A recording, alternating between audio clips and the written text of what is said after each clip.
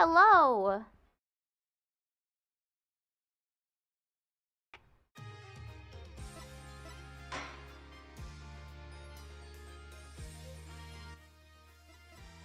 Hello, everybody.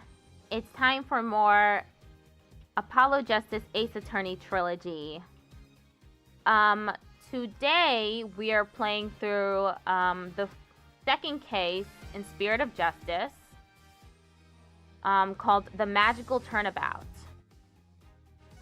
Last time, a few days ago, we played through the tutorial case wherein Phoenix Wright arrived in a foreign country called Ukraine and had to defend a little boy named I'll Be Your Guide, who was accused of murder. Of murdering a security guard who was protecting the treasure room for the Kingdom of Ukraine. And it turned out to be the head monk. Now it's time for the magical turnabout.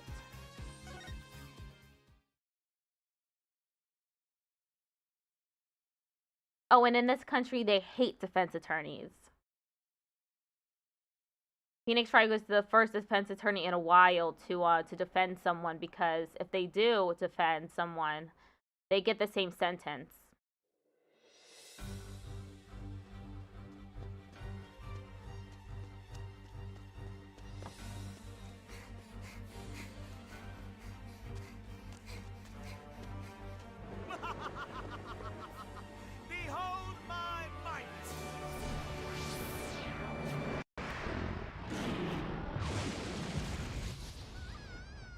What the heck is going on? Is this a TV show? Magical Turnabouts, Magicians.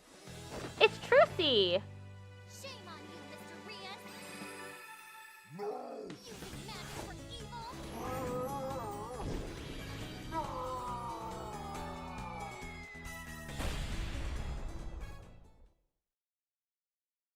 No!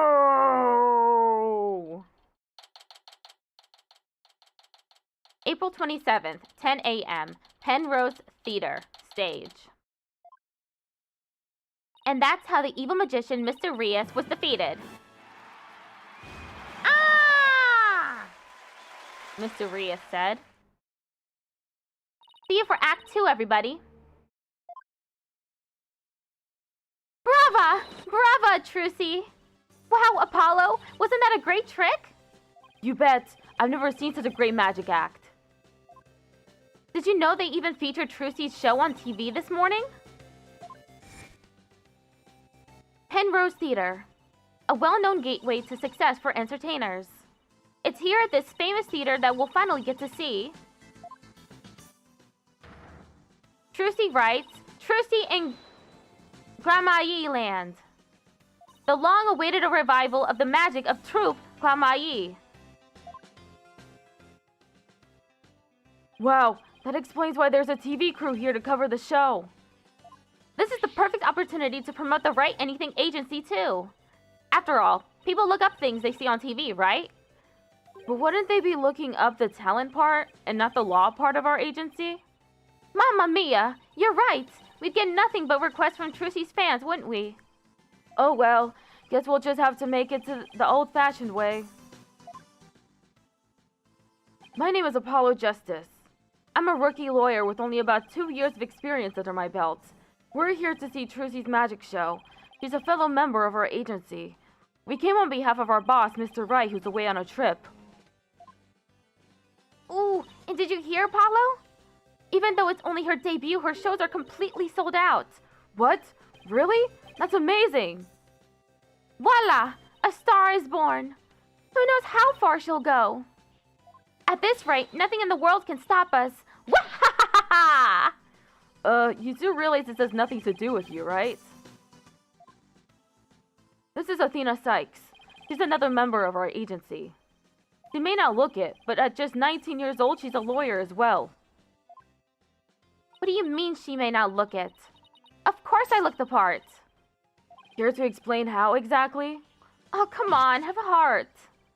Stop treating me like a child. That gadget around Athena's neck that spoke just now, that's Widget. Widget helps Athena out with her special field of expertise, analytical psychology.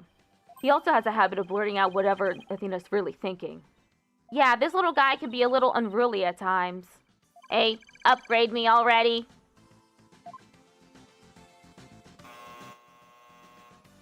Your attention, please. The show will restart after a 20-minute intermission. We ask that you please be back in your seats before the next act. Thank you. Hey, why don't we go say hi to Trucy in her dressing room during the break? Oh, yes! Let's go see the big star. I'm so nervous. What should I say to her? Whatever you usually say to her at the office every day?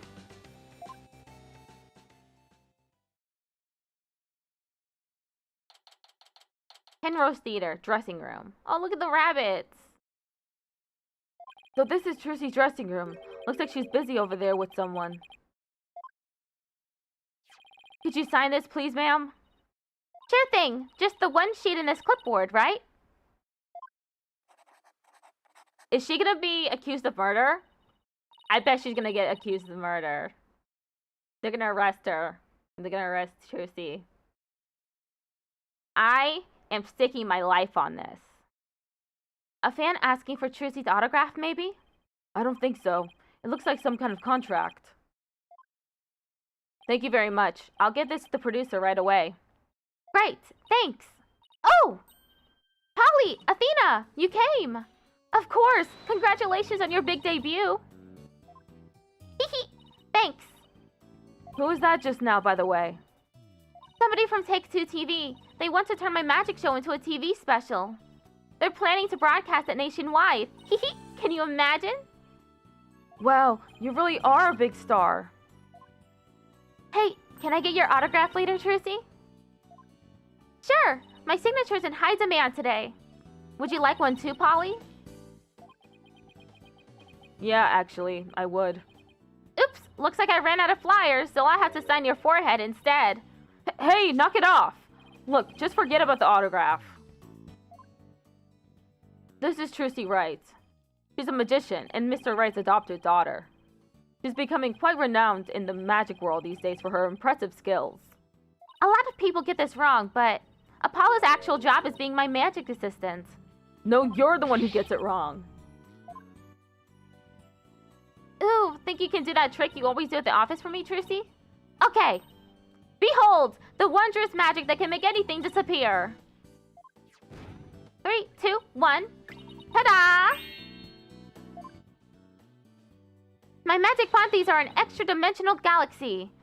Brava, Trucy, brava! Okay, but why do you always have to make my attorney's badge disappear? Well, that's because out of everyone at the Write Anything agency, you're the one I get the best reaction out of. That doesn't make my poor badge feel any better. Let's look at this dressing room, shall we? Is there anything that we can examine?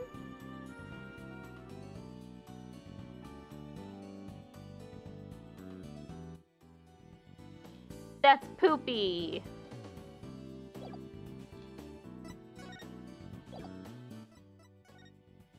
Ooh, your attorney's badge. Does this mean you want me to... I knew I shouldn't have done that. Hey, why do you put it away? Fine, if that's the way you're going to be. 1, 3, 2, 1. Ta-da! Hey, don't make it... Wait, my badge is still here. That was my badge, Trucy.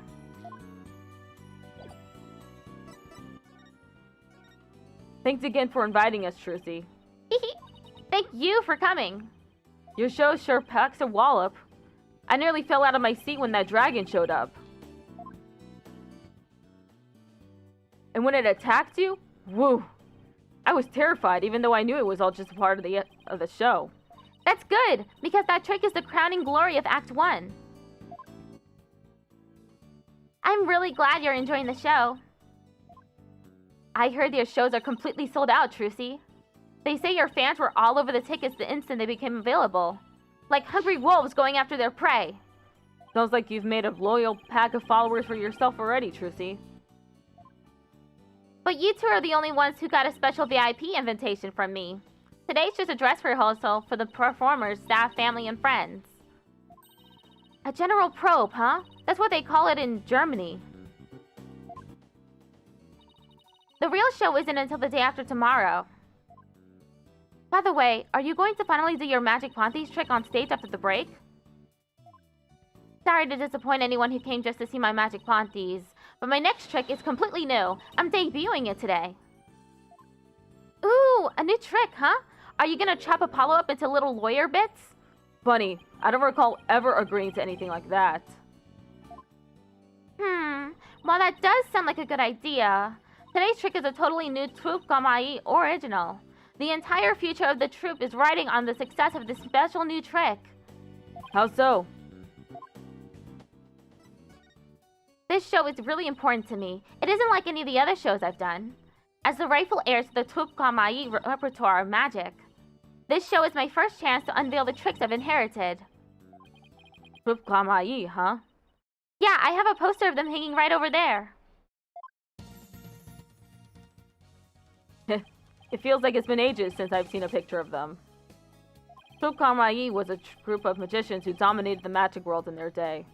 Trucy is the sole heir to the troupe's entire repertoire of stage magic.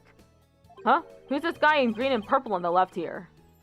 Oh, that's the great Mr. Rios, the other magician in today's show. He used to belong to Troupe Gamai too, a long time ago. Hey. So tell us more. Oh, that's the Apollo voice, my bad.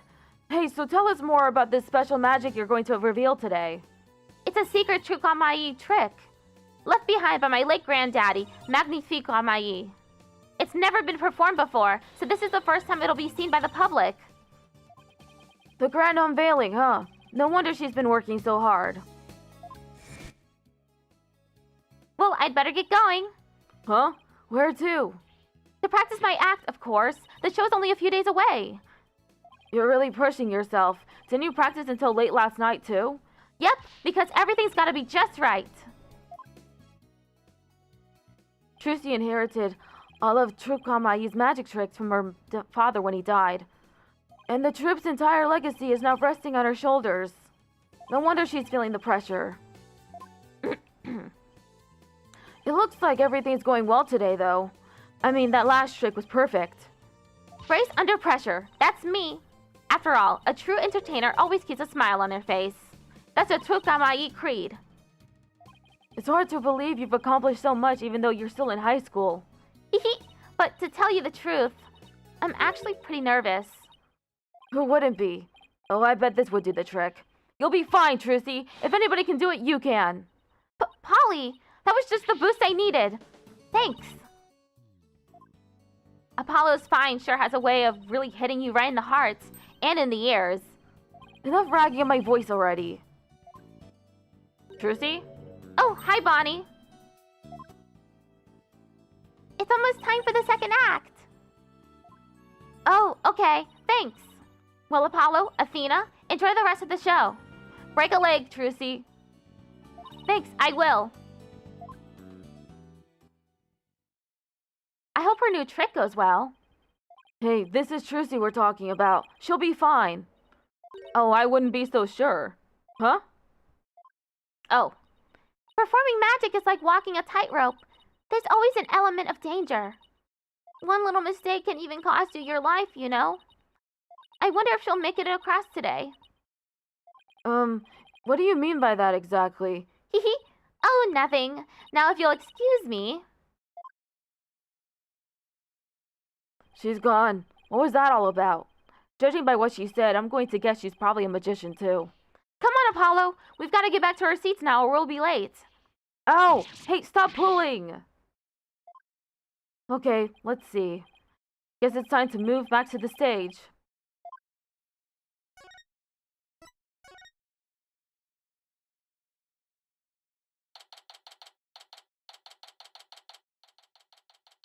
Hurry, Apollo. It's about to start. I want to see what Trucy's next trick is. You're really wound up today, aren't you? Why don't you take your seat and try to relax? Whoa! Look! There's a TV reporter over there. With a TV camera and everything. Oh yeah, baby. Athena, sit down. You're blocking people's view. Yeesh, I feel like I'm babysitting here. Hello, everyone! I'm reporting from the beautiful Penrose Theater, where the public performance of Trucy in Kramai Land begins in just 2 short days. But today, they very kindly agreed to give us a sneak preview. Isn't this exciting? Apollo, do you think I was on TV just now? How should I know? But if you were disgracing our entire agency, that's for sure. Hey, what the heck's that supposed to mean?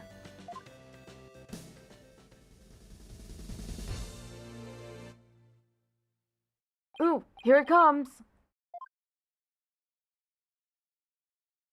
Now, give up your dastardly ways!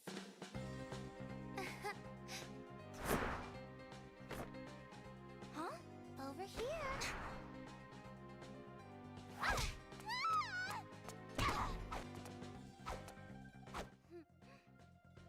Not just a magician, but she can also do other tricks as well.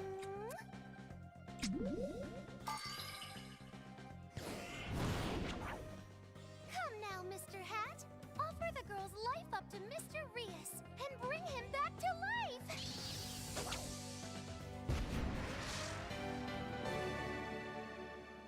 What? Just when and how did she make the switch? You won't be reviving anyone today.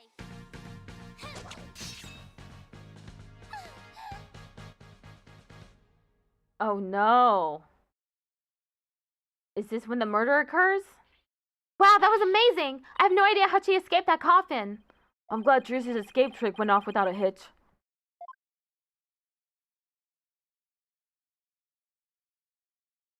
And when I open the coffin, like this, inside you see...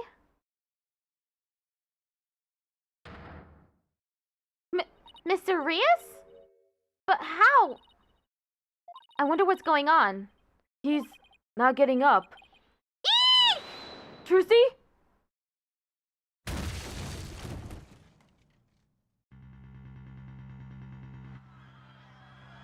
What just happened? Well, man, an accident? Is like that guy dead? Wait, that's not part of the act? Attention, please. For your own safety, we ask that everyone please evacuate the building. What's going on? Is Trucy okay? Outside, everyone. Evacuate immediately, please. Whoa, hey! Stop grabbing at me! Trucy!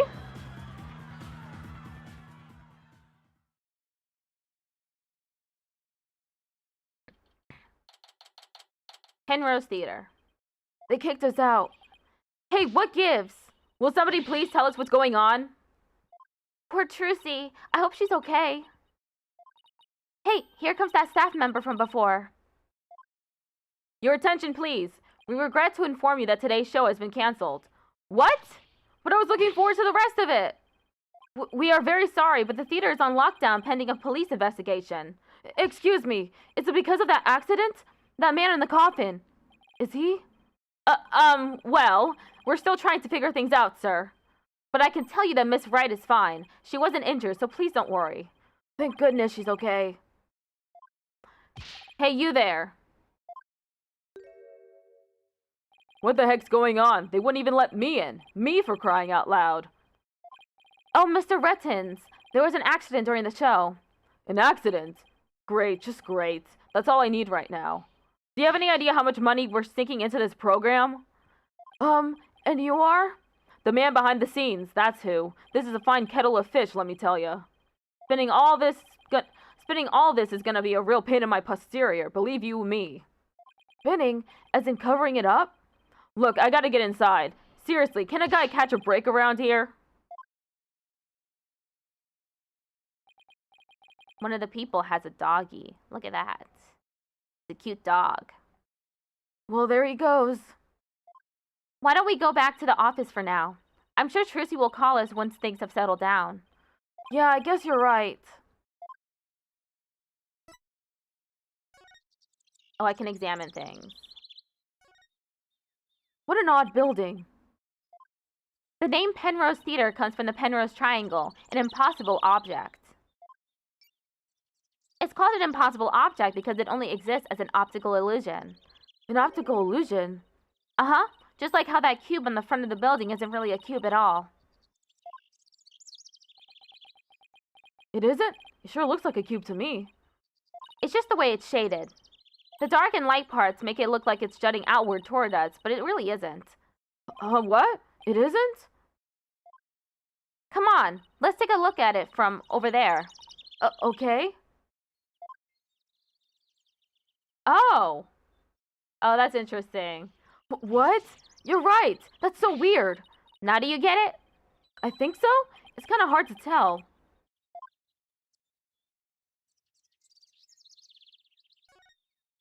Look, there's Trucy, front and center. So the show actually starts the day after tomorrow, huh? I don't know if you've noticed, but you see that man in front of the poster? He's been standing there a long time looking at it. Yeah, I noticed. And sometimes he kind of stretches his hand towards it a little bit. Oh, I bet he's one of Trucy's fans. You think he's gonna try to make off with it? Who knows?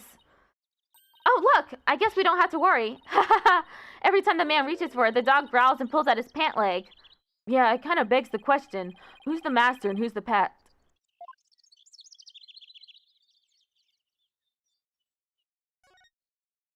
What are all these weird objects anyway? Are they supposed to be modern art? Like that clock. Is it just me or are the hands moving awfully fast? Ay caramba! What kind of clock doesn't show the proper time? Is that part of what makes it art? Who knows? Hey, take a look at that man in front of the clock. He's trying real hard to set his watch to it. Hey, mister!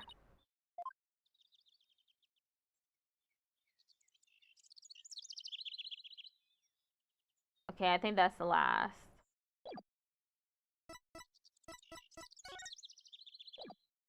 Any ideas? So Athena, any ideas? Sorry, I've got nothing. I mean, it was just one amazing trick after another. Who could figure it all out? I was asking if you have any ideas about the accident, not the show, Athena. What to do? I can't believe they had to cancel the rest of the show. I wonder if Trucy's okay. Yeah, poor thing. After all her hard work, too. I sure wish Mr. Wright was here right now. Well, I guess we'd better head back to the office. There's nothing we can do here.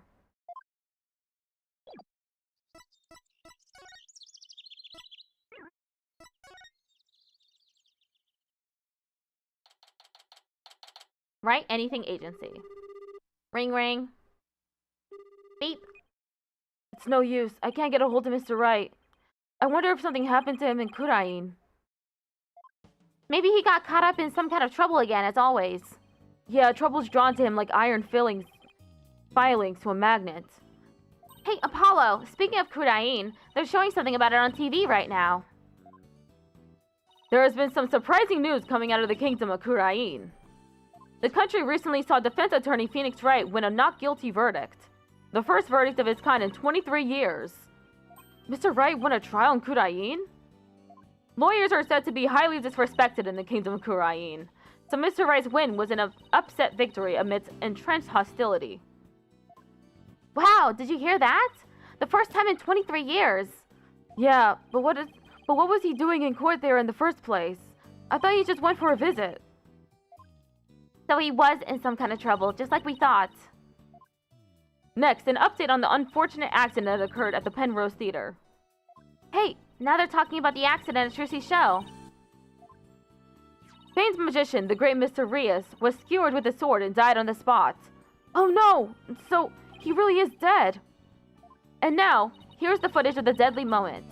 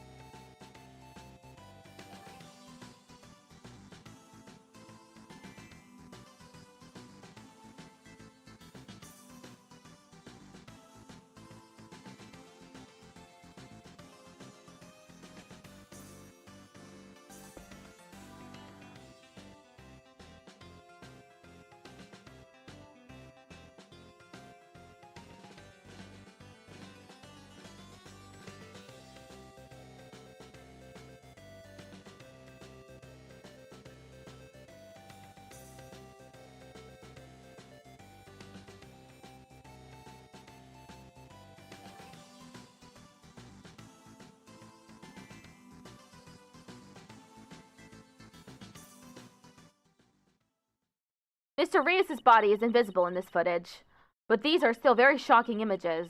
The magician, Trucy writes, is reportedly still only a high school student.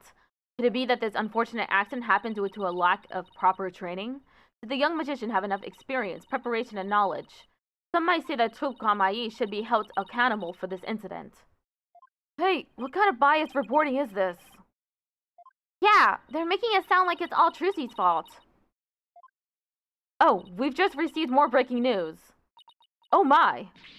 The young magician in question, Trucy writes, is now under arrest on the charge of involuntary manslaughter. What? I knew it! I knew Trucy was gonna get arrested for murder. Manslaughter. We will keep you updated as this unfortunate tale unfolds. Stay tuned. Trucy's under arrest? She can't be. Apollo, we've got to do something. Yeah, let's get down to the detention center right away. Before I forget, I think I'll jot a few things down about the case. I'll just open up the court record with R and flip to this bottommost tab here with L or R to make a few notes. I can use it like a kind of to-do list. If I ever get stuck, I can just refer to these notes.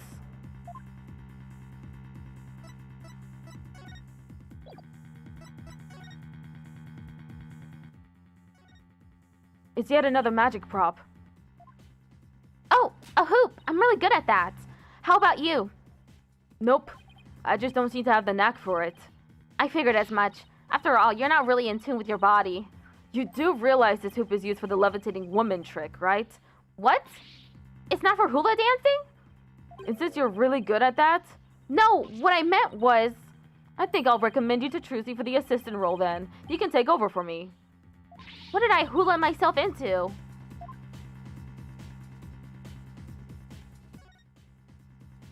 I wonder what kind of tricks Trucy uses these things for. Like this little guillotine, for example. Well, a human head definitely wouldn't fit. So maybe something small and fuzzy?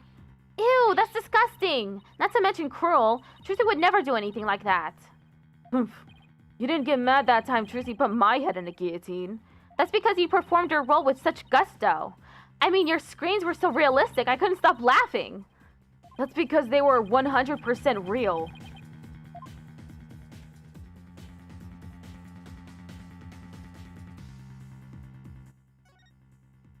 I've always thought these shells were a little awkward and hard to use. Yeah, the shape doesn't really lend itself well to the concept of shelves. I mean, there's a hole in the top part and everything. Did you ever notice that every now and then, things disappear when you put them inside? It's like the shelves remember that they used to be a magic prop or something. Not the most useful piece of furniture in the world, to say the least.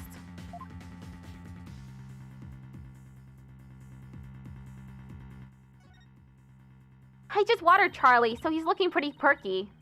For a guy whose desk is always a big jumbled mess, Mr. Wright never forgets to water Charlie.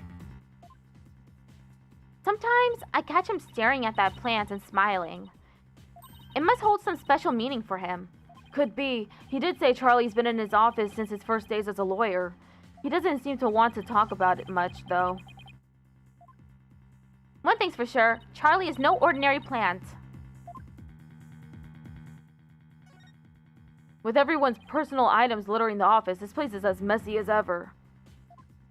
Yeah, take this loud jacket of yours, for example. It's been sitting here forever. Loud? What do you mean loud? I love that jacket.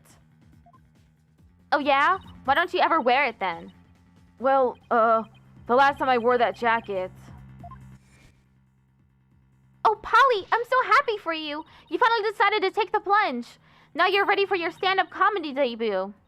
You, Daddy, and Athena should form a group. I can see it now. Primary color punchlines. Let's just say that jacket brings back painful memories. Huh?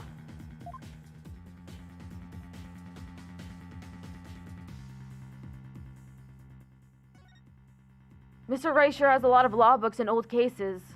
Old case files. It sure looks that way, doesn't it?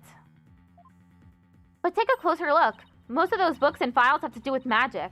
Oh wow, you're right. They're just hidden behind law book covers.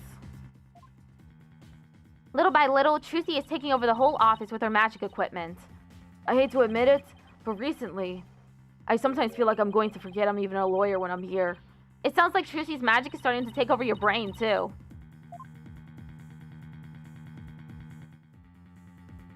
Okay, that's it.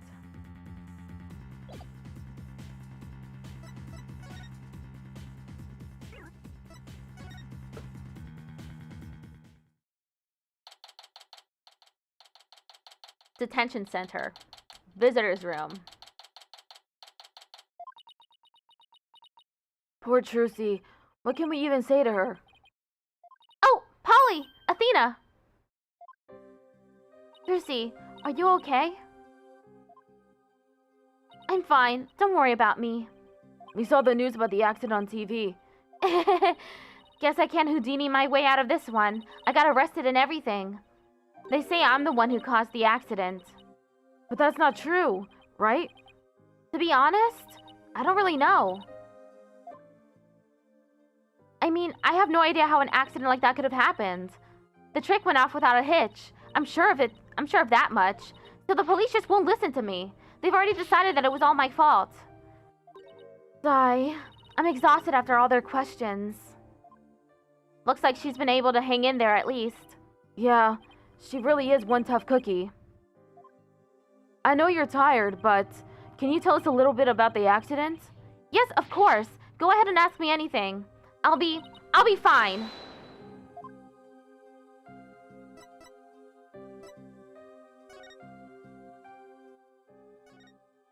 The security camera stares at us with its cold, unblinking eye. I don't know why, but it gives me the heebies with a side order of jeebies. The guard is just standing there completely motionless, and Athena keeps making faces at him, trying to make him crack at least a smile. Ooh! I think I made him smirk a little. Come on, leave the poor guy alone, Athena. It's the microphone for speaking with people on the other side of the glass. Athena is trying to stump the guard with trivia questions. Ooh, this guy is good. He answers in the blink of an eye without batting an eyelash or moving a muscle. Is he that bored?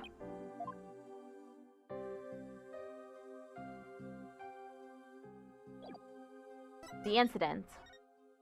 For starters, can you help us understand what happened? In today's show, there was a dead body in the coffin. How did that happen? Was there some kind of accident? I don't really know. The coffin was supposed to be empty when I opened it, but instead, Mr. Rios' body was in there. That must have been a huge shock for you. And when the dragon set piece fell down at the end, was that an accident too? It must have been. I have no idea how or why that happened either. Nothing went the way it was supposed to. Still can't believe Mr. Rios is actually dead. As tough as she is, this is obviously taking a toll on her. But how did Mr. Rios' body get into the coffin in the first place? Trucy, we need you to tell us the secret of the trick. You know what they say, a magician never reveals her secrets. But I guess I should make an exception this time. But if you ever tell anybody, I'll make you my guinea pig for every single new magic trick from now on. Don't worry, I'm a lawyer, remember? Client confidentiality is part of the job. The magic trick. So let's call this trick Trucy's Great Escape. How did you get out of the coffin? Alright, here goes. I'll reveal the trick just for you two. Prepare yourselves for an exclusive explanation by magical girl Trucy Wright. There's a secret trapdoor in the stage that leads down to the understage passage. A trapdoor? So when did you slip down into the understage passage? Remember when Mr. Hat was on stage holding a sword next to the coffin? Well, by then, I had already escaped from the coffin and was waiting understage. And while I was down there, I did several things to get ready for the next part.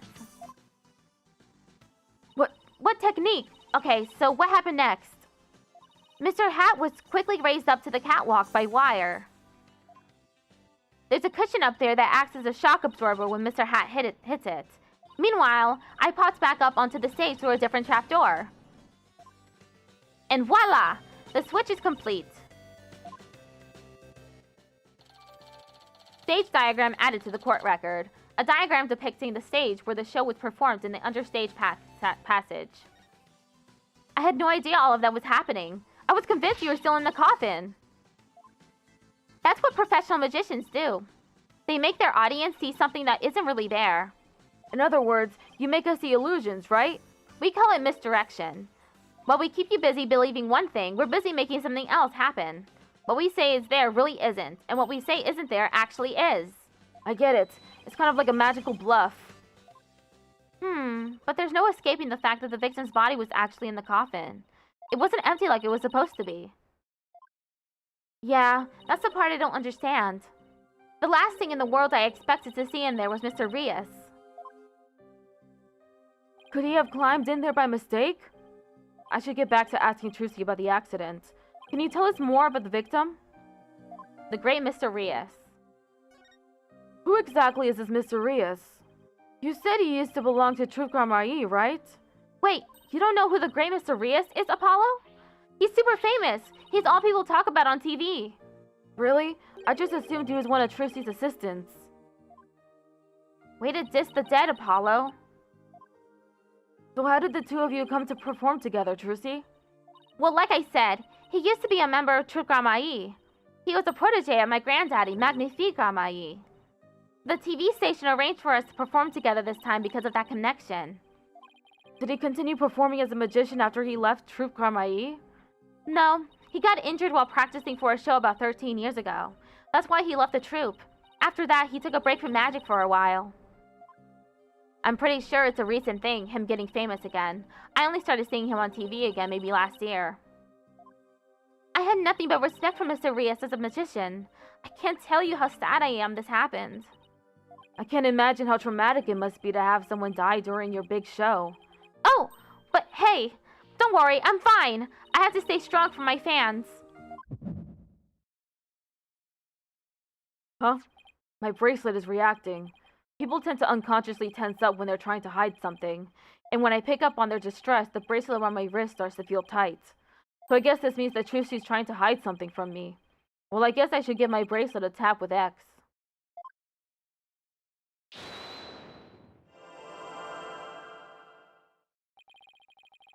I can see things others can't. The slightest twitch, gesture, or change in expression. Yes, I can see it all when I'm concentrating intensely like this. And when people are feeling nervous, they sometimes reveal a certain habit or tell. I'll just shift my viewpoint around until I find Trucy's tell. Okay, I think I found her tell. Now to listen carefully to every word and see what she gets shifty-eyed over. Then I'll perceive X whenever she seems nervous about to get to the bottom of things. Don't worry, I'm fine. Gotcha! Come on, Trucy. You should know by now that you can't hide anything from me. Don't tell me that your bracelet reacted. Yup.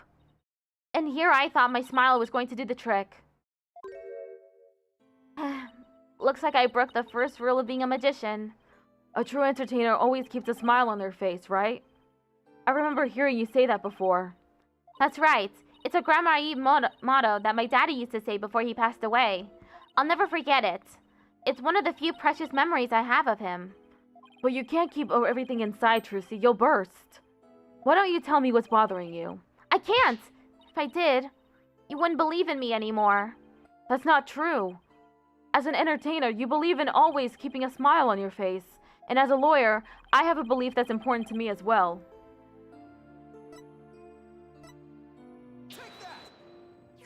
Your attorney's badge? I swore on this badge that I would always believe in my client to the bitter end. That's the cornerstone of being a good lawyer. Mr. Wright taught me as much. So no matter what you tell me, I'm going to keep on believing in you, Trucy. All I ask is for you to have a little faith in me, too. All right. Thanks, Polly.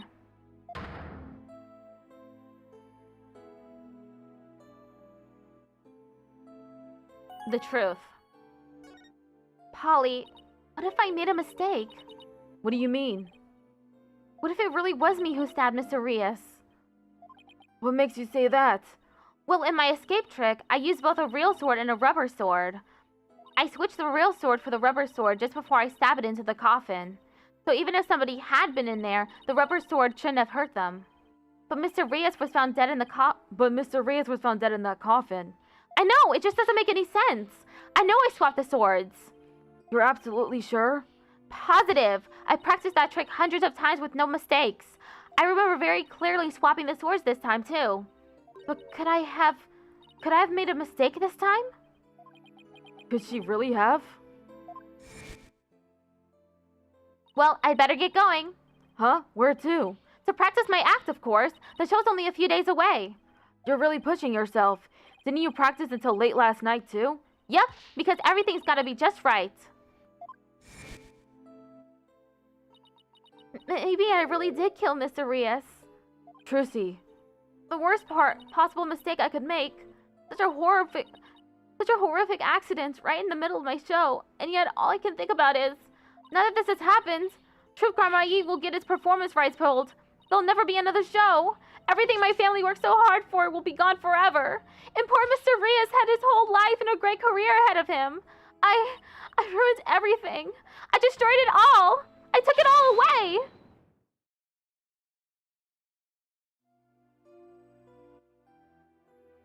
Polly, I'm ready to pay for what I did. Trucy, I don't think you did anything wrong. You don't? I've had one question going through my mind this whole time. Was this accident really your fault? What do you mean? I don't have any proof or anything. It's just, I don't think you'd ever make a mistake like that. Paulo. I saw how hard you worked on your tricks, staying up late every night to practice. And I know you. You always get everything picture perfect. Nobody's perfect all of the time. Still, I think something else caused Mr. Rias' death, not any mistake of yours. After all, you're sure you swapped the swords, right? Yes, I remember doing it. Then I just know it wasn't your fault, Trucy. But, how can you say that? We don't have any proof it wasn't me. I mean, I know you're a great lawyer, Polly, but... I believe in you, Trucy. And I believe in your skill as a professional magician. So I'm going to prove your innocence. Don't worry, you're going to be fine.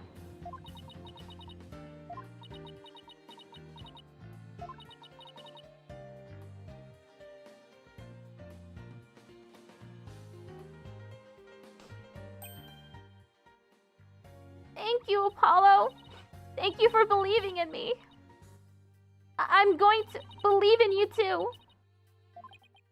Good. I'm sorry. I need a tissue. I've never seen Trucy cry like this before. She always seems so strong. But maybe sometimes she's just putting on a brave face. She's still just a kid after all.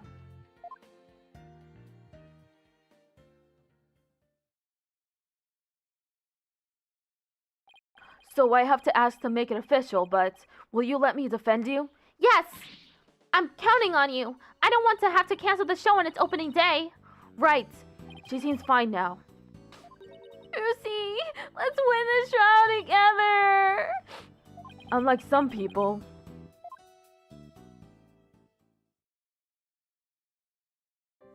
Well, we'd better get right to investigating.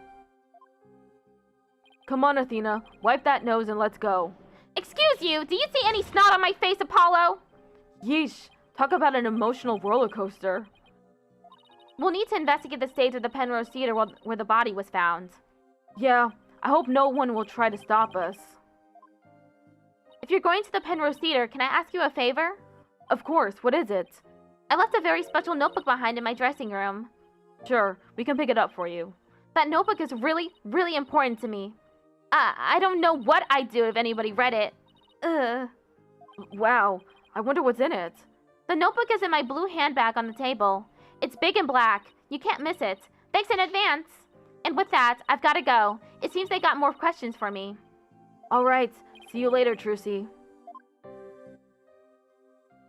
So, should we investigate the stage first or go get the notebook?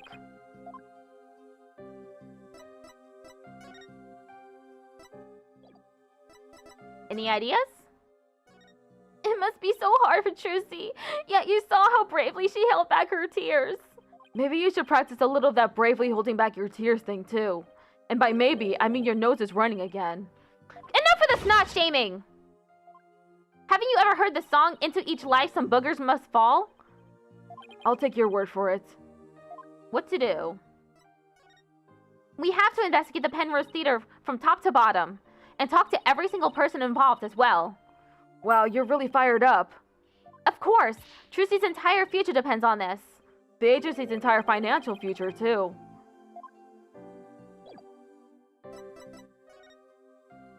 Penrose Theater. The person you are trying to call is not available. After the tone, please beep. I've tried calling Mr. Wright 100 times, but he never picks up. We've left him some voicemails, so he'll probably call once he gets them. He's going to flip out when he hears what happens to Trucy. Hey, this is the place, the theater where that magical murder happened. Oh yeah, wonder if they brought the dead body out yet. I hear they already arrested the murderer. They say it's a young girl. Yeah, a high school student. Can you believe it? Kids these days. What's with all the curious bystanders? They sure are kicking up a fuss. How dare they call Trucy a murderer? They've got some nerve. We can't let people think that about her. We have to defend her. Apollo? Is that you? Oh. Emma? It's sure been a while. How have you been? Oh, can't complain. I haven't seen you in ages. Emma's not usually in the best of moods, so I never quite know what to do or say around her. Well, we have some business to take care of, so I guess we'd better get going. Hey, wait a minute! What? Was it something I said? You're darn right it's something you said. What's with you brushing me off like that? We've got heaps to catch up on. After all we've been through. You're not still mad at me about something, are you? Sorry, I didn't mean to upset you. Who's this, Apollo? A distant cousin or something? No, Emma's a detective I've had the, pleasure of working with before. Hello, I'm Emma Skye, forensic investigator. What? So you're finally a full-fledged forensic investigator? Yeah, I finally achieved my lifelong dream. Look, I even have an official forensic investigator armband and everything. That's great, Emma. I bet the exam was really hard, huh? Oh, it was a cinch. Really? Because I thought you said something about failing it over and over. Well, never mind that. The important thing is, I'm not a plain old detective anymore. So no more boring old investigations for me. I'm so happy I could hug the world. Coming from you, that's really something. Criminals beware.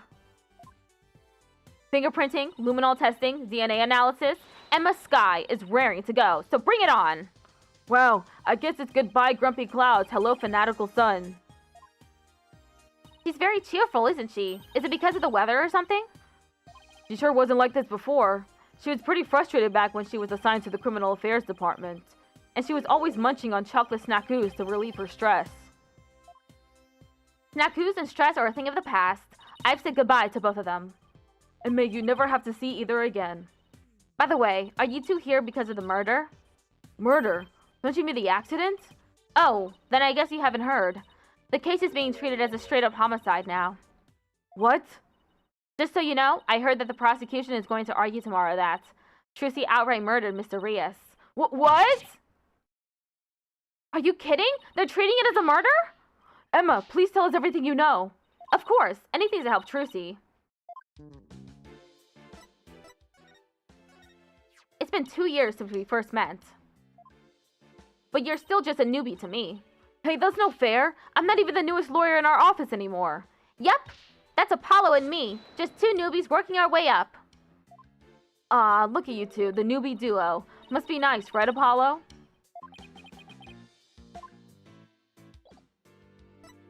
The incident. Why is the case being treated as a homicide now and not involuntary manslaughter? Well, apparently, there's something that proves it was a straight-up homicide. Well, that's vague. Do you know any of the details? No, I'm afraid that's all I was told. Really? How come? Well, because the lead prosecutor is kind of a hard guy to read. So maybe it's just a culture gap thing? Anyway, he's not one to really share his thoughts. Wait, what do you mean by culture gap? I mean that he's a foreigner, so his way of going about things is different. So who exactly am I up against tomorrow? Emma. Congrats on finally becoming the forensic investigator you always wanted to be. Thanks. I failed that exam so many times, but I finally did it. I can finally use my forensics kit openly whenever I want. Oh yeah, you used to have to stealth use the kit you sent away for. Oh, I still use that one too. But now it's more of a hobby kit. It's important to have hobbies too, you know? So basically, nothing's changed. Are you kidding? I don't have to worry about getting in trouble for taking fingerprints for fun now. It's positively life-changing. I can take all the prints I want. Are you sure you're allowed to do that? Sure, I'm sure. I've been collecting all the prints I've taken into a personal database. Now hold out your hands. I need to get your prints too. Just promise me you won't use them for evil. I can't believe she took my prints too, Apollo. The prosecution. Chief Prosecutor Edgeworth has been reorganized in the prosecutor's office lately. As a part of that effort, he's gotten rid of a lot of corrupt prosecutors. The prosecutor's office is looking pretty empty these days. And that's how a foreign prosecutor got assigned to this case? That's part of it, yes. We were short on prosecutors, and this guy just happened to be visiting. And what's the purpose of his visit? Well, some insurgents from the Kingdom of Kurain are thought to be hiding out here. As an international prosecutor, he apparently came to investigate the matter personally. So he's from the Kingdom of Kurain? That's right. He's also a Kurainist monk. A monk? So how did he get assigned to this particular case anyway? It seems he's very devoted to furthering his studies as a prosecutor. He wanted to learn how crime scenes are investigated here, so he just showed up. So he was just curious, huh? He looked the entire crime scene over quite earnestly, and just as everyone else was ready to call it a case of involuntary manslaughter, this is most certainly a murder. The cruel act of an impure soul. That's what he said, just like that. Then he volunteered himself as the prosecutor for this case. With the shortage of prosecutors right now, the prosecutor's office was glad to have him. So Trucy was arrested for murder all because of this guy, huh? I have to say, he's definitely not your typical prosecutor. He says court is where a victim receives their last rites, where the truth is revealed, the criminal is judged, and the victim's soul sees salvation. Receiving last rites in court allows the victim to finally rest in peace, or so he claims. So to him, a trial is like performing funeral rites for the victim, huh? That's certainly a unique way of looking at it. His name is Nayuta Sadmati. Nayuta Sadmati.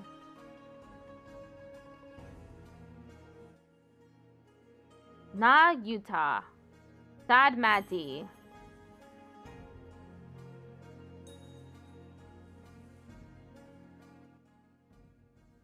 If there's a pun here, I don't get it. What? Nayuta Sadmati? That's right. What, do you know him or something? Oh, I guess you could say I've heard of him. Yeah, well, he is pretty famous. Really? Yes, they say he travels the world, solving difficult case after difficult case. Where there is a hard case to crack, he's called in to prosecute it. Wow, sounds like he's going to be tough to beat. I can't believe this. I have to stand in court against him? He seems like a very kind and gentle person, though. He's very polite and understanding to everyone he talks to. Huh, so he's a pretty agreeable guy then? Yeah, he's bound to see what kind of person Trucy really is. But don't they hate defense attorneys in Kurain? Would he even listen to what we have to say? I don't see why not. He certainly seems like the type of person who would. Even so, do you think he could do us a favor, Emma? Could you tell Prosecutor Sadmati about Trucy, about what a good person she is? Of course. Leave it to me. I'll make him understand there's no way Trucy could have committed murder. I hope he listens to reason. Me too. This is looking pretty bad, Apollo. They're calling it a murder, and they've even got proof. What are we gonna do? Look on the bright side. That's what. Bright side? What bright side? Well, the good thing about there being proof is that it has to point to the real killer. If we can find out who that is, we can prove Trucy's innocence. Oh! Hey, you're right! Which means our objectives are clear. We have to find two things. Proof of Trucy's innocence, and evidence of the true culprit's identity. You know what, Apollo? You're starting to give me a glimmer of hope. And that means there's only one thing to do. Emma, would it be alright if we investigate the crime scene? If I said no, you'd just do it behind my back anyway, right? Would I do something like that? Guess the jig is up. Oh, alright. But I better come along. Who knows what sorts of mischief you'd get up to if I'm not there to keep an eye on you. Mischief? Sounds like Emma trusts you about as far as she could throw you, Apollo. He has been known to move things around at the scene of a crime, you know. And what about you? You used to do all kinds of forensic tests on things without permission. There's nothing wrong with that. After all, forensics is always on the side of justice. How is that even remotely fair?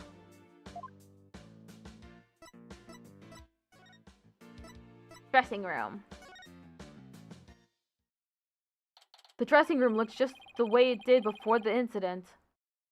All these items look kind of lonely without their owners. We have to find Trucy's notebook for her. Let's see, she said it would be in her blue handbag on the table, right? We should see what else we can check out while we're here.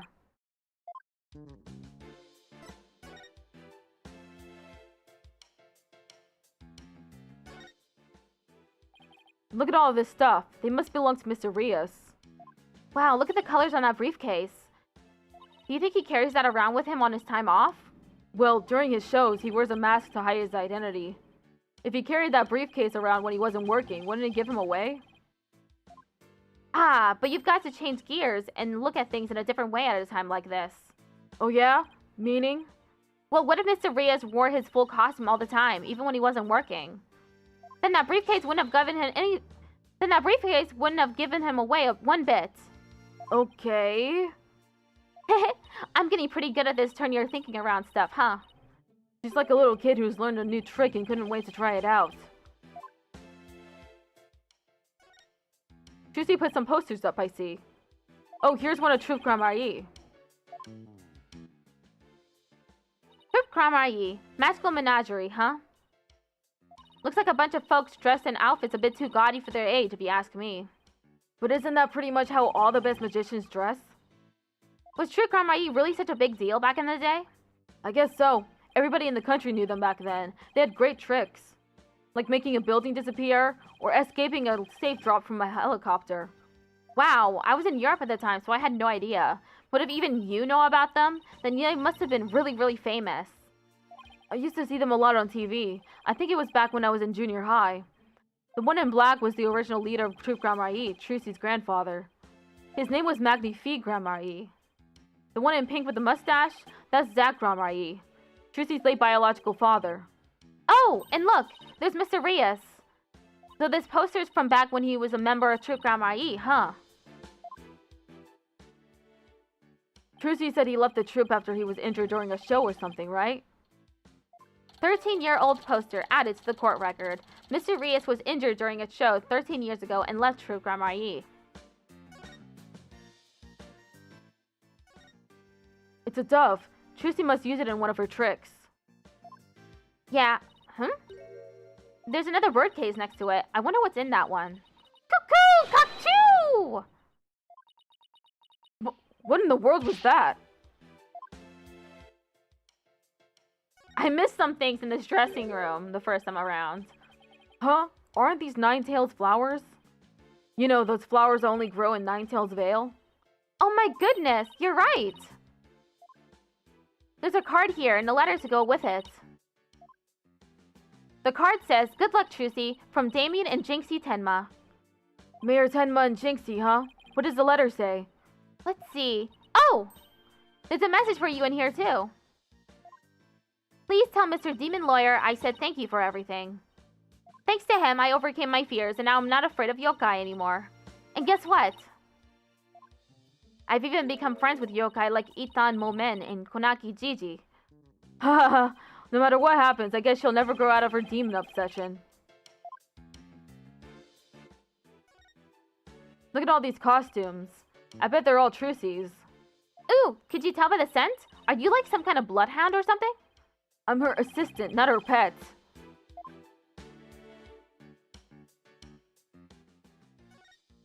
Look at all this stuff. I bet it belongs to that bunny assistant we saw in the show. Wow, that's a lot of stuff.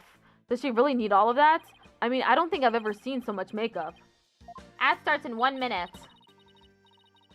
When it comes to sheer number of items, your desk back at the office isn't any better. Those things are the natural accumulation of 2 years of work, and they're all necessary. Really? Instant noodles and crackers? Of course! I need those for when I have to stay at the office all night prepping a case. And the comic books too? Oh, of course I need those too. Manga these days are super realistic and informative. I need them for research. Uh-huh. I see. So you need to research street fighting and the funnies, do you? Oh! Look at the adorable little bunnies! Rabbits, huh? I used to have a pet rabbit. Really? You? You sure don't look the type. What do you mean? What's wrong with me having a pet rabbit? Aren't people who have rabbits as pets usually the quiet, sensitive type? Well, pardon me for being so loud and insensitive. Okay, ad break is starting, so I'm gonna go take my break. Be right back.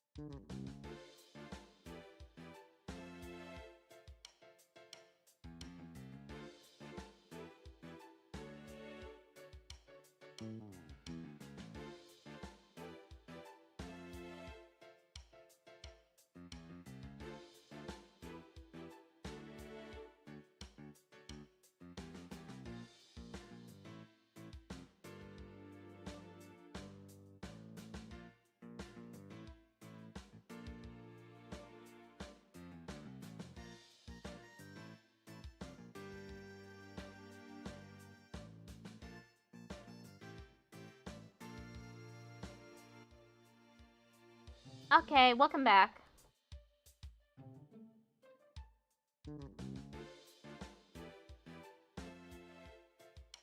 Might as well save.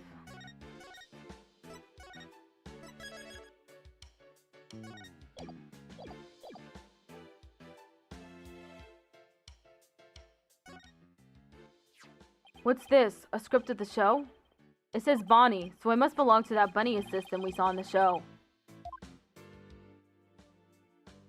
Magic show script. 9:30 a.m. Mr. Reyes transforms into a dragon. Trucy's hat trick.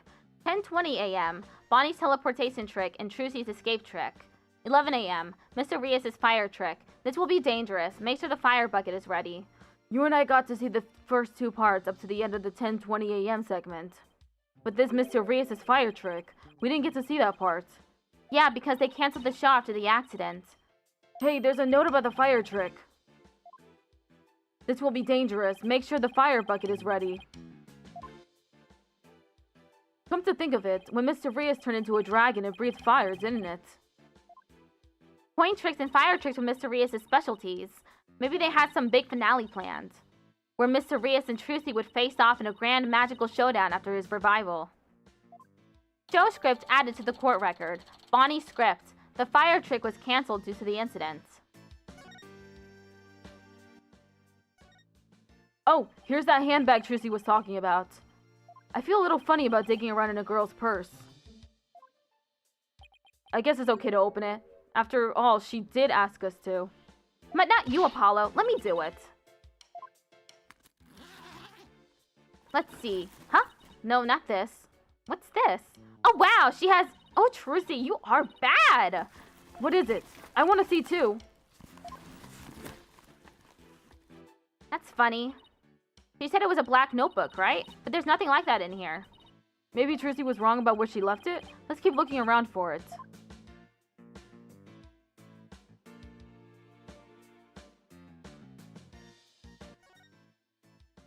I say we take a look through Mr. Reyes' things, too.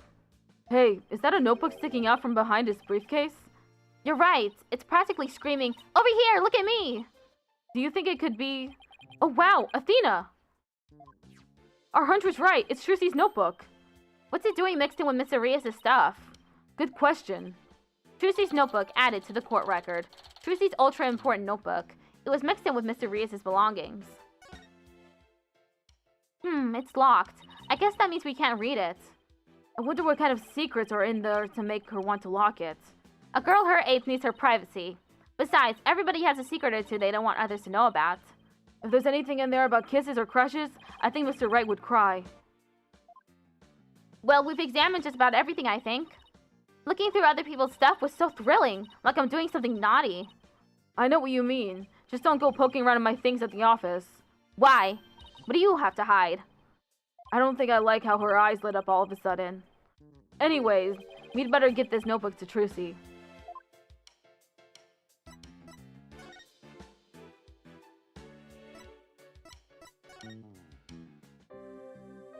Okay. Let's go to the stage then.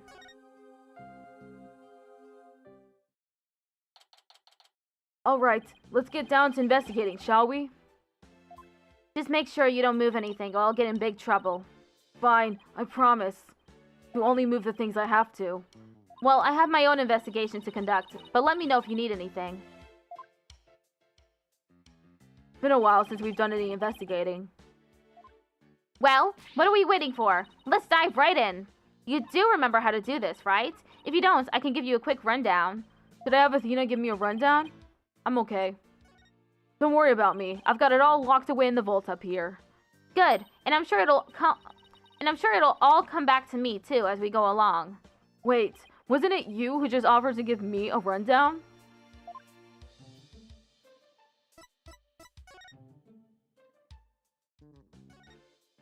The video camera is pointed right at the stage. I wonder what it recorded. I want to take a peek, but Emma would. Wow, this residue data is so fascinating. She's so fixated on that bloodstain data, her eyes are getting bloodshot. Quick, Apollo, while Emma's off in forensics fantasy land. Let's see what's recorded on the camera.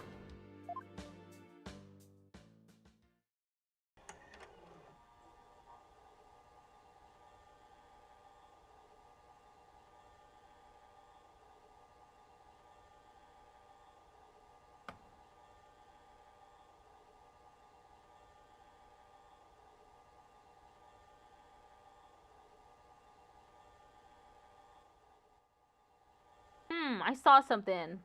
I saw Mr. Hat launch up.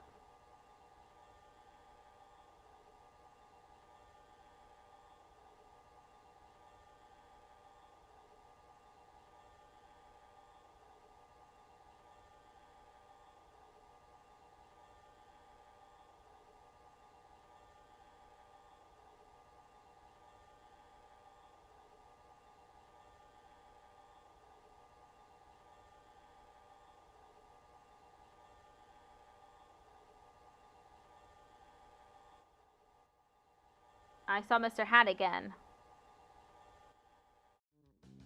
It's the same video we saw on TV where you can't see the body at all. Apollo, did you notice a strange shadow in that footage? No, why? I don't think it was my imagination, but I'm pretty sure I saw something. A strange shadow, huh? I wonder what it was. Ooh, I've seen something like this before. It's like that game where you stick swords into a barrel until a little man inside pops up. Huh. That doesn't sound like any game I've ever heard of. Really? It's pretty famous in Europe. Did you have anything to play with as a kid? Oh, you know, us simple Americans. We're happy with just a hoop and a stick. Imagine that. Oh hey, this is a curtain. I wonder what's behind it. The backstage area. There's magic equipment and stuff like that back there. I'll open it a crack and check it out later. You weren't thinking of opening that curtain, were you? Who, me? Ha ha! Would I ever do anything like that? Rats. Guess I'll have to ask her to open it for me later.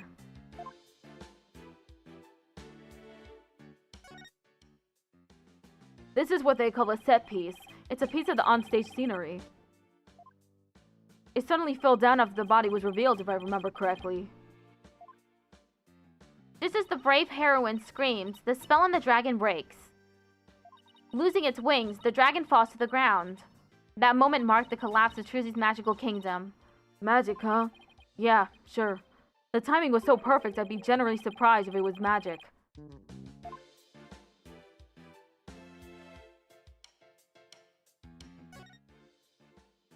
We have one of those in the office too, don't we?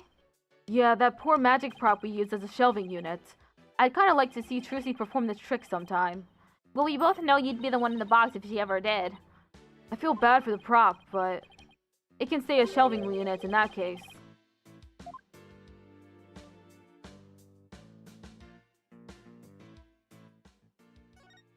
Emma, can I ask you a question? Shh! This is the best part!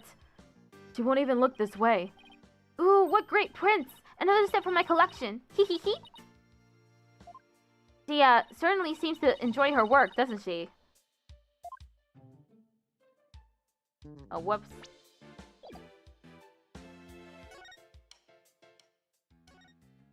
Wow, this dragon's a lot more handmade than I expected. Yeah, well, I can't tell you how many hours I put into that freaking thing. What? You made it? Trucy had me put it together, you know, as her assistant. She has you wrapped around her little finger, doesn't she? Trucy's smile has some kind of magical power that makes it impossible to say no.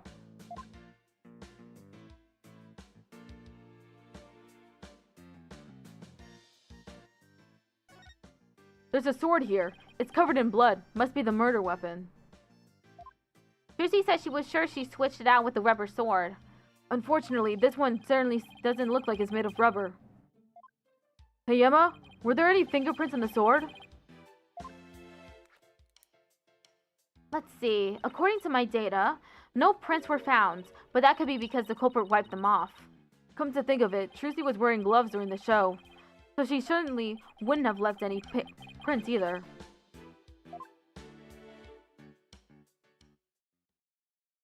Something isn't right. It just doesn't make any sense. What's the matter, Apollo? You're making that weird thinking face again. How did what should have been a rubber sword get switched with a metal one? Plus, the timing of that dragon set piece falling down. Wasn't that just a little too convenient? Something just isn't sitting right. Ground control to Major Apollo. Can you hear me, Major Apollo? Athena, I think I've got it. I think somebody switched Trucy's rubber sword for the metal one. Huh? To pin the murder on her. Someone switched the swords. But when could they have done that? When everyone was too busy to notice. Somebody could have switched Trucy's rubber sword with a metal one. After the set piece fell. After the set piece fell, everybody in the audience was kicked out of the theater. In the ensuing chaos, somebody could have carried out a cover-up operation. Any one of the stagehands or show personnel could have done it before the police arrived. So what you're saying is... somebody's actively trying to frame Trucy for the crime? Yes, some disgusting individual is trying to get away with murder. So it's someone related to the show.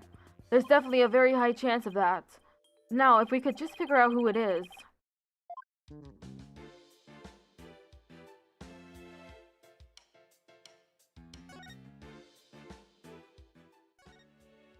So this is the coffin the dead body appeared from. I actually haven't examined that yet. Would you two mind giving me a hand? No sweat! Trucy said the coffin was supposed to be empty when she stabbed it. So how did the victim even get in there? I bet there's a secret door or something. It sure is an oddly shaped thing, isn't it? Who knew it could unfold into something like this? Well, I heard that since it's used for magic tricks, the left and right panels are made to be interchangeable. How that helps with magic tricks, though, I have no idea. I'm sure they make use of it in some way we can't even imagine. Wait a minute.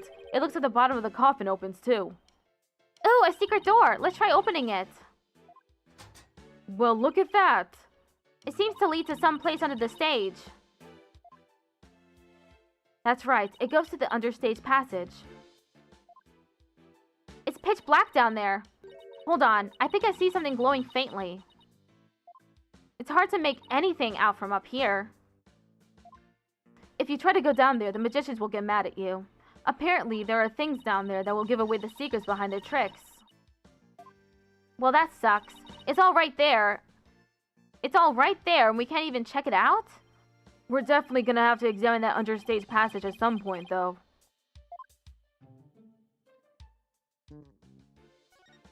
A white outline, huh? So this is where the body was. What exactly did it look like just after the incident occurred, I wonder? Oh, I have a photo of the crime scene. Here you go. Oh, wow! It looks like he was stabbed in the back. Yes, that's definitely what killed him. What's this thing around his waist? What's this thing around his waist? It's a stunt harness. A stunt wire can be attached to it so the person can float and fly through the air. Come to think of it, he did fly in Act 1, didn't he? Crime photo added to the court record. The body that appeared in the coffin. There's a harness around his waist for a stunt wire.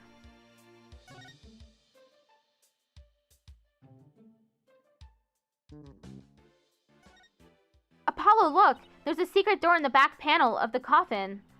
Do you think Mr. Rias could have entered the coffin through there? If he could have done it without Trucy noticing, then maybe. It's like two magicians trying to out-magic one another right under each other's noses. Let's see, what else do we need to do on this stage? Emma, did you find any fingerprints on the coffin? Actually, I haven't checked yet. I was going to do that at the end. I'd like to save the best for last. We aren't exactly talking about dessert here. Oh, but we are! Would you like to partake in my delicious dessert? I don't mind sharing. Oh, yes, please! There's always room for dessert, right?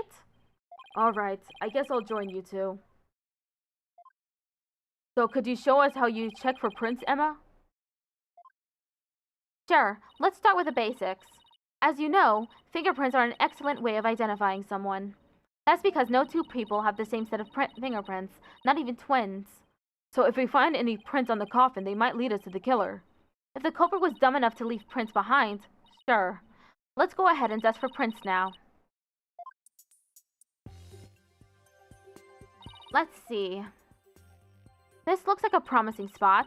Try dusting the area with fingerprint powder.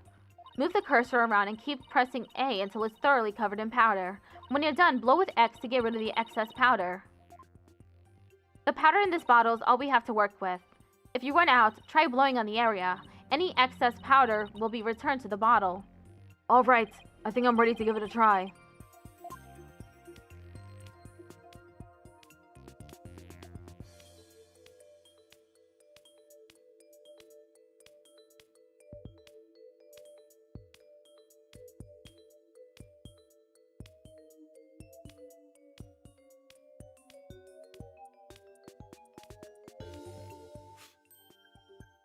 You found some prints. Looks like the fingers of somebody's left hand. Now let's try comparing these with the ones we have on file. First, switch to Analyze mode with L to select a print. Next, select the prints you want to analyze and confirm it with A.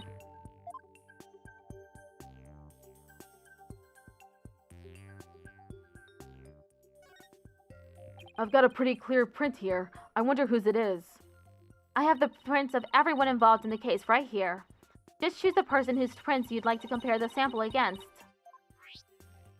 Well, the last person who was in the coffin was...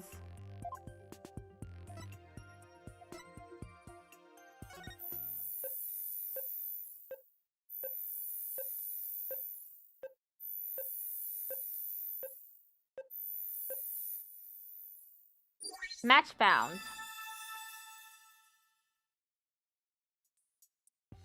Bingo. Looks like the prints belong to the deceased, Mr. Rios. Well, if we found prints here, maybe we can find them elsewhere in the coffin too. Guess I'll try dusting for more prints.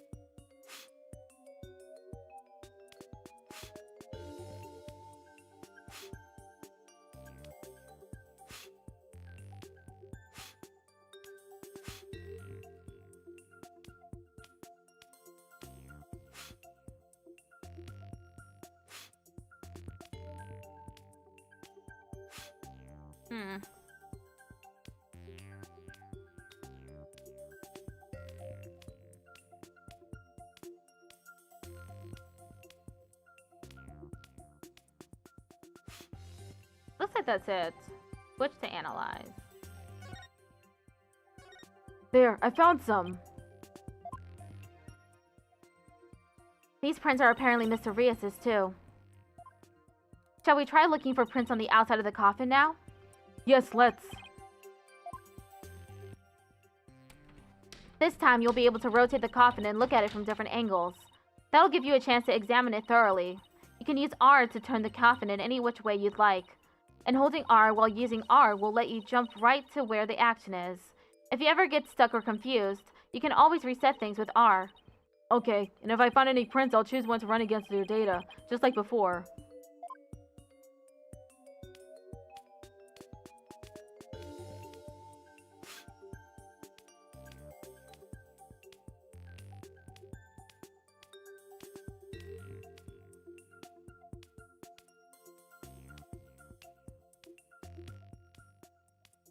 Okay, there's none there.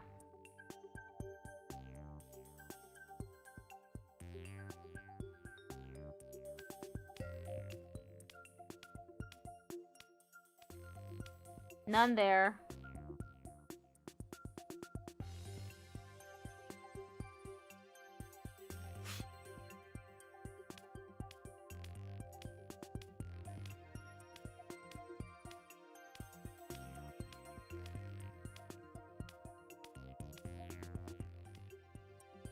None there either.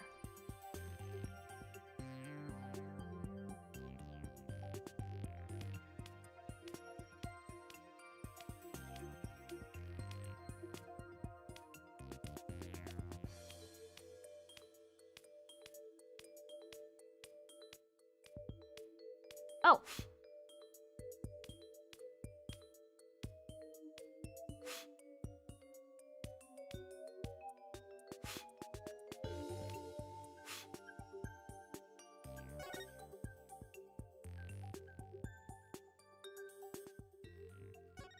I found another print.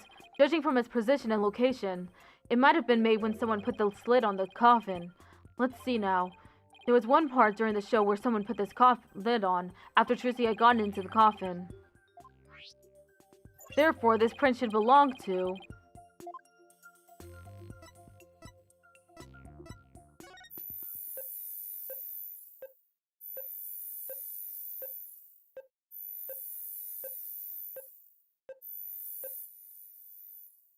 Match found. Bonnie. Looks like the print belongs to that bunny girl. Come to think of it, she did put the lid on the coffin during the show. That's probably when she left her print on the lid. Now then, I wonder if I can find any more prints.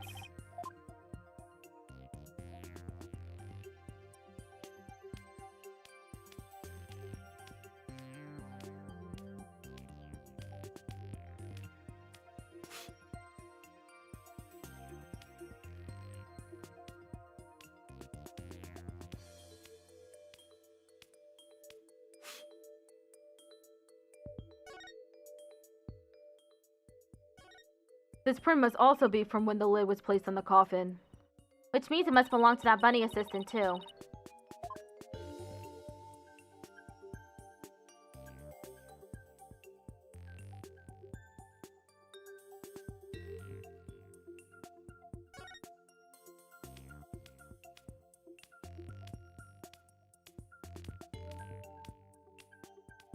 Okay, nothing there.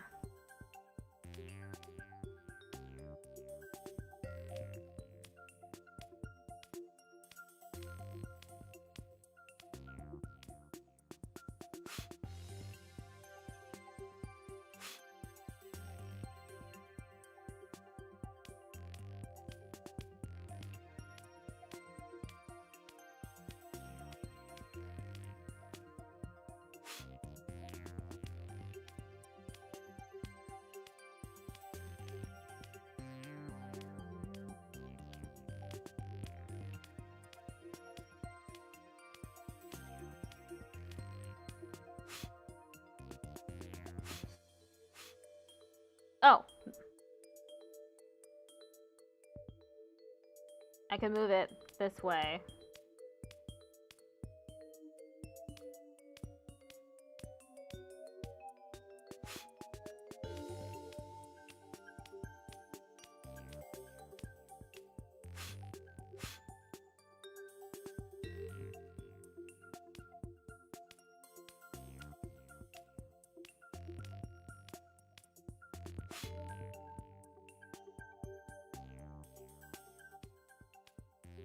Oh, there's a handprint here.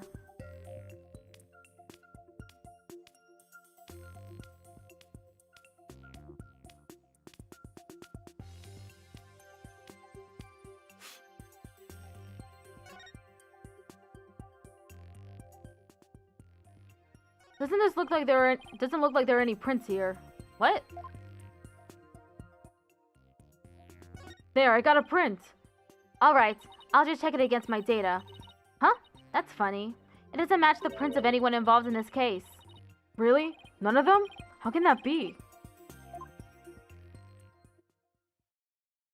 How can that be indeed? It looks like that's about all the prints we're going to find. To sum everything up, the prints we found belong to the victim Mr. Rios, the bunny assistant Bonnie, and some third unidentified person. But that's strange. We didn't see anybody else up on that stage during the show.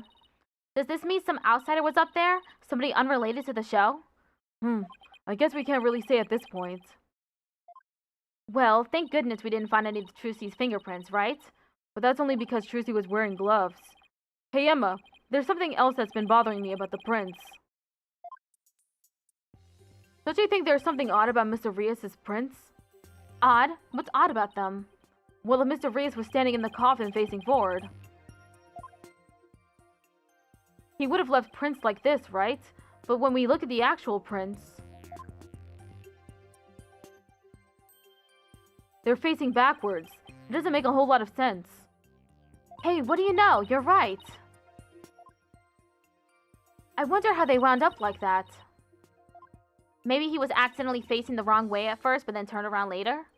No, the coffin is much too small for a guy his size to turn around in. About all he would have been able to manage is maybe a little bit of twisting. Then it really doesn't make any sense, does it? I think I might have hit on something major here. Oh, I have just one more question, Emma. Oh yeah? What is it? Mr. Rios was stabbed in the back, right? What if he was standing in the coffin like this? How would that have worked? Oh right, that. The lead prosecutor has an explanation, actually. He thought that the victim might have tried to dodge the sword as it came into the coffin, so maybe he twisted his body and the sword ended up stabbing him in the back. That's his theory, anyway. I see. I guess that sounds plausible. Fingerprinting results added to the court record. In addition to prints from the victim and body, a set of unknown fingerprints were found on the top. Well, I guess that about wraps up our investigation of the stage. Actually, there's still the area behind that curtain. Don't you want to know what's back there? Sure do, but Emma told us not to move or touch anything, remember? Would you quit staring at me? Fine, I'll go open it for you. Wow, look at you flaunting your lady killer eyes. Ha! I have my ways. I'm only doing this so I won't get charged with animal abuse for not throwing you a bone. I guess puppy eyes can be just as effective. Alright, I'll be back.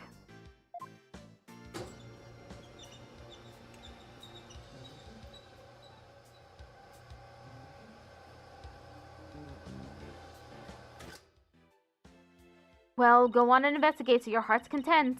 But before you go moving anything... I know. We'll be sure to ask first. Oh, by the way, just examine the backstage and move to the area beyond the curtain. Okay, time to get investigating.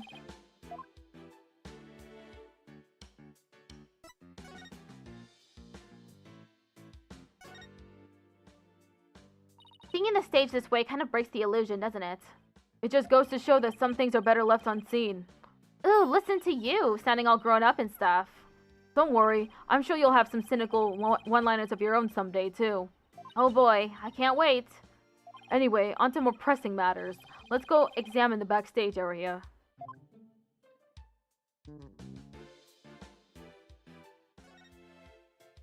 What is this thing? It's a winch. I'm guessing they used it to pull Mr. Hat up. Oh look, there are two winches. One back there and one up here. Apparently, each winch was rigged up to something different. One of them was used to hold up the dragon set piece, while the other was connected to that weird puppet up in the catwalk. A weird puppet, huh? We better go check out the catwalk later. Fire bucket. A dustpan, a broom, and a bucket. Guess they use these to keep the stage tidy. I doubt that's what this bucket is for, though. See how it says fire on it? Oh, I guess it's a fire bucket then. Yes, I heard the theater owner went out and bought that just for this show. When he heard there was going to be a fire trick, he flew to the store to get it. But can a little bucket like this really put out a raging fire? I'm guessing the owner thought it could. But it doesn't look like it's been used. In fact, the inside is caked with dust. What was the point of even buying the bucket then? Wait a minute. That means nobody actually prepared for the fire trick after all. I have a feeling this might be an important bit of information. Fire bucket added to the court record.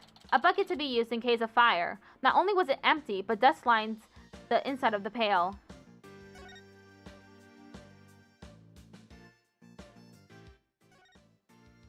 Hey, there's a coffin back here too. It looks like there's a stuffed dragon inside. No, wait, look, it's just an illusion. See? The dragon looks like it's inside. But it's really just painted on the front lid. Oh wow, you're right. That's really something else. If the show hadn't been cancelled, we might have gotten to see this trick too, huh? It's a guillotine. But it's not real. It's just another one of Trucy's props. I wonder if it was supposed to appear in the show. Huh? You mean she didn't mention it to you? She said you were going to make a guest appearance on stage for her guillotine trick. No, I definitely remember not agreeing to something like losing my head on national TV.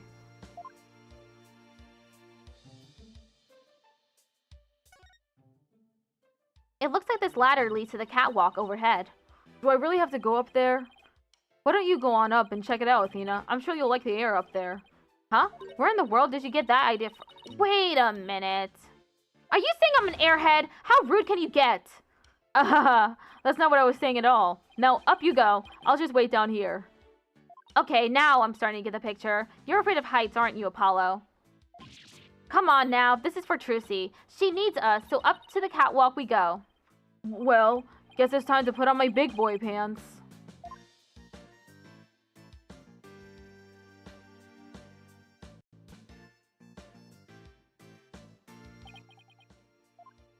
Are you alright, Apollo? You're white as a sheet.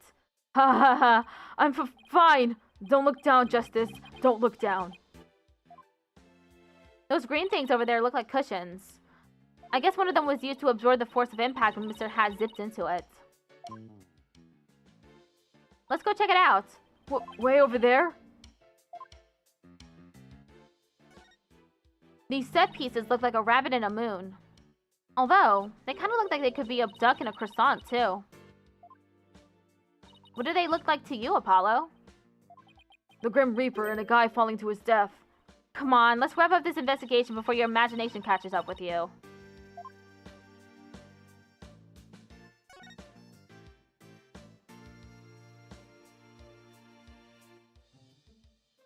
It looks like Mr. Hat is rigged to this smaller pulley.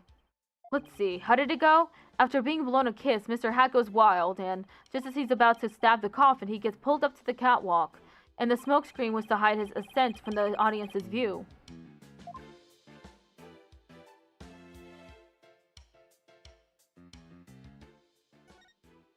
Wow, that's a big pulley.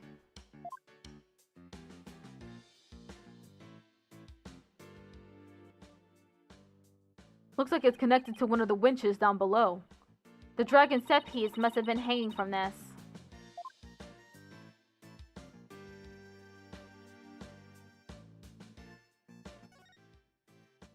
Hey look, there are cushions attached to the other side. Well, what are you standing what are you standing way over there for? Come on over and look. You're not gonna try and push me off, are you? Seriously, Apollo? Come on, you'll be fine. Here, do you want me to hold your hand? Yes, actually, if you wouldn't mind. Looks like you're right. And Trucy mentioned something about this, didn't she? That a cushion was supposed to absorb the force of impact when Mr. Hat was pulled up?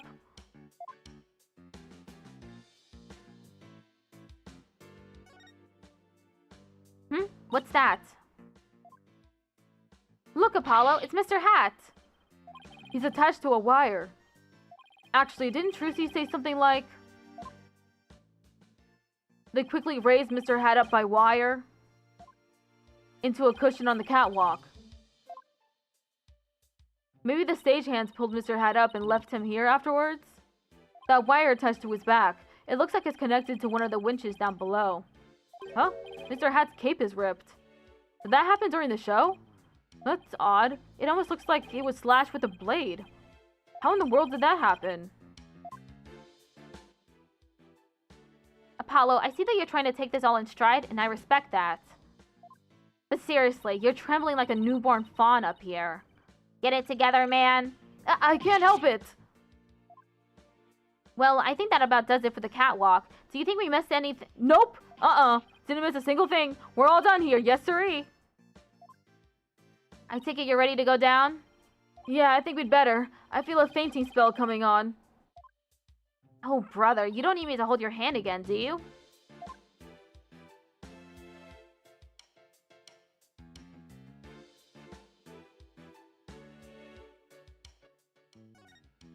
There's a sign here that says understage. I bet these stairs go to the understage area. Lucy told me she and her fellow magicians call it the Abyss. I wonder why. Who knows? Maybe because it's really dark down there or something? Oh, I bet they've got all kinds of magical goodies stashed away down there. Come on, let's go check it out. Huh? The door's locked. The entrance to the Abyss is barred to mere mortals like us, huh? Oh well, that's what you call a swing and a miss.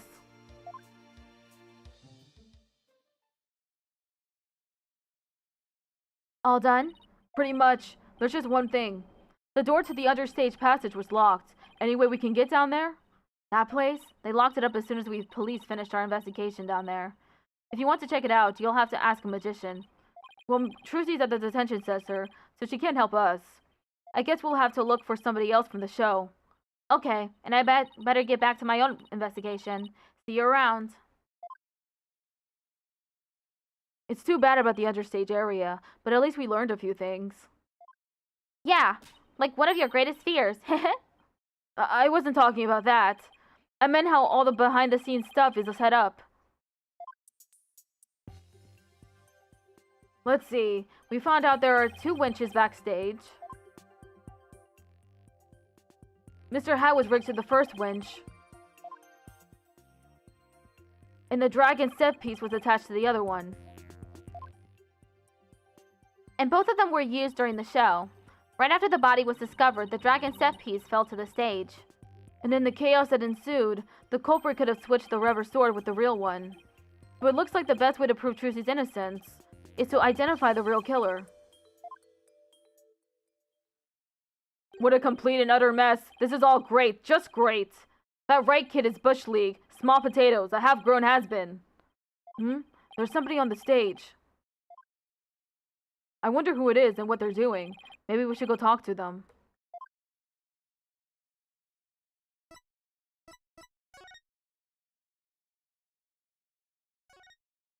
Excuse me, are you connected to the show? What, you two got a couple more headaches for me to handle? I got my hands full as it is. Hey, I remember this guy. Hey, you there. What the heck's going on? They wouldn't even let me in. Me for crying out loud. Oh, Mr. Rettins. There was an accident during the show. An accident? Great, just great. That's all I need right now. Do you have any idea how much money we're sinking into this program? It's that man who was going off at the staff in front of the theater. I ain't never seen you guys before. If I had to guess, I'd say you're not production staff. What's that I spy with my little eye? An attorney's badge? Well, how do you do? I didn't know you find folks with lawyers. My business card, if you would. Charmed to make your acquaintance, I'm sure. Oh, thank you. So you're from the TV station, I take it. Sharp as a tack you are. I'm the producer of this TV special. All my idea, by the way. I'm Apollo Justice, Trucy Wright's defense attorney. Trucy Wright's? Well, ain't that a kick in the head? How about you open with that tidbit next time, champ? Okay? What happened to the schmoozy Magoo bit? I'm Roger Rettins. Hold the applause and no autographs, kids. I'm on the clock. Apollo, this guy looks really familiar, but I can't quite... Really, kid? Then try this on for size. Hang loose, baby. Hang loose, baby? Ah! Apollo! It's the Ratings Raja from Take-Two TV. He's huge, crazy huge, like a real famous producer. Really? I've never heard of him. Seriously, man? What kind of cave did you crawl out of? Roger Reddins, the Ratings Raja, titan of the TV screen. Still not ringing a bell? You ain't seen my hot hit Saturday night talk show at 8 p.m. Eastern, 7 p.m. Central? No, I can't say that I have. You're blowing my mind, kid. You even know what a TV is? Say it with me. Television. Do you mind if I ask you a few questions about the incident? No. What kind of comeback is that? Grow some backbone, kid. I basically lobbed that one at you. Now hit me with your best barb. Viewers will love that. Come on, you gotta sell it. Sell what? Say something funny for the nice people at home. Go on, hit me with your best shot. My best shot? We're rolling here. Hurry up before they change the channel. Chop chop. Okay. Here goes. Talk to the hand. Kapow! Kapow? Really? And why are you pointing all dramatically like we're in court? I don't know. It just seemed like the thing to do. Ha ha ha. Ha Apollo. Oof, that's going in the cringe reel for sure. I think we can all agree that was a mistake. If I choked any harder, I'd need the Heimlich maneuver. I blame myself, really. Should have known better than to waste good film on a nobody. So, you want an exclusive or what?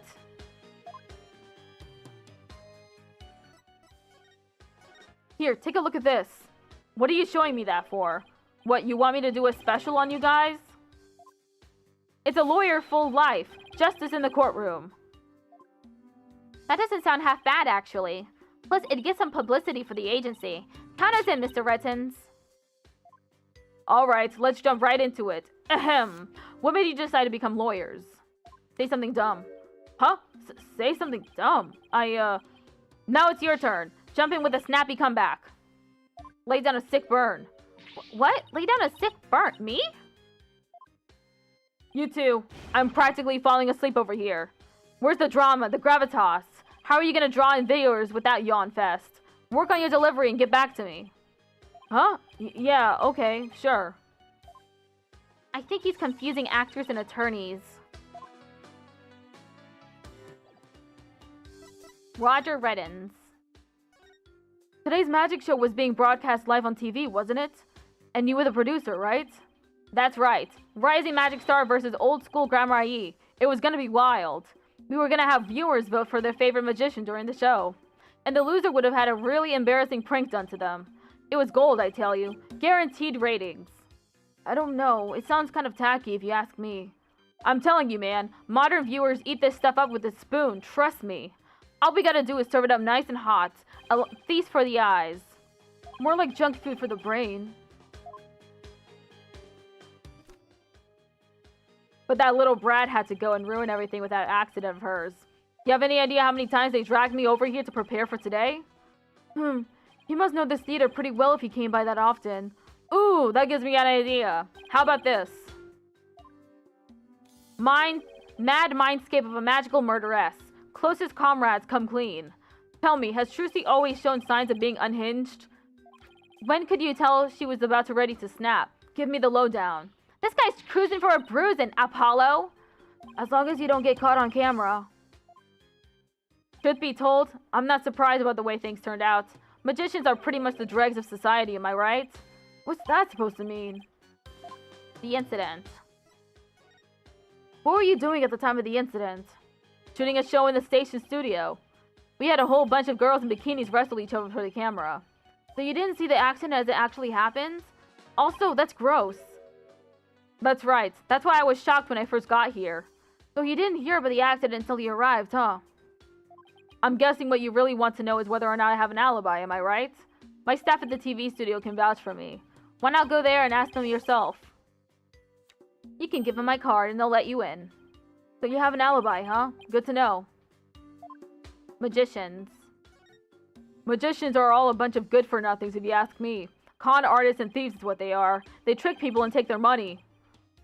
Coming for you, that's rich, pal. Magic tricks aren't the same as con jobs, you know? That's right. The people watching never feel like they've been cheated. Lawyers spout hypocritical nonsense. Big surprise there, lol. And post. Did he just post about us in real time? Those Grandmaries are all criminals. It's in their blood. Trucy Wright ain't no different. That girl is no good. She may look all sweet and innocent, but she's a stone-cold killer. Don't you dare talk about Trucy like that. You don't know the first thing about her. You won't find a sweeter, harder-working girl anywhere, period. Ha ha ha! She's got the wool pulled over your eyes, I see. What in the world are you talking about? You'll see. I'll dig up the dirt and expose the dark heart behind that sweet smile. I'll prove those Grandmarie magicians are all a bunch of lowlifes. Does he have a grudge against Trucy? Or maybe against all of Troop Grandmarie? TV is a window to the truth. It's not like that magic stuff or the streetwise charlatans that perform it. It's a shame, a crying shame, I tell you. What was supposed to be a fun, lighthearted program turned into this sorry affair. I'll have to sell it to news outlets all over the world if I'm gonna make my money back. Trucy Wright will make her debut, alright. Not as a magician, but as a criminal. What? It's my duty to report it. Can't let a tragedy like this happen again now, can I? Even if she gets off somehow, I'll make sure she never walks the streets again. We won't let that happen. We won't let you do that to her. We're going to prove her innocence in court. Humph. Listen to you acting all high and mighty. You're just another money grubber. I know how you lawyers do things. You'll step in nothing to win. I beg your pardon? If you win your trials, you get fat stacks, right? Is money really all you care about? What's with him, Apollo? Why wouldn't he listen? But enough about you. I'm all about going after Trucy now. I won't stop until she's behind bars. That's how we in the media dish out justice. Before you even get to court, my expose is gonna take you down. Not if I have anything to say about it. Well, gotta get back to the station. Hang loose, baby.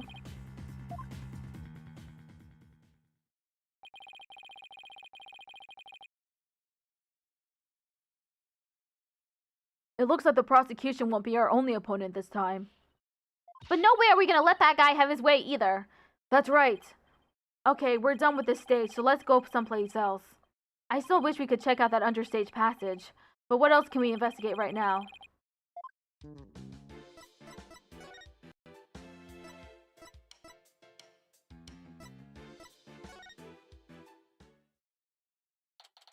About all that's left to check out is that understage passage. We'll have to try to get one of the staff members to unlock the door. Someone just came into the dressing room. Oh, it's you people again. You came back. Huh? I saw you, you know? Oh, it's you, the bunny assistant from the show, right? What? Oh, yes, that's right. My name is Bonnie DeFam. I remember her talking to us earlier. Performing magic is like walking a tightrope. There's always an element of danger. One little mistake can even cost you your life, you know? I wonder if she'll make it across today. And what do you mean by that exactly? Hehe. Oh, nothing. Now, if you'll excuse me. She says some pretty strange things then. I saw you take it. You took something from our dressing room. Oh, Bonnie, that teleportation trick you did was amazing. Fantastique. What? Oh, thank you. But what you did, stealing is... What other kinds of magic tricks can you do? Me? Oh, well, how about this? Aww! Esplendido! Athena, I think Bonnie's trying to say something to us. She is. Thank you, Mr. Thief. Thief? I saw you take that notebook. Please don't take things from our dressing room. Huh? So it's true what they say. Thieves really do return to the scene of the crime, don't they? Thieves? I thought it was just arsonists in real life. Guess that means she really saw us, huh? I bet this looks pretty bad. If you return what you stole right now, I won't call the police.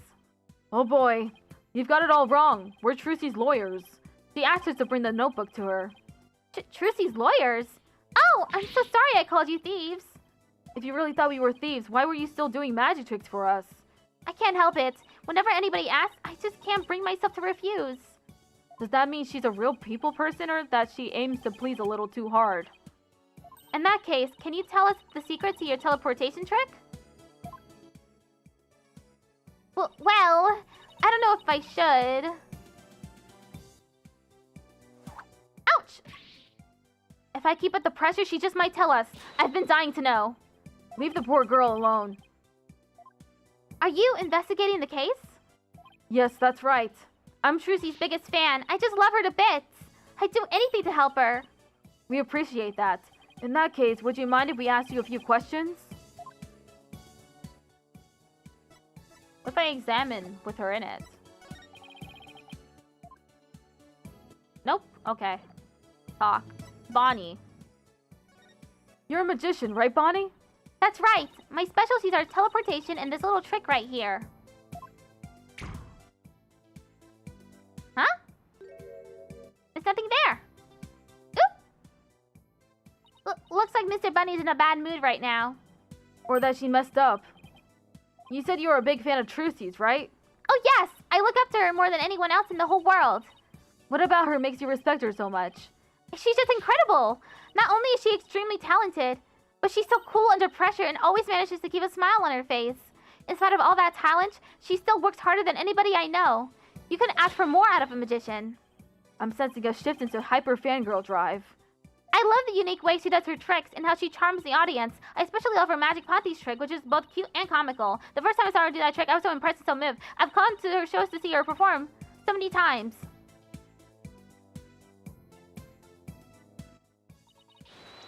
I've lost count, and that's why I think Trucy is top class, a real first-rate magician. I see. I think we have a pretty good idea of how much you adore her now. Was I talking too much? I'm so sorry. I better be careful about when and how I ask her about Trucy. Anyway, that's why I'll do anything at all to help Trucy. Oh, Mr. Lawyer, you just have to prove her innocence. Don't worry, I plan to do just that. I wish Trucy could see that she has people like Bonnie in her corner rooting for her. The show. You were in the magic show, right? That's right. I take it you saw my teleportation trick? Yes, it was just wonderful. You moved from one place to another in the blink of an eye. I admit it was pretty amazing. I have no idea how you transported yourself over such a distance in just a split second. It must be so fun to be able to do a trick like that. Teleportation looks so cool. It's like a superpower or something. Yeah, my trick is turning some heads in the magic world right now. They're calling it new miraculous magic. Some even say it's the real deal. Hee hee. Real magic, huh? I know there must be an explanation, but it sure does look real. I just have to figure that trick out. I want to do it myself. Oh, you'll never figure it out. I always perform it perfectly. Ah, this feeling. Looks to me like Bonnie is hiding something.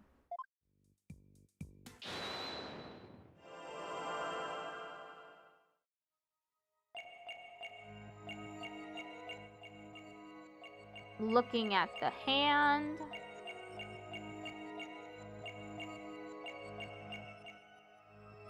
Okay, it's not that.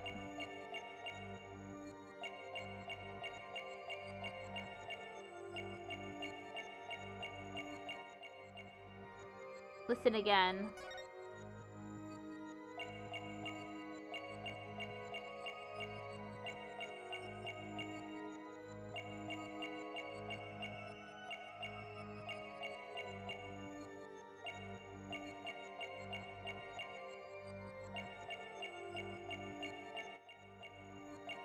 Oh.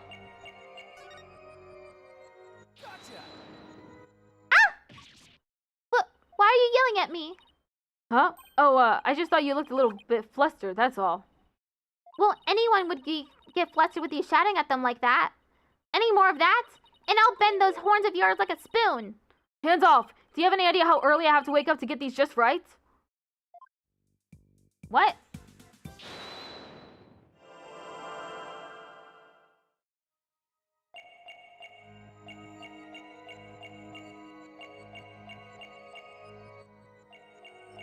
It's over here.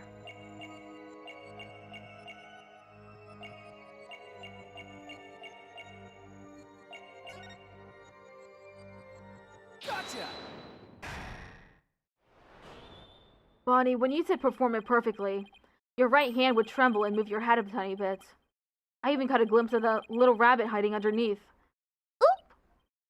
Did you really perform the teleportation trick perfectly this time? Of course! I definitely got that part right. What do you mean, that part? Oops! Wait a minute. Are you saying that you picked the wrong career? Messed up Trucy's escape, didn't switch the swords. Did you maybe make a mistake during the switching of the swords? I wasn't involved with that part, so how can I make a mistake? Not even I can mess up if I was simply watching. If you were simply watching? Oh! I never made any mistakes under any circumstances. That's what I meant. She seemed pretty flustered just now. I bet she did make a mistake somewhere. Messed up Trucy's escape? You might have performed the teleportation trick flawlessly. But what about Trucy's escape trick after that? Did you make some kind of mistake during that? Oh! Well... Well, did you? You see... Did you or didn't you? Eep! I did. You're absolutely right, Mr. Lawyer. I made a mistake during Trucy's escape trick. I'm sorry I lied. Whew. I feel like I pulled off a magic trick of my own just trying to get that out of her.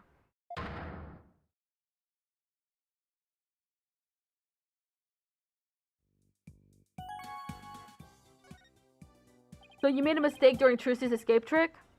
Yes, I was in charge of operating Mr. Hat, you see. But I made a huge goof. So, did Trucy explain to you how the escape trick works? Yes, she knew we'd need to know for our investigation, so she shared the secrets. Let's see. After Trucy escaped from the coffin down into the understage passage, Mr. Hat was to be pulled up to the catwalk by a winch. Trucy would then pop up on stage through a trap door. I was operating Mr. Hat at the time, but I flubbed up where I was supposed to have him stand. I was supposed to make Mr. Hat stand to the left of the coffin, but I messed up and had him stand to the right by accident. That matches up with what we saw during the show. Huh? But then, doesn't that mean... Trucy would have ended up popping up on the side opposite to Mr. Hat? Yes, she would have if she hadn't done some quick thinking on her feet. She managed to pop up on the right-hand side of the coffin for me. So the audience never even knew a mistake had been made. Way to go, Trucy. But my mistake caused her so much trouble. I think I'd better ask Trucy about this later, too. Oh, by the way, we'd like to investigate the understage passage. Would that be alright? Oh yes, by all means. Anything to help prove Trucy's innocence. I'll unlock it for you. Hey, there you are. You got a minute? Mr. Reddens. Yes, of course. Not you, Bunny. The lawyers. They're the ones I want to see. You have business with us? I hear you two are from the same agency as Trucy. Is that true? Yes, that's right. This is for you then. Hang loose, baby. A contract between Take-Two TV, the first party, and Trucy Wright, the second party. Oh, okay. The ad break started. I didn't even notice. I'll be right back.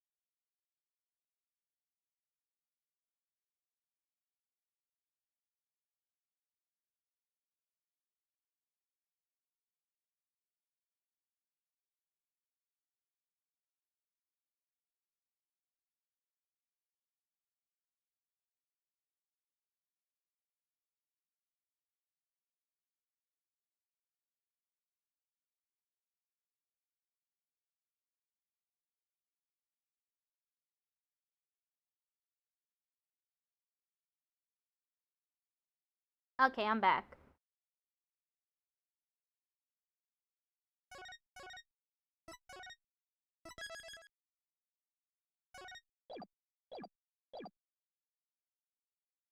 If through the fault of the second party the show must be cancelled in part or in full, the second party will pay $3 million as compensation to the first party. The $3 million? Yeah, that's more like it. That shocked reaction, that dopey expression. You'd make a great comedian. Really? I know. I'll put you on my show. We'll get one of those cartoon anvils to fall on your head. Wait a minute, is this for one of those hidden camera prank shows? You wish. That's an official contract. See for yourselves. You're the lawyers, after all. You should know one when you see one, right? He's right. It's all signed and everything. You better make sure your agency pays what Trucy owes me, in full. Are you kidding me? The Right Anything agency doesn't have that kind of money. Then I guess you're gonna have to go fishing for some. I can see it now. Craziest catch. Legend of the Seasick Lawyers. Fishing on the high seas? No thanks. I can't even swim. Objection! What kind of ridiculous, low-down, unfair, one-sided contract is this? Hey now, there's nothing ridiculous here. It's all perfectly legit. It's got her signature on it, see? Ugh. Ah!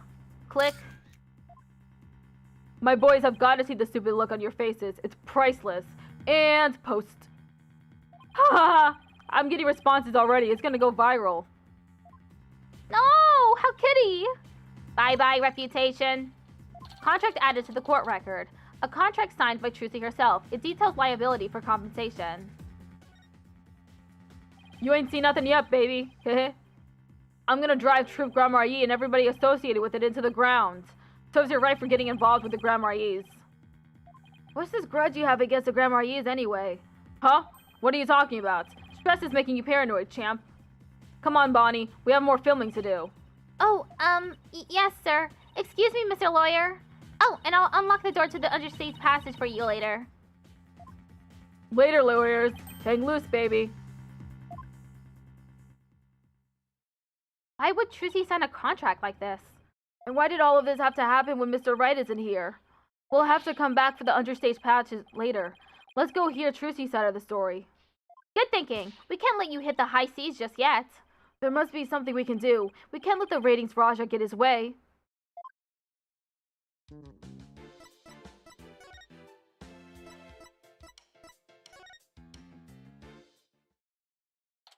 Three, two, one. Ta-da! Wow! Now you make my handcuffs disappear. How did you do that? She's doing magic tricks for the guard? Now, should I try making you disappear next, Mr. Guard? Can you do that? Oh yes, please. This is so exciting. We should probably stop her before there's another incident. Trucy!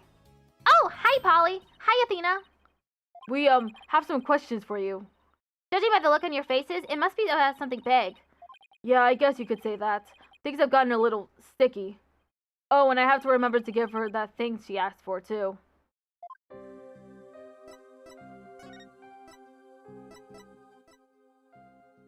Here you go, Trucy. Here's your notebook back. Oh, great. Thank you very much. So what's written in there, anyway? It looks like it's full of secrets or something. That's because it is. It was originally my granddaddy Magnifique Grandmarie's notebook. He used it like a diary and as a place to jot down ideas for new magic tricks. Some of which only members of the true Grandmarie have ever laid eyes on. Wow, this notebook is a really big deal then. Yes, that's why it's always kept on a lock and key. I bet a magician would do just about anything to get their hands on that notebook. And we have found it mixed in with Mr. Reyes's belongings. Could he really have been trying to steal it? The true Grandmarie creed is also written inside. A true entertainer always keeps a smile on their face. That creed was passed down to me from my daddy, as his daddy passed it down to him. It's true that Trucy always keeps a smile on her face. I guess it's due in part to her family creed. Grandmarie notebook updated in the court record. The true Grandmarie creed. A true entertainer always keeps a smile on their face is written inside.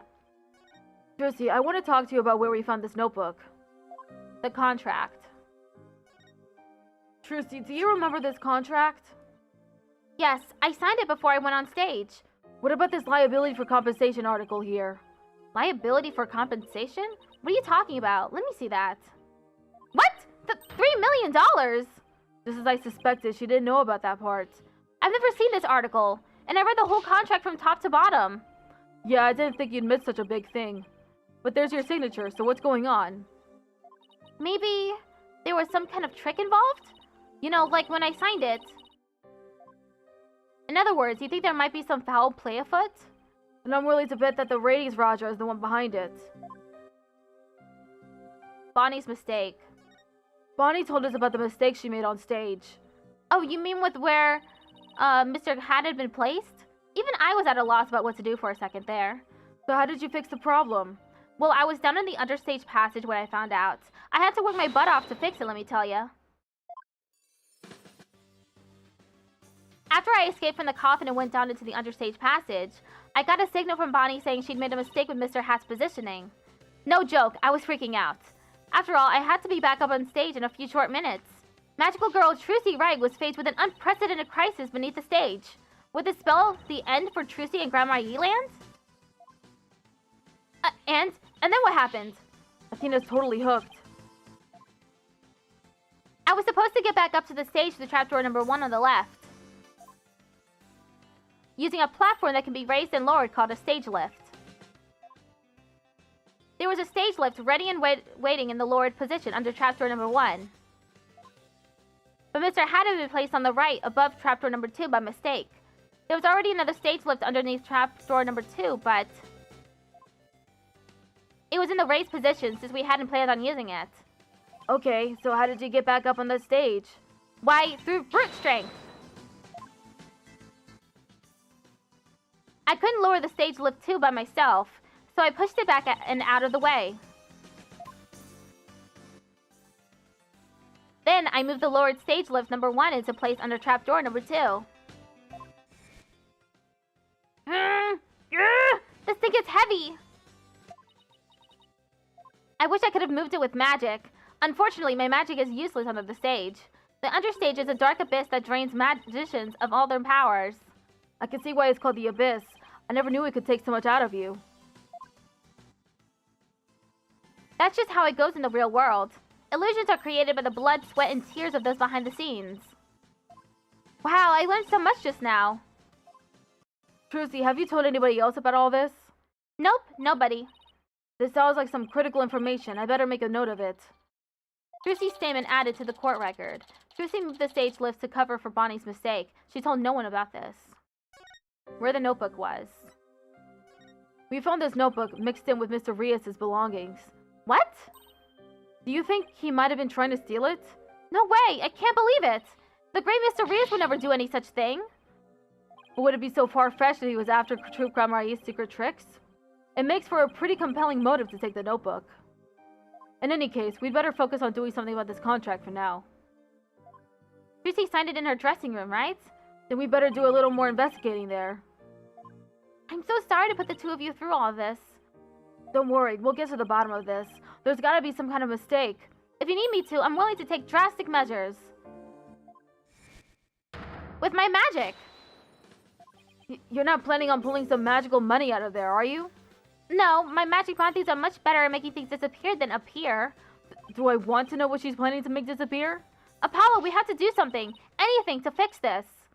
I agree. Let's check out the dressing room again for starters. Okay, and we should finally check out that understage passage too. The abyss? Then you'll have to go through the backstage area. Be careful down there.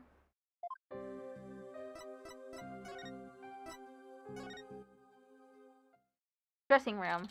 Okay, this is where Trucy signed that contract. Right, and there must have been some kind of trick that was used when she signed it. The question is what kind of trick and how it was done. If some kind of object or tool was used, there still may be a trace of it somewhere. Like with the pen or the paper. Well, it's time to find the secret to that trick. Off kits, let's do this.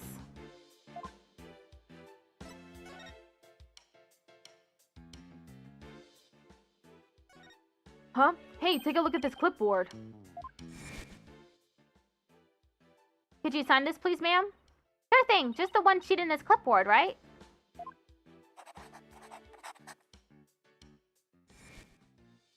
Isn't this the clipboard Trucy used when she signed the contract? I think you're right. Let's give it the once-over.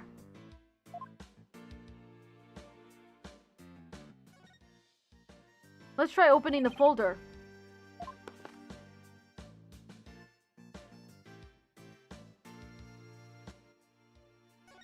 This part here holds papers in place. Could this clip have something to do with how they conjure? Ow, it bit me. Only you could get hurt by a clipboard, Athena. I mixed it up.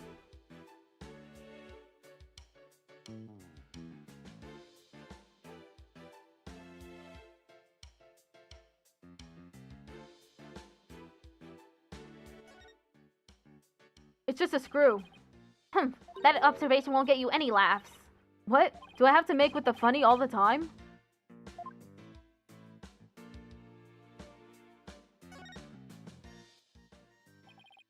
I guess that means this clipboard can be taken apart. But I can't loosen this one without a screwdriver.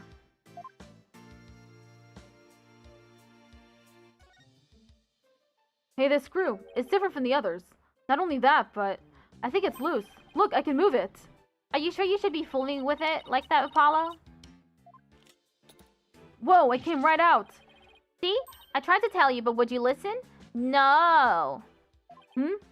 Hey, take a look through the hole, Athena. I think there's something back there. Oh wow, you're right. What is it?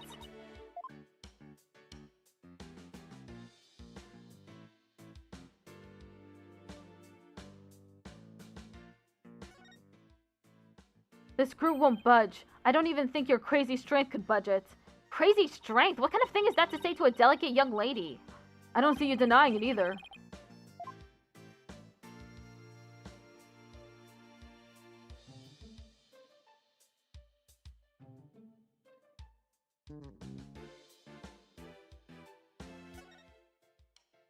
Hey look, the back panel is loose. I think I can take it off.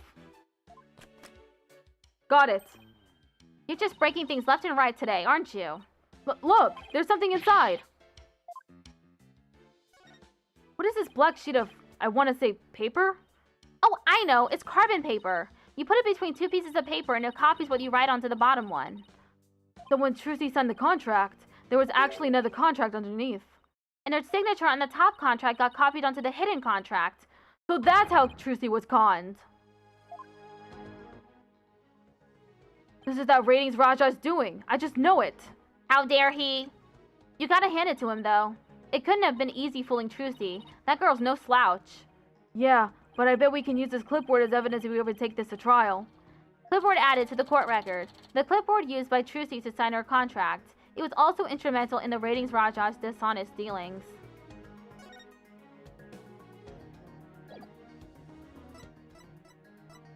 Go to the stage.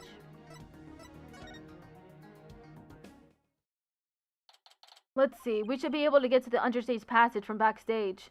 Hopefully Bonnie unlocked the door for us like she said she would.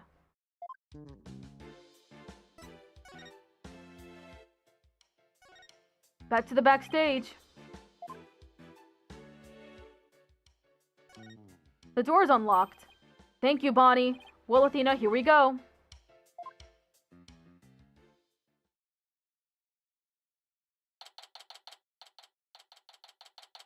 There's a mouse in here. It sure is dark and dusty down here. The Abyss, the magical underworld. And look, there's a denizen of the Abyss now. A fearsome beast with long, sharp fangs, ready to prey on unsuspecting souls. Huh? What are you... Oh, you mean that tiny little rat over there? No, I mean that fearsome beast over there. I take it you don't like rodents.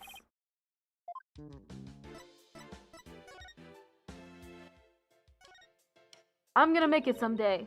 Oh, I'm gonna make it big someday too. Just you wait and see. What's that all about? My guess is, it's the soulful cry of some poor assistant made to toil here in the darkness. And who would know about the soulful cry of a bitter assistant better than you, right? You really understand the writer's feelings of despair and frustration. Sadly, yes. Yes, I do. You really shouldn't scribble on the walls, you know, Apollo. It wasn't me!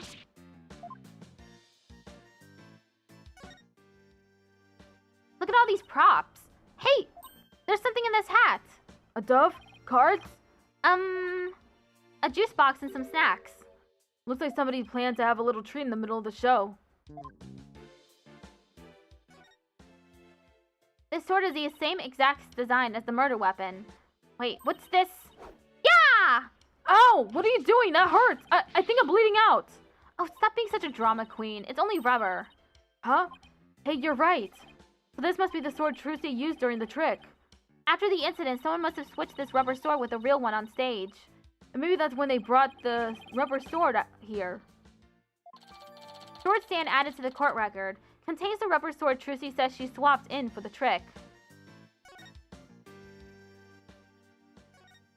It's a stage lift for getting up to the stage. It looks like this crank lowers the platform. But Trucy said it's impossible for one person to do it alone. That sounds like a challenge. Now I want to try it.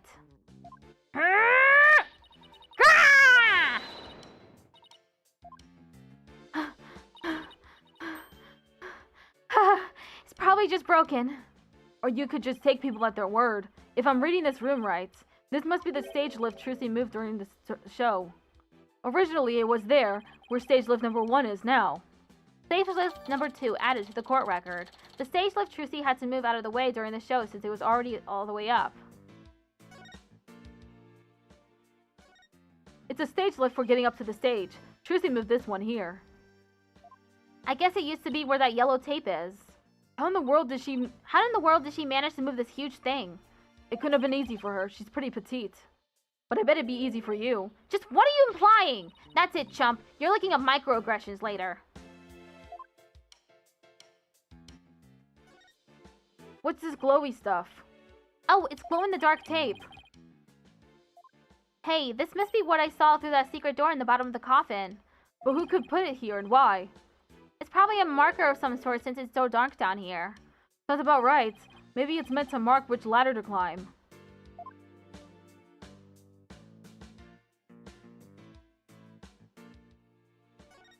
This ladder goes up to the ceiling.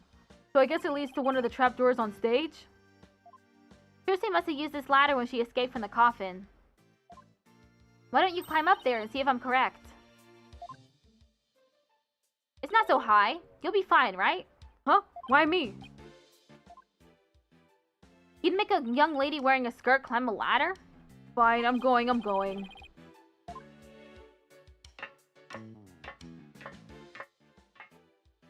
Ah, the lights! It burns!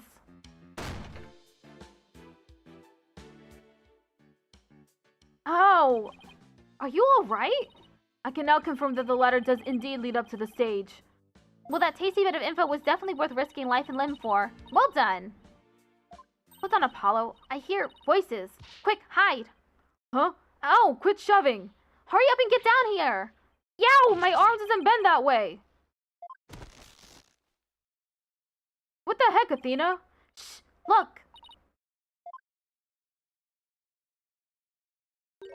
It's so much work pretending to be cute and sweet. Isn't that Bonnie? Hey, Bunny, wait for me. And the ratings, Raja? What did we have to hide for, Athena? Because I heard something funny. There was something off in their voices. Oh, right. Athena's super sensitive hearing. Those lawyers are poking around, trying to stir up trouble. Should I be worried? Relax. I didn't say anything to the police, and I won't say anything to them either. You better not, or you're gonna get it. Pow! Right in the kisser. What the? Is it just me, or does Bonnie seem kind of different from before? Paolo, shh. I'm sick and tired of this whole investigation. All I want is Trucy's head on a platter. Leave everything to me, babe. Don't forget the power of mass media. TV can accomplish anything. I'll make sure Trucy gets much worse than a guilty verdict. I can't wait to see that girl crying and begging for mercy. You really hate Trucy, don't you, Bunny? I hate her. I loathe her. I can't stand that Trucy writes. Just because she's a little good at magic, she thinks she's all that.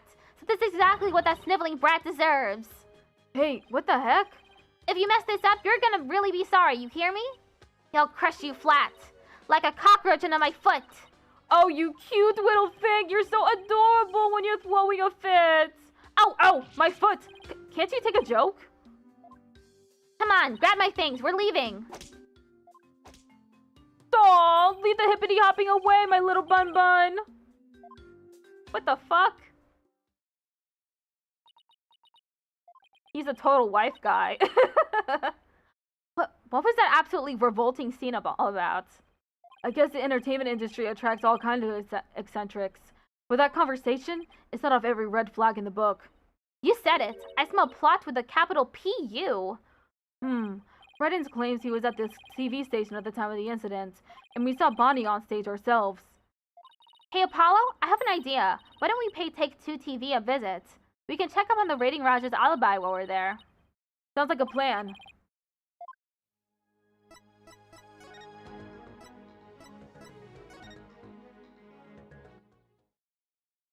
Take-Two TV, studio. Yikes, look at this place. There's so much going on at once, it's making my head spin. Take a look at the screen and listen to those hosts. Magical murder. Live audience witnesses shocking, skewering. 17-year-old magician, Trucy Wright. The exclusive, unedited footage of the heinous crime, complete and uncut. We can't let them broadcast that. Trucy will get tried in the court of opinion. Well, I doubt we can stop them from airing it, but we can prove her innocence in a real court of law. No matter what garbage they report on TV, we can set the record straight at the trial.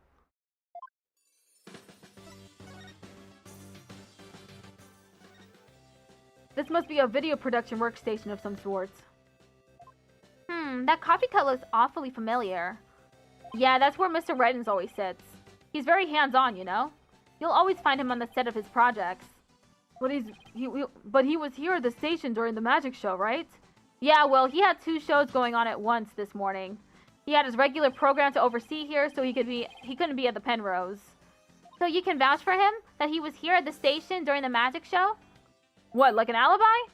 Sure can. He was definitely here. Still, after a while, he couldn't stand being away from the Penrose, it seems.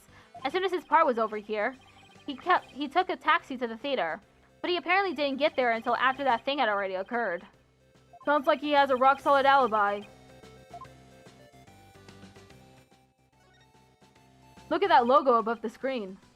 Scandal Gambit. Is that the title of this show? Yep. Haven't you ever seen it? They present scandalous rumors about celebrities. And then people bet on whether the rumors are true or not. Ugh, so it's just another tasteless TV show. It looks like Trucy's their next target. Today's scandal is... tragedy on stage. Did Trucy Wright cause an accident or did she commit murder? It looks like murder is in the lead. Well, I say neither. Then we'll just have to create a third option tomorrow, in court.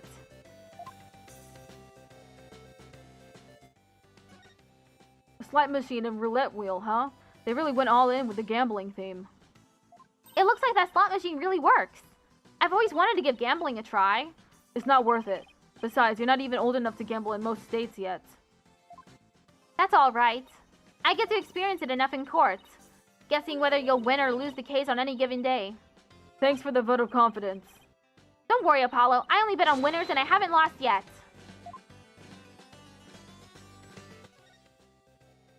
I wonder what that guy sitting down there is doing.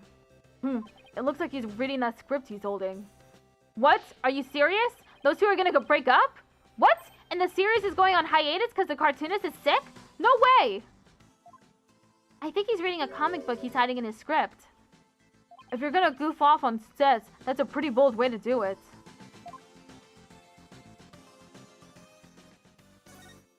Excuse me. We're looking into the incident that happened at the magic show this morning. Oh, that? Yeah, I was the cameraman for that. Can you tell us anything about what you saw?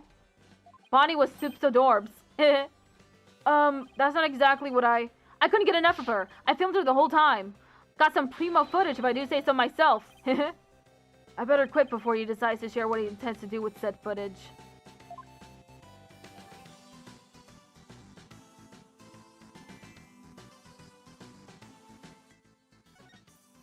Pardon me, I know you're busy right now. What are you guys, streets? Streets? Does that mean people off the street or something? We're Trucy Wright's lawyers. Oh, okay. Lawyers. Got it. Well, what do you want? He must be really busy. He hasn't even looked this way. We're investigating the incident that occurred at the magic show this morning. And we heard that Roger Reddins was in charge of that program. Yeah, that's right. The guy hates magic, but the show was all his idea. Just between you and me, I think it was Bonnie that eggs him on. Egged him on? How so? I saw the two of them together. You know, walking along arm in arm. I bet she sweet-talked him into doing the program because she wanted the work. She hasn't been selling very well on her own, apparently. I see. Oh, hey, if you're looking into the incident, I guess you'd want the show footage, right? It's on the disc in my back pocket. If you want it, go ahead and fish it out. Wow, thank you very much. You turned out to be surprisingly helpful. Show footage disc retrieved from the staff member's back pockets. A disc with a recording of Trucy's escape trick on it. Well, I guess we got just about everything we can out of this place. It looks like Reddence's alibi is pretty airtight. But if that's true, then who could have killed Mr. Rias? Looks like we're pretty much done here. Shall we go back to the office? We can get a snack and talk over our plan of attack. Sounds good to me.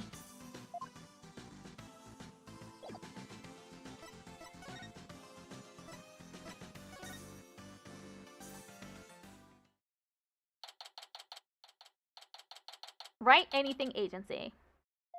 What in the world? What's going on here? All these stickers say repossessed. Who did this?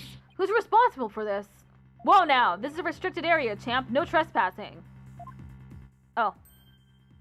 Trespassing? But this is our office. You're the one who's trespassing. Enough with the lip, boy. Don't tell me you forgot about your debt. What are you talking about? I'm just abiding by the contract. If the agency can't pay me, I have every right to seize its property, am I right? Just like that? We haven't even had a chance to take this to trial. If you're gonna be mad, shouldn't Trucy be the one you're mad at?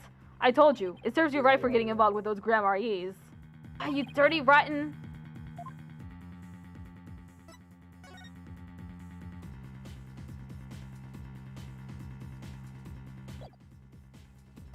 Office seizure. What are you going to do with all our stuff? Sell it, of course. Every last bit of it. That's why I'm seizing everything. And I'll take this little office of yours, too.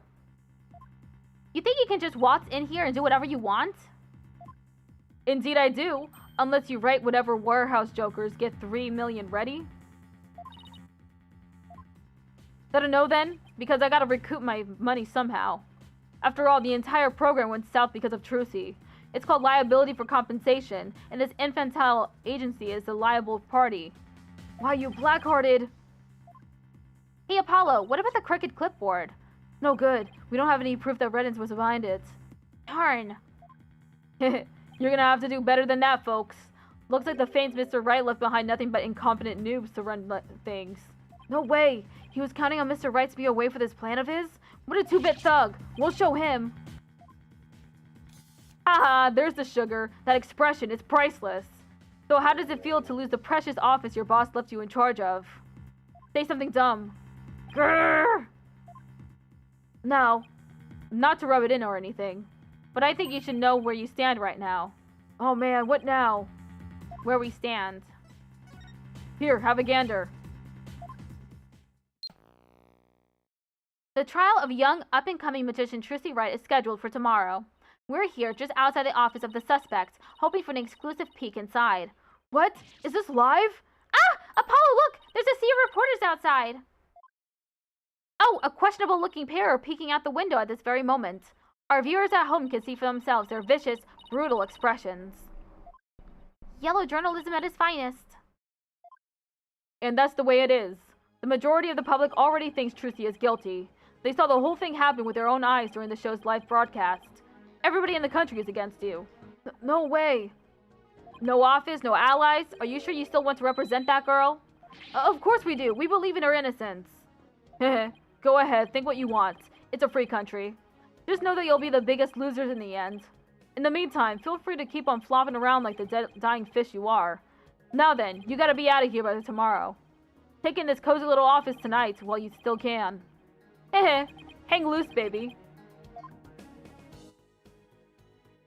I can't believe we let Mr. Wright's office get placed under seizure. Of all the... This is just ridiculous. Crash. Eek! Look out. Clear out. We don't want murderers here. Hey, if it's a fight you want, I'll take you on. Come on. Yikes. Let's get out of here before we get killed too. Huff, huff, huff, huff. I can't believe this is happening. We have to do something to protect ourselves, and fast. It's Mr. Wright. Apollo, I got your messages. How is she? Is Trucy okay? She's not crying, is she? Does she have a lawyer? Mr. Wright, it's all a giant mess. Poor Trucy. In the office. Our office. Apollo. Okay. We better both take a deep breath. Wow, I see. And he's saying you have to be out by tomorrow? I'm so sorry, Mr. Wright. I wish there was something I could have done. This is quite the mess, isn't it? Even if I left right now, I wouldn't be there in time for the trial tomorrow. I'm so sorry, Apollo, but I need you to handle this for me. Of course, we can handle the defense, but the office... It's too soon to give up on that. What do you mean? The contract only addresses Trucy's liability if she causes the show to be cancelled. So you just have to prove in court tomorrow that it wasn't Trucy's fault. Hey, you're right! So everything depends on your winning that trial tomorrow. Trucy's fate and the fate of our office. It's all riding on your shoulders, Apollo. I know. I'll be fine, right? Apollo. I've been watching you grow over these past 2 years. That's why I can say with absolute confidence that you'll be fine. Really? I've seen you earn victory after victory in some pretty dicey situations, and guide Athena, helping her along her way, too. That's why I know you're ready, why I know I can leave Trucy in the office to you. I believe in you, Apollo. Thank you, Mr. Wright. Good luck tomorrow. Thank you. I'm fine. Everything will be fine.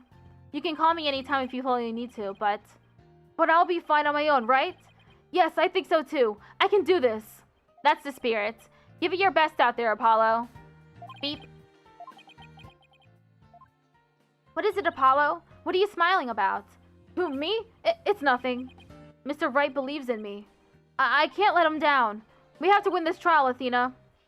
I couldn't agree more, and I'll do everything in my power to help. Our opponent tomorrow. Prosecutor Sad Mahdi, huh? Why now of all times? Still, I don't care who it is. I can't afford to let my guard down for anyone.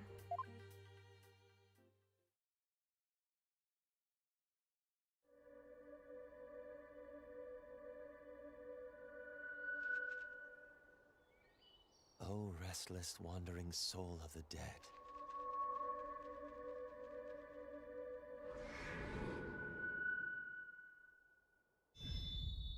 Prosecutor Sadmati. Oh.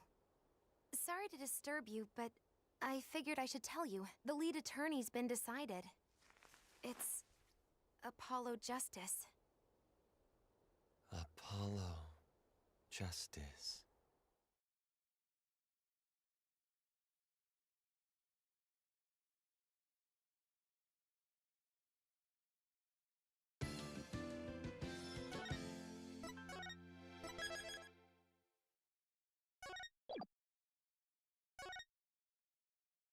April 28th, 9:15 a.m. District Court, Defendant Lobby Number 3.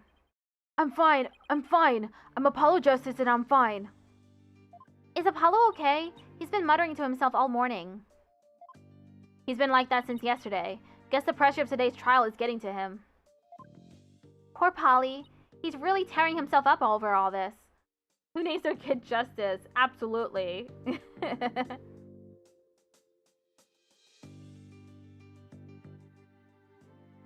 That's a funny last name. Get it together, Apollo! Yikes! Athena, when did you get here? Try to relax a little bit, will you? You're getting yourself way too worked up. Yeah, but I'm alright. I'm fine. You know, I did a little digging on this Nayuta Sadmadi guy. He's apparently not your run-of-the-mill prosecutor. Oh yeah? What did you find out? Well, they say he wields an incredible power to accurately read a trial's karma and its ultimate fate.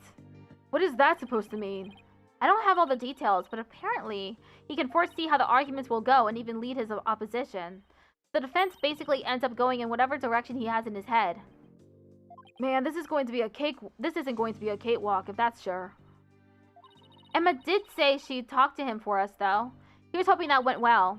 In any case, it sounds like he's going to keep us on our toes.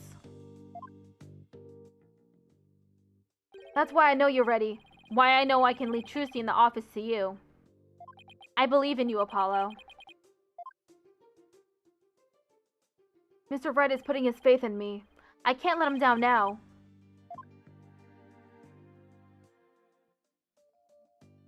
I'm fine. There he goes again. It's almost like he's chanting a prayer. I'm fine, I'm fine. I've apologized and I'm fine. If you say so, Apollo. The trial will start momentarily. Is the defense ready? Yes, we're fine! Trucy's fate and the fate of the agency rest on this trial. This is it, Justice. If ever there was a time to shine, it's now.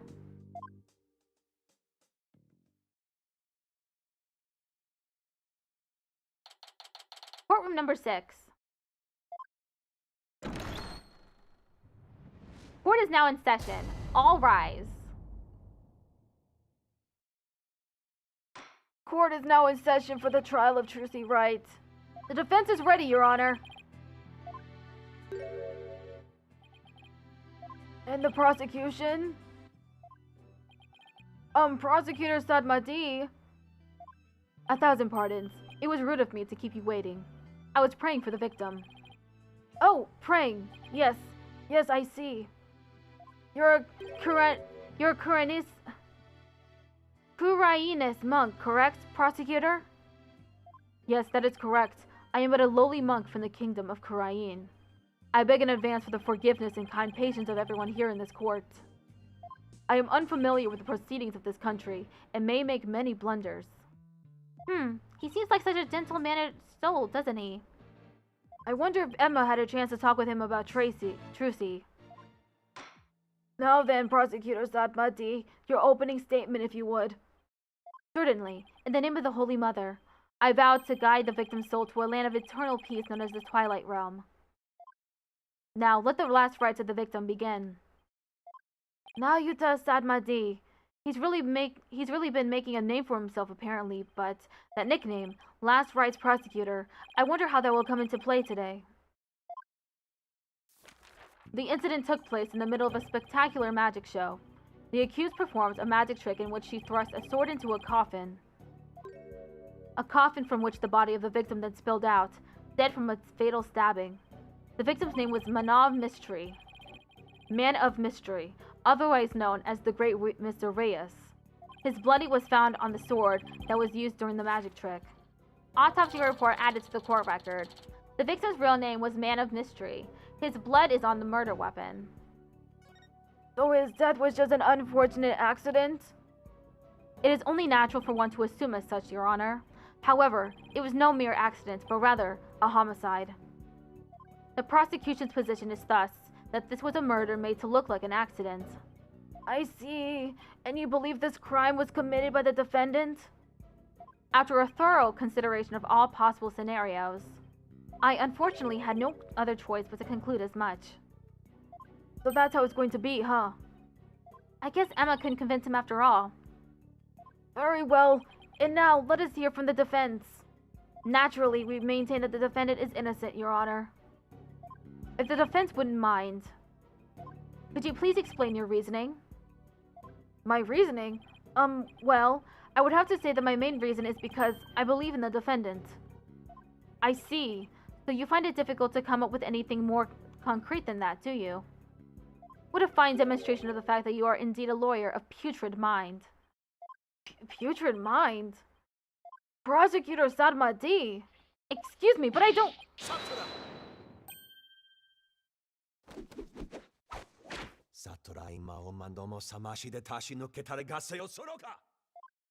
If you don't mind my asking, Prosecutor, what was that you were just chanting? A sutra of the Holy Mother that guides those of a tainted soul toward enlightenment. It is a Kurainist incantation to awaken the foolish from their fruitless slumber. Fitting for a lawyer who indulges in such fancy as the innocence of the accused. I see. So basically, you're asking the defense to get real? Allow me these few words, defense. It is my duty as a monk to punish sinners and to guide victim souls to the Twilight Realm. Should you show repentance and admit to the accused's guilt now, no harm will come to you. But should you interfere with my sacred last rites for the victim, then I shall cast you down into the pit of hell along with Trucy Wright. Now wait just 1 minute here. Putrid, pit of hell? Is that any way to address someone in a court of law? Prosecutor Sadmadi, that may be the way you conduct trials in Kurain. But I would appreciate it if you would refrain from such charged language here. Your Honor, that was but a Kuraina's sermon from those who have strayed from the path. Harsh words are often necessary to admonish contemptible deviants who cannot see reason. Oh, I see. I didn't realize. I guess they really do hate defense attorneys in Kurain, huh? Even still, that was way, way over the top as far as verbal abuse goes. And the trial's only just begun. Well, defense, I suppose the way a prosecutor does things varies from country. Why don't we look at this as a cross-cultural exchange and try to be open-minded about it? Now you're a little freak and we love him for it? Yeah. So far, I'm liking the new prosecutor. What? Bailiff, please bring in the first witness.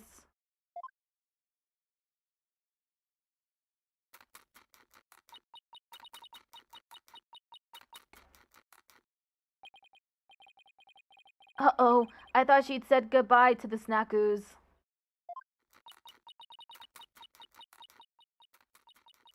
God, look at her munch away.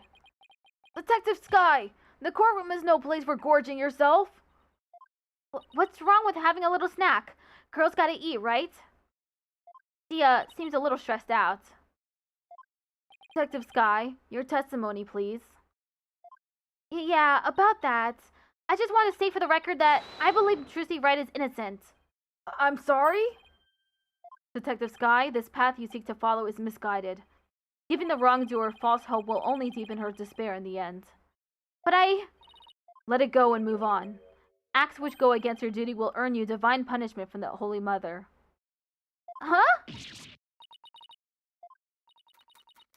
Aww. Fine. I don't know about the divine part, but I get the punishment bit loud and clear. I guess Emma got assigned tons of paperwork or something for sticking up for Trucy.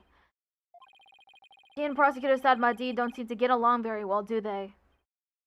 Shall we continue? The prosecution contends that the accused had a clear motive. The evidence, if you would, Detective Sky. Alright, please take a look at this poster. It's a Troop Grammar E poster from 13 years ago. Is it just me, or is it a little different from the one in Miss Wright's dressing room? This is a revised version of that poster. This one says cancelled under Mr. Reyes. That's right. Mr. Reyes left the troop after the first version of the poster was printed. Take a look at Mr. Reyes' right forearm, near his elbow. See the big scar there? He apparently got that when he made a mistake while practicing a magic trick. Ouch, that's quite a scar. Because of the accident, Magnifique Ramai concluded Mr. Reyes was too unskilled. Just before the show was to open, Magnifique announced Mr. Reyes wouldn't be appearing. But in defiance of Magnifique's decision, Mr. Reyes tried to go on stage anyway. This in turn caused Magnifique to oust Mr. Reyes from the troupe on the spot. He kicked Mr. Reyes out? That seems rather extreme. Did he really have to go that far? When it came to magic, Troupe Grandmarie was so passionate. Or should I say extreme about it, that it caused problems for them from time to time. Yes, they even caused this court a mountain of trouble with their extreme antics. And now, the troupe's successor has committed a murder. It seems the troupe's rare talent was inherited by the right person after all. A putrid talent for criminality.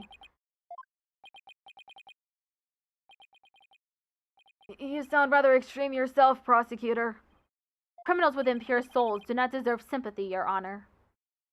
Ahem. As I was saying, after his explosion, Mr. Reyes apparently went on to hold a grudge against the troupe. He would tell those close to him, I will get my revenge on Troupe Grandmarie someday. Revenge, That certainly sounds antagonistic. 13-year-old poster updated in the court record. Mr. Reyes was apparently ousted from Troupe Grandmarie 13 years ago due to an injury he sustained. And then his chance for revenge finally came. If you would be so kind, Detective Sky. Guess I don't have a choice, do I?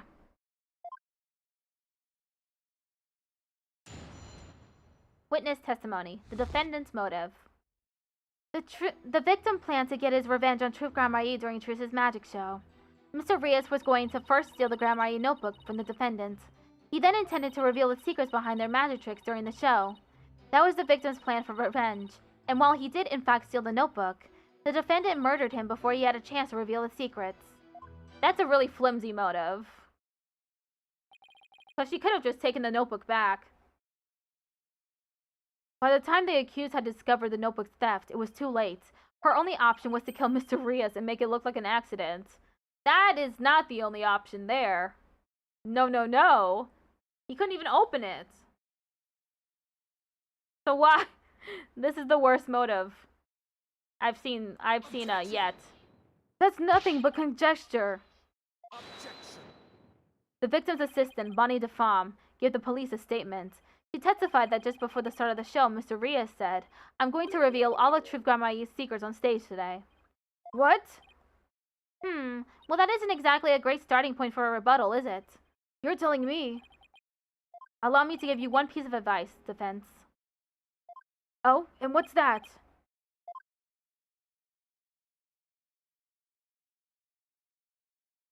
Let it go and move on. Excuse me? Helping a sinner will only sully your own soul.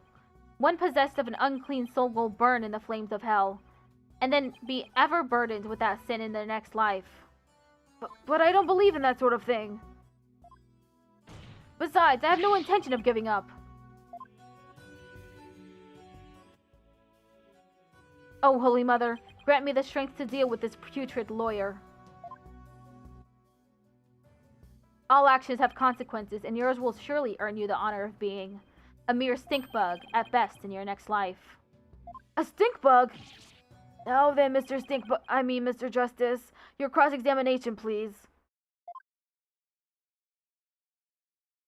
Cross-examination. The defendant's motive. The victim plans to get his revenge on Truth Grandma Yi during Trucy's magic show. Hold it. Revenge after all this time? It's been 13 years already. Why now? I know, right? I thought that was pretty sketchy myself. Wouldn't he have done it a long time ago if he was gonna do it? After all, Detective Sky, self-indulgent outbursts such as those will earn you divine punishment in the form of a salary evaluation. Eep! Wait, that's what divine punishment means? Let the detective have her snack. This humble servant of the Holy Mother shall explain. Over a decade ago, Truth Grandma Yi was at the height of their popularity. But then their reputation declined, and they had all but faded from public memory. Until recently, that is, when Trucy Wright sought to recapture their former glory. The defendant, and at such a young age too! How impressive! Yes, the accused's skill at magic is undeniably impressive. If she hadn't fallen onto a path of sin, she would have had a bright future ahead of her. It's always sad to see such promising young potential go to waste. Now then, Detective Sky, how did Mr. Rios plan to get his revenge? And please put down the sakus before you continue with your testimony. Oh, yes, Your Honor. Mr. Rios was going to first steal the Grandma Yi notebook from the defendant. Hold it. What evidence do you have that Mr. Rios actually stole the notebook? Well, you see, whenever you're ready, Detective. Fret not, Detective Sky. You have nothing to repent for. You should be proud of the forensic discovery that you made. Forensic discovery? And what did she discover specifically? Detective Sky identified a certain set of fingerprints in the notebook. Upon further inspection, she determined that they belonged to Mr. Rios. What? The detective found the fingerprints entirely of her own volition. For that, I must say well done, Detective Sky. Get a little too addicted to using your precious white powder, did you, Emma? Now, Detective Sky, I would ask you to explain exactly how Mr. Rios intended to use the notebook to exact his revenge. Alright, well, first, he stole the notebook. He then intended to reveal the secrets behind their magic tricks during the show. Hold it. I'm going to reveal all of Truth Grandma Yi's secrets on stage today. That's what Mr. Rios himself said, right? Right, but you didn't exactly specify which Grandma Yi's secrets he was talking about. But the prosecution thinks he was referring to the secrets behind Truth Grandma Yi's magic. Yes, that is the prosecution's assertion. When the accused realized that Mr. Rios was to reveal her family's most closely guarded secrets, she naturally panicked. So basically, Trucy's notebook was hiding in Mr. Rios' things because he had stolen it himself? I see. Truly a motive that only a magician could have.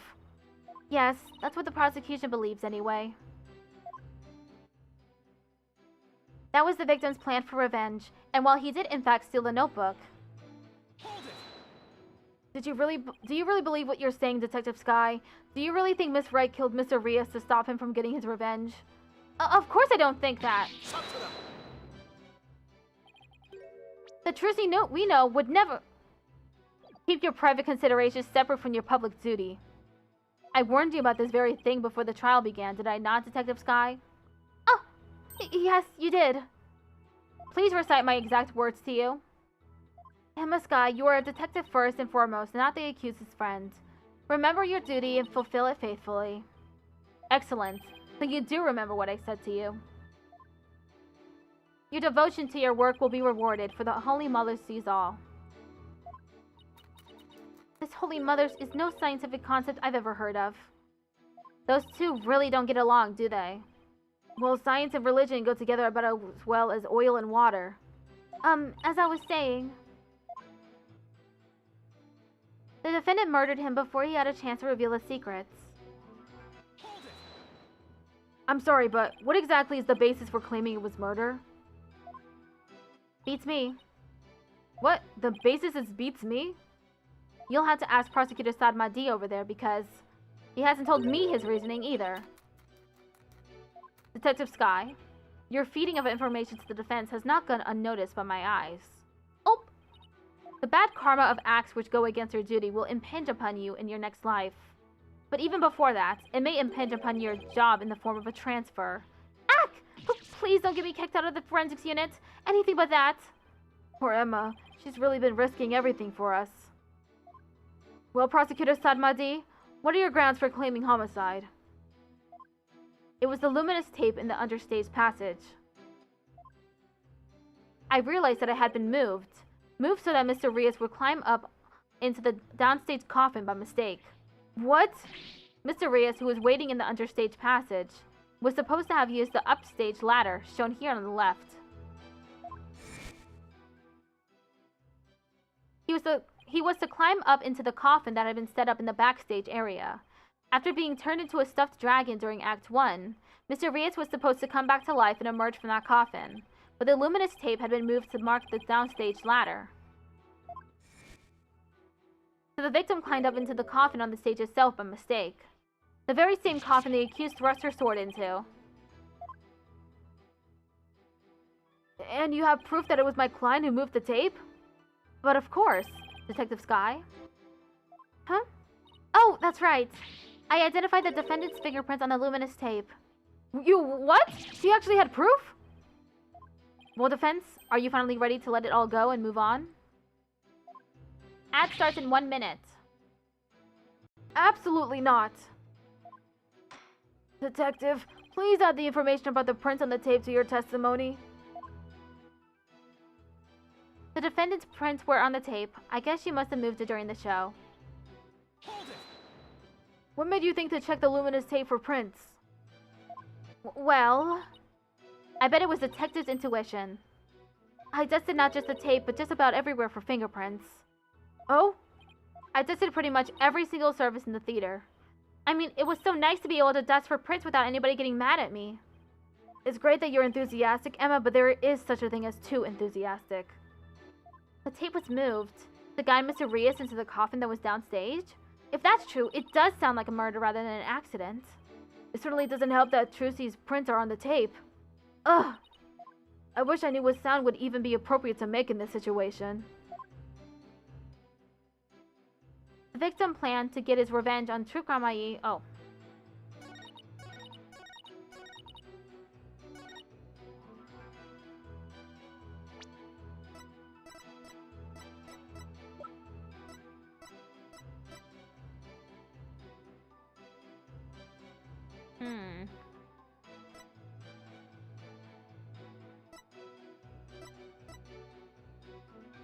Objection! Well, it presented that evidence with plenty of confidence, but that confidence is waning by the second. Well, how about it, Mr. Justice? Do you have an inconsistency to show the court or not? I was just doing some vocal training, so feel free to continue. And overlook the damage done to our hearing, Mr. Justice? I think not. Okay. Time for another break.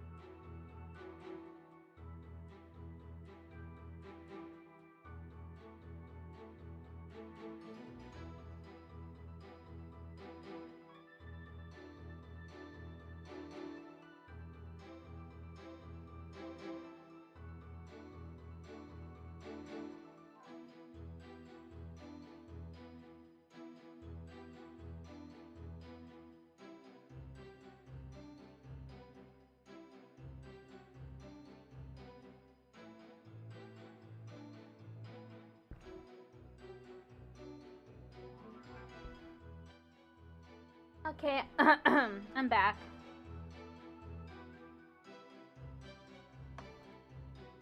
Oh.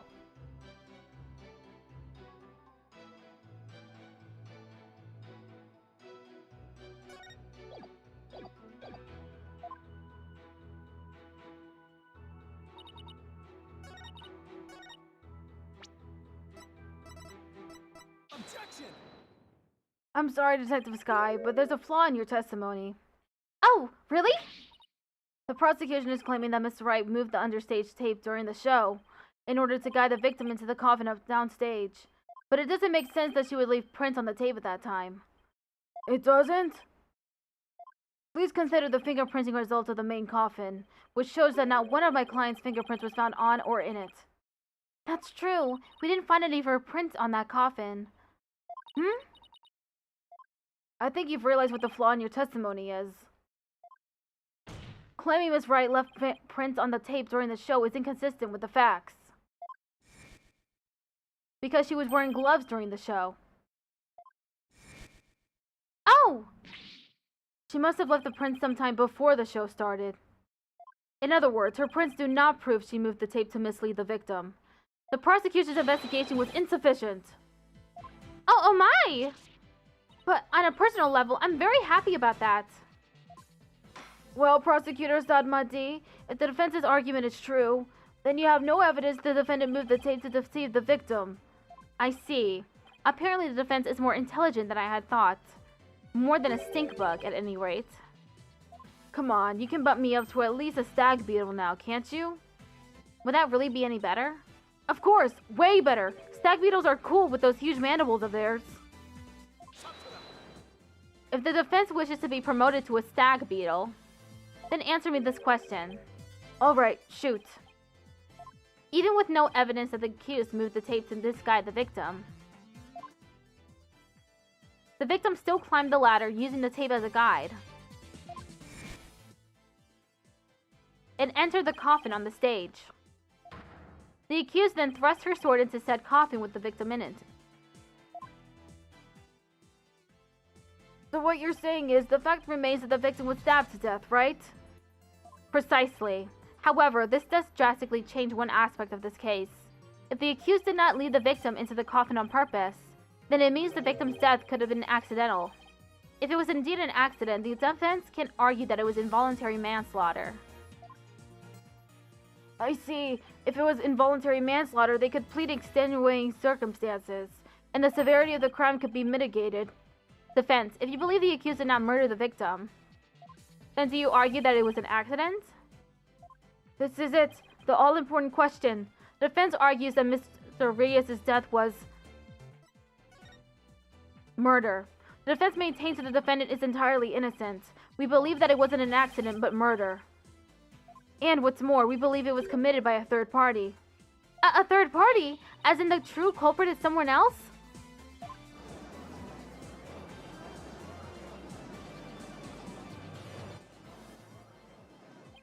That is quite a brazen claim to make, and one wholly without grounds. Your voice is as loud as your suit, and your mind echoes just as loudly in emptiness.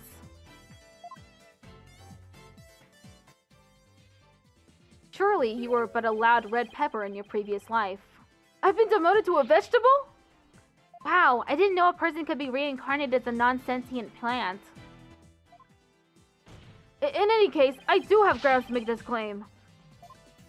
Let us hear this reasoning of yours, then.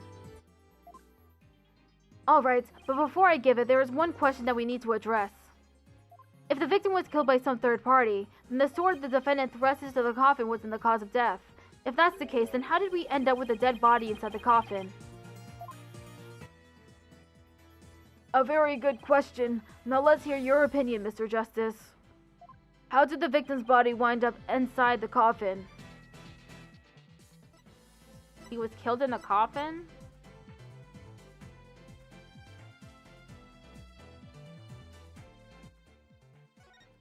I suppose the victim might have been killed inside the coffin.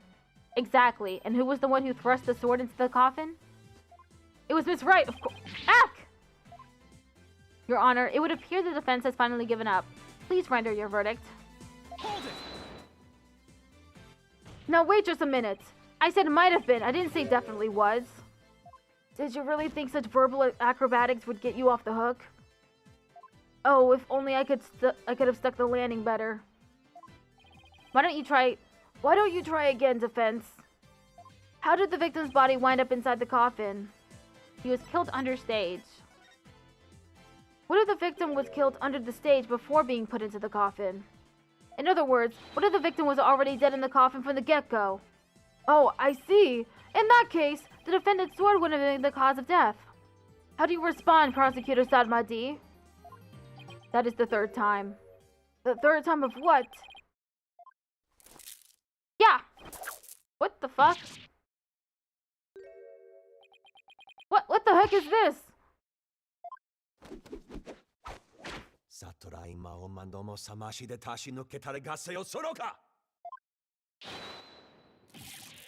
My head! What do you think you're doing? Even the merciful Holy Mother loses patience if you're struck 3 times. Since you never learned, you needed to be punished. Why don't you let me worry about what I need and don't need? It is what you deserve for interfering with my sacred last rites for the victim. You are a brainless lawyer chasing phantoms. You know nothing. Let this humble servant of the Holy Mother give you an edifying sermon. A sermon? Now? There is a passage in the sacred scriptures of Koreanism. A cornered frog will swallow even a snake. Huh? A cornered lawyer has unexpectedly struck back hard against the prosecution. Did I get it right? No, for I am not done with my sermon. And yet, the frog still dies, its belly bitten and torn from within. Just great. And in this case, you are that frog, Defense. What exactly is your point anyway? Let us assume for a moment that the victim was killed under the stage. Who then had the opportunity to do so during the show? Let's see, the people in the show were Bonnie DeFamme, the victim Miss Arias, and Trucy Wright. Bonnie DeFamme was on stage throughout the entire show, and is easily confirmed by the footage from the show. Which leaves us with only one suspect, Trucy Wright. Ack! Now do you see? The accused killed Mr. Arias as he was waiting on standby in the understage passage, and then placed his dead body in the coffin above, thus making the murder look like an accident. No! How beautiful. Oh, great and merciful Holy Mother. Thus, another putrid mind has been guided toward enlightenment.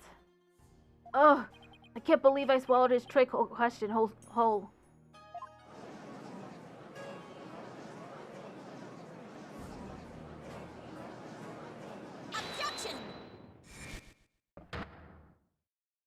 Sorry, but I have to raise an objection here. Athena, what are you? There's something I want to point out, Apollo. And who might you be? You strike me as a mere child in countenance. I may be young, but I have an attorney's badge just the same. And you would contribute to this discussion in that capacity? I most certainly would.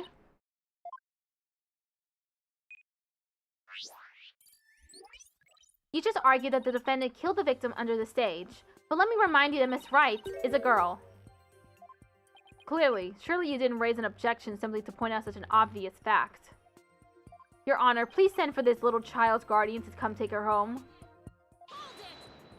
But I'm not done with my sermon. You don't need to talk like Prosecutor Sadmadi, you know.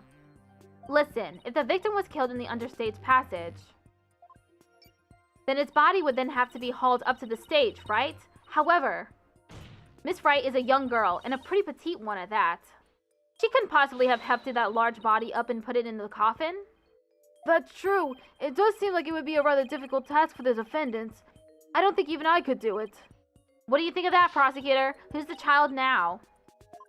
In my religion, the priestesses of Koreanism are revered as the pillars of our beliefs, so I naturally hold nothing but deep respect for women. I also think highly of the female perspective. I'm a feminist. Says the man who called this fair maiden a little child. Who's a fair maiden? I agree that your point is worth discussing, Defense. How indeed was the dead body raised up into the coffin? By the accused, Trucy Wright, that is. You committed to pointing the finger at her no matter what, huh? Then you explain how that'd even be possible. But of course. The butterfly again. There was a way for even a small creature like her to raise the victim's body up. Huh? Wait, you really can't explain it? I foresaw that the arguments would come to this, so I have prepared a witness. Well, well, I admire your readiness, prosecutor. It is really not that difficult when one can read the ultimate outcome of any trial. He couldn't have really predicted that things would turn out like this, could he? It's pretty hard to believe. Excuse me, but may I step down now? Yes, I suppose you may. One moment, Detective Sky. I'm sorry for, the way I handled all this. You did a fine job, Detective. Your testimony was invaluable. It was? Yes, you served well as a detective, and did not allow your personal feelings to interfere. You overcame the conflicted emotions you felt and performed your duty admirably. You will be rewarded for your fine work. Oh, thank you. I hope we can work together again in the future. Emma seems bewildered by the unexpected praise. I guess he's a pretty nice person, like they say, as long as you're not up against him. Now then, let us call the next witness.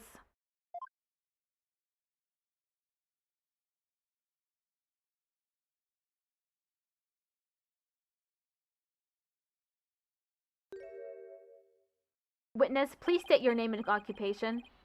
Hello, ladies and gentlemen of the court. It's very nice to meet all of you. I'm a legomorphing illusionist from the land of fairy tales, Bonnie de Femme. I can't wait to do some magic tricks for all of you. Please, witness, there is a time and a place for all things, including magic. Aw, but it would be okay if I do just a little magic, right? Come on, please? Look, everybody is waiting. Now's my chance to shine. That is your second time. My second time doing what? There will be no further warnings. You should know that from our preparatory meeting, correct? Eep! Is no one exempt from His Holiness's rosary of suffering? May we have your testimony, witness, once you've recovered from your disappointment? Well, as a huge fan of Trucy's, I don't really want to testify against her, but I guess I have to, don't I? As a huge fan of Trucy's, huh? I hate her. I loathe her. I can't stand that Trucy writes.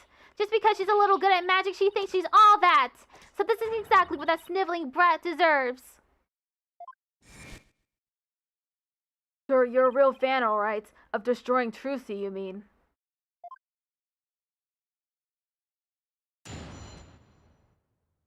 The understage passage. I really can't believe that Trucy killed Mr. Reyes. I guess it's possible for a small girl to lift a dead body up if she used a stage lift. Is it possible? Could Trucy really have? If Trucy did use a stage lift, I think she must have used stage lift number 2. I was on stage for the entire show, by the way. You were on stage the whole time, and you're sure about that? There is no question. The entire audience could testify to that fact. What's more, she is shown clearly in the TV show footage as well. I couldn't possibly have killed Mr. Reyes, not little old me. Therefore, the only person who could have killed the victim on stage, understage, is the accused. Furthermore, by using a stage lift, even a petite young lady could have raised the body up to the stage without difficulty. You've got to be kidding me. Very well, the defense may now cross-examine the witness. Cross-examination. The understage passage. I really can't believe that Trucy killed Mr. Reyes. You said you are a huge fan of Trucy's, isn't that right? Oh yes! I even became a magician because I wanted to be just like her. The first time I saw her, she was performing at the Wonder Bar. She was only in junior high back then, but she got up on stage with tons of confidence. And then, she proceeded to win my heart with her astonishing tricks and winning smile. She certainly sounds like she means all of that. So finally being able to perform with her must have been quite a treat for you, right? Oh yes! After all, it was my chance to have her see me. Not just as a fan, but as a fellow magician.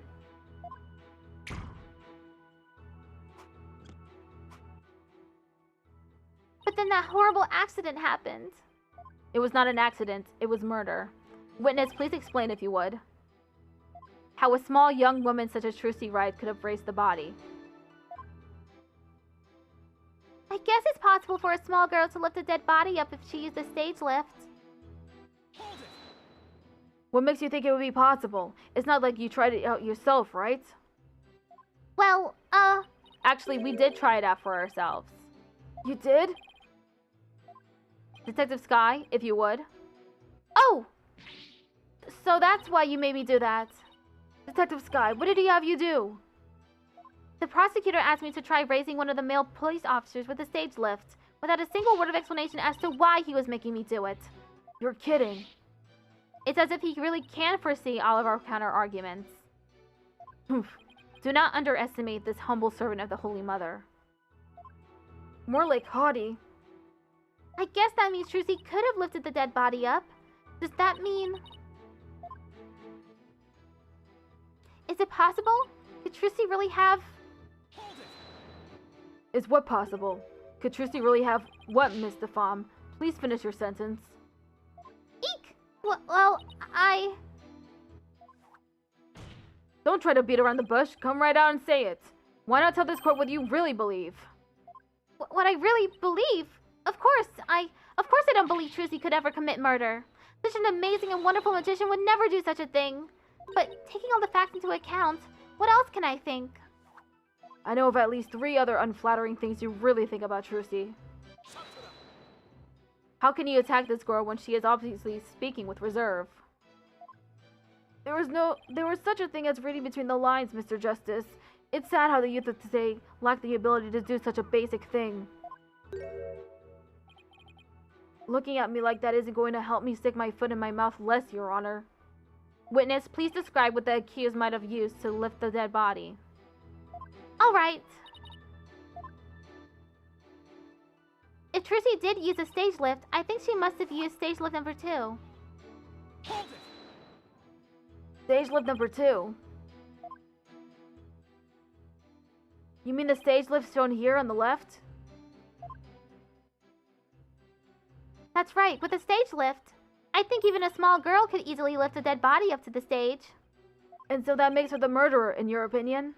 Of course not. I believe in Trucy. Like I said, I'm a huge fan of hers. Oh, brother. How long is she gonna keep this act up? Defense, what position was stage lift number 2 in after the show? Let's see. If I recall, it was in a fully raised position. Ah! And the reason why it was fully raised is because the accused used it to lift the victim's body. Wouldn't you agree?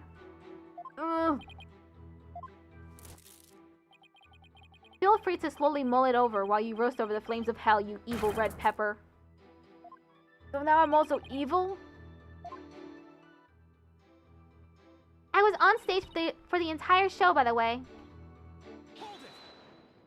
You didn't have a single spare moment to slip down to the understage passage? Huh? Don't tell me you suspect me now. I'm just trying to do my job by fully examining your alibi. Depending on how solid it is, I might have to suspect you, yes. You gotta be kidding me. Don't spit on my head and tell me it's raining, lawyer boy. I'm right there in the footage. Or are you too much of an idiot to see? Huh? Miss DeFam, are you feeling alright? You seem suddenly different. Oh, oops. Where did that come from, right? Oh my, I seem to have snapped there for a second, didn't I? Tee-hee. You didn't just snap, you broke character just now. In any case, I was on stage the whole time performing magic. I mean, you saw me in the footage, right? My dazzling and flawless performance? Flawless? That's odd considering what you told me. You said that you'd made a mistake with your position, Mr. Hat. Ugh. Miss DeFam, to what is the defense referring? Well, I made a little mistake on stage. I was in charge of operating Mr. Hat, you see. According to the script, I was supposed to place him to the left of the coffin. But I flubbed it up and made him stand to the right of the coffin instead. And because of that mistake, Trucy had to move the stage lifts around. I feel really bad about messing Trucy up like that with my goof. Hee hee.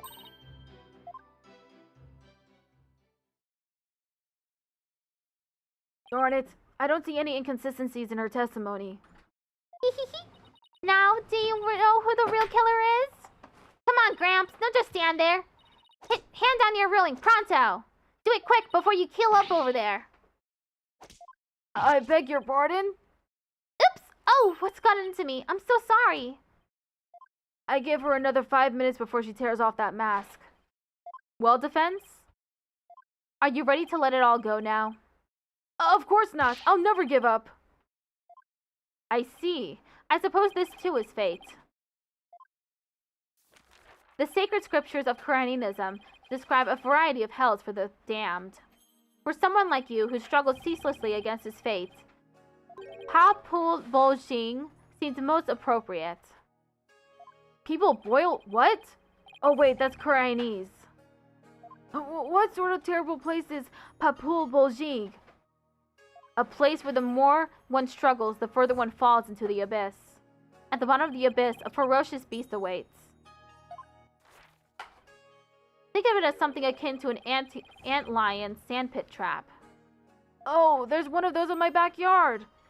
Wow, Quranism hell is closer to home than I thought. Now then, it would appear that the witness's testimony supports the prosecution's claims that the defendant is the only one who could have killed the victim under stage. How are we supposed to get out of this jam? Hey, Apollo, if you can't find any contradictions, maybe it's time to use analytical psychology. You mean? I heard some discord in Bonnie's voice while she was testifying. See? Widget is picking up on the noise in her heart, too. That's right. Athena can hear things others can't with her super sensitive hearing.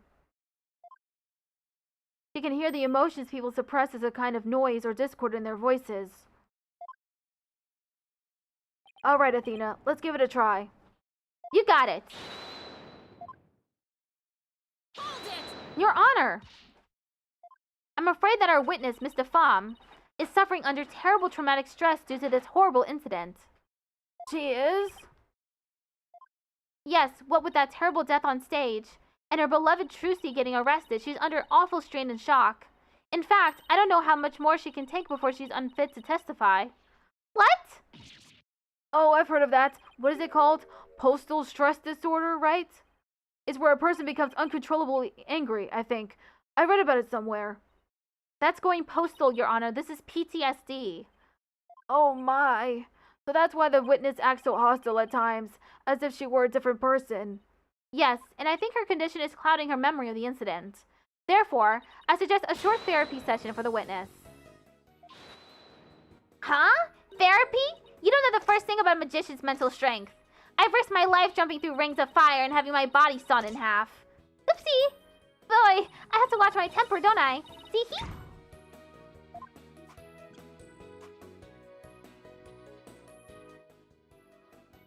Miss Sykes, please do whatever you can to help this unfortunate young lady.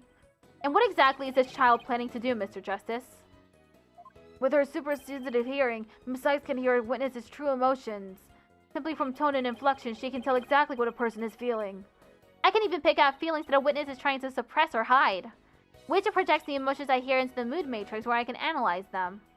It sounds like some sort of spurious devilry, though I find it hard to believe, I must ask.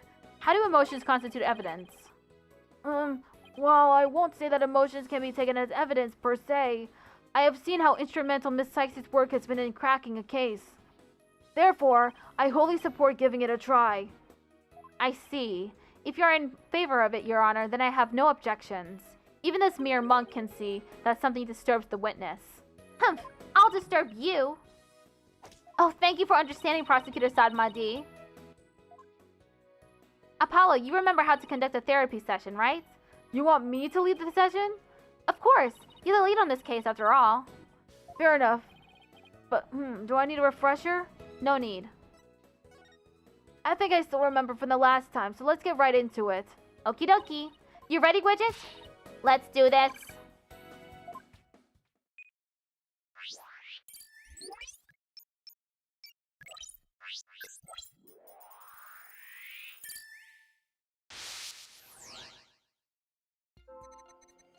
I guess Trucy is the one who killed Mr. Rios. Even she could move the body with that lift. I was on stage at the time. But that terrible mistake, my stupid flub caused Trucy so much trouble. I feel so bad about it.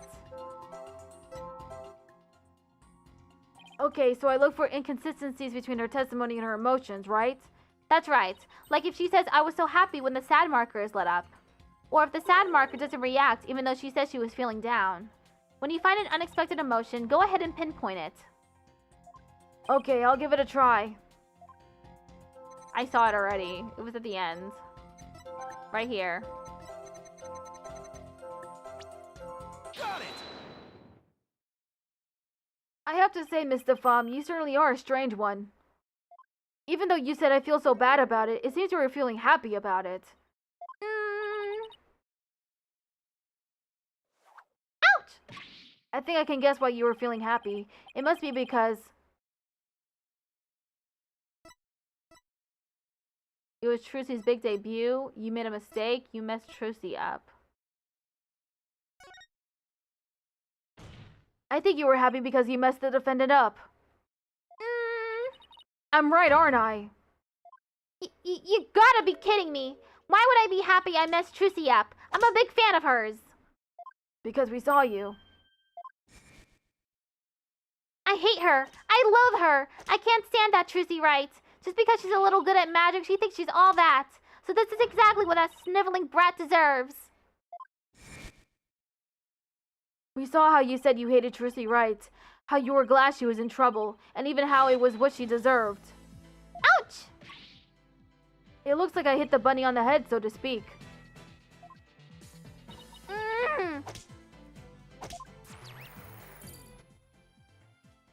Apollo, the noise level dropped. Now if we could get it down to 0%. Well, Mr. Pham, are you ready to confess how you really feel? What? What do you mean? I'm Bonnie, the sweet, cute little bunny. I'm a working magician working hard to be just like my idol, Trucy. That's the character I'm supposed to be. Objection! Keep that up, Mr. Pham, and you're going to have a mental breakdown. Just let yourself be who you really are. Who I really am? The two sides of you are fighting each other and doing you psychic damage. I can hear them, two distinct voices battling inside you. Shut your pie hole, you know-nothing know-it-all. Ugh! I mean, you mustn't say things like that or I might get flustered. Mr. Pham, how long do you insist on maintaining this wolf in sheep's clothing act? We can't end this therapy session until you get real with us. Set the wild beast inside you free. Ouch! Grr!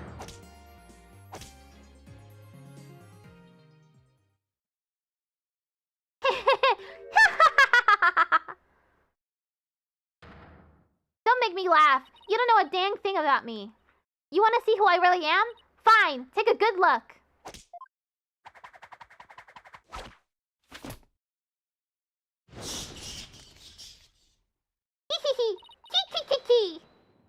What in the world?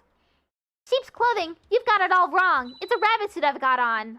And I'm not a wolf, I'm a blood-sucking vampire. A bat with fangs and wings. Eek! I think we just opened Pandora's box. I'm finally done with that goody two-shoes cottontail act. I feel free as a bat.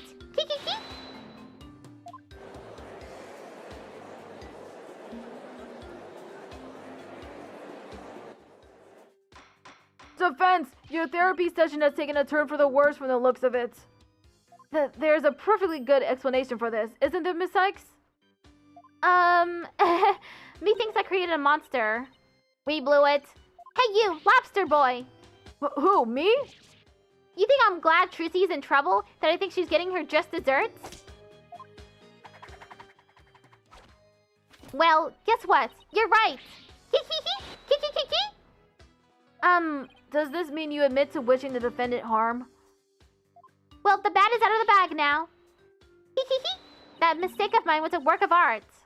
Thanks to my goof, poor little Trucy had to do all of that hard physical labor. When you say hard physical labor, what are you referring to? Because of Mr. Hat's new position, Trucy had to move both of those stage lifts. They must have been so heavy. What a riot! That's strange. Athena, could you please add that last statement to Bonnie's testimony? Alright, I'll update the mood matrix with the new info. Hey Apollo, now there's a new inconsistency in the testimony. Yeah, she finally slipped up, so what do I need to do now? Well, from this point onward, you just do what you do best. Find the contradiction in the testimony and present evidence to refute it. Alright, I've got you now, Bonnie DeFom.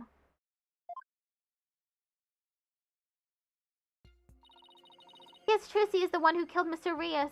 Even she can move the body with that lift. I was on stage at the time with that terrible mistake. You know what? Serves her right. Kiki. Thanks to that, she ended up having to move the stage lifts. There's definitely a contradiction in her testimony. So just present evidence like you always do. And since we finally found something, I'd say we can call the therapy session a success. You can call her Batsy McBatty over there a success?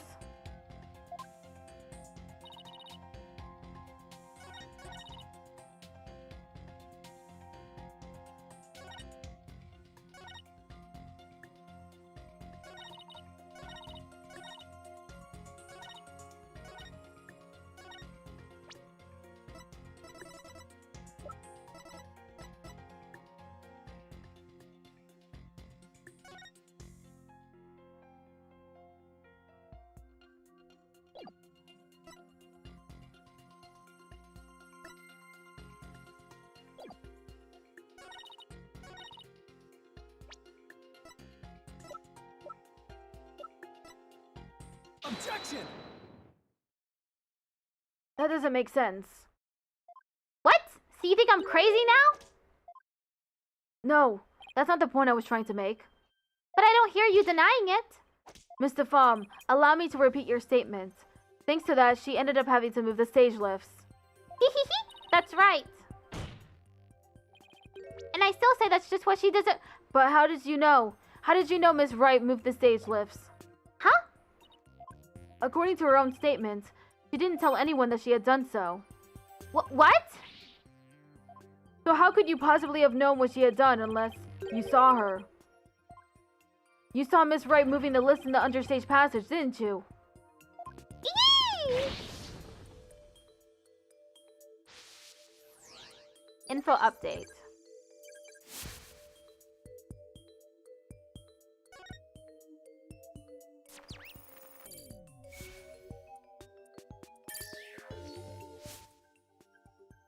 You did it, Apollo. Noise levels are at 0%. But Mr. Justice, wouldn't that mean? Yes, Your Honor. Miss DeFom herself was under the stage where the victim was killed. And I hardly need to tell the court what that means. You're one artful liar, Miss DeFom, and one spectacular suspect. Yeah!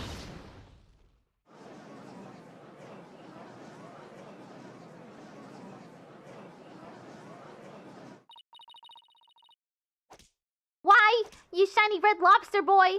You're saying I killed Mr. Rios? I'm saying that it's a possibility. What's more? I say you had a solid motive to frame my client for the murder as well. Objection! My apologies for raining on the defense's merry revelry. But you seem to have forgotten one very important point. Oh, really? The TV footage. As you can clearly see, Miss DeFom was on stage the whole time. The entire audience can bear witness to that fact, including you. Oh yeah. You have just taken a long and senseless journey only to return to the starting line. The witness could not have been in the understage passage. Which means the only one left who could have killed the victim is the accused. Ah! Guess the party's over. But Miss DeFom knew something she couldn't have known unless she was under the stage. How do you explain that, Prosecutor Sadmadi? It's quite simple. The accused must have told Miss DeFom about it, but then forgot. Ha! Open those useless eyes of yours and take a good look at the footage. If Miss DeFom really was in the understage passage, it would mean she was on stage and understage at the same time. You mean she was in two places at once? That does seem to be the only explanation that makes any sense. It may be an explanation, but I'm not so sure about the makes sense part. Then we'll just have to make it make sense. Your Honor, the witness was both onstage and understage at the same time. That is the defense's assertion. I've heard some illogical things come out of you before, but this is absurd. I'm sure you'll change your tune once you hear my reasoning, Your Honor. My gut tells me you're bluffing, but I'll bite. Very well, Mr. Justice. How do you explain how the witness was in two places at once? She teleported.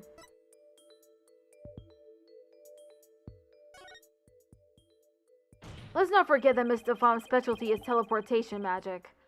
With teleportation, she can be in two places at practically the same time. So you believe that teleportation actually exists? Well, you know what magicians always say about their magic. It's all real, no tricks or gimmicks involved. Well, I have listened patiently to your reasoning, and the only thing dispelled is the false air of competency you tried to project. Haha, I see what you did there. Good one, Your Honor. Ho ho ho, you might be surprised to hear this, but I used to be known as the jokester judge. Well, at least I avoided a penalty with some well-placed brown-nosing. Please let me try again, Your Honor. Very well, Mr. Justice. How do you explain how the witness was in two places at once?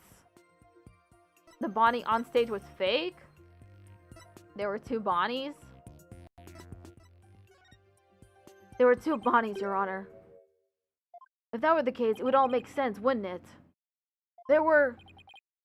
Two of them? I suspected you had a few screws loose, but now I see some are missing altogether. Is there a toolkit in this courtroom, Your Honor? I suppose two, no, 3 screws to the head should ran in his putrid brain. Very well. Bailiff, could you? Hold it! No, wait! Please listen to my argument. Very well. I suppose it wouldn't hurt to at least give it a listen. As was argued earlier, Miss Phom is shown in the footage the whole time, but at the same time she was also watching Miss Wright in the understage passage. The only possible explanation is that there were two Bonnies. That only sounds like it makes sense. What do you think, Prosecutor Sadmadi?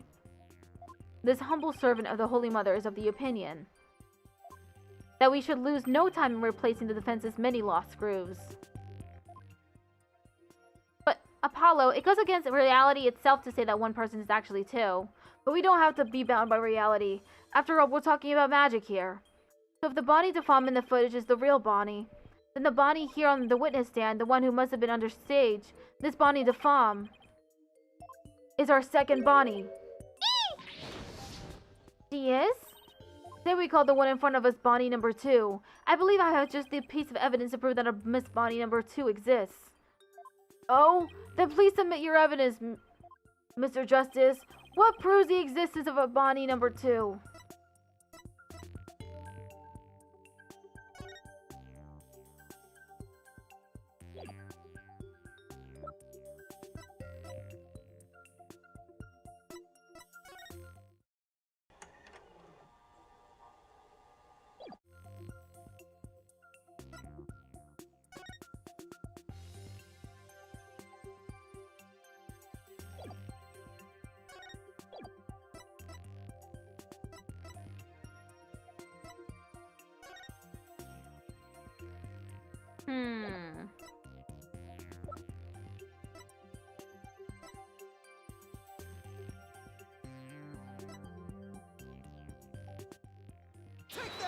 What's this? During our investigation, we found a set of unknown prints on the coffin on the stage. These prints were most likely left during the course of the show. But they didn't match the prints of any of the people involved in this case. An unknown third party's fingerprints. I was not told of this. Emma must have kept it from him. So the question is, who could these prints possibly belong to? Miss Phom, or should I say Bonnie number 2? These are your fingerprints, aren't they?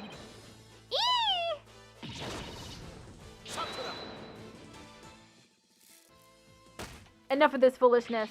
One person could not possibly be two. Those fingerprints could have been left not only during the show, but at any time. Objection!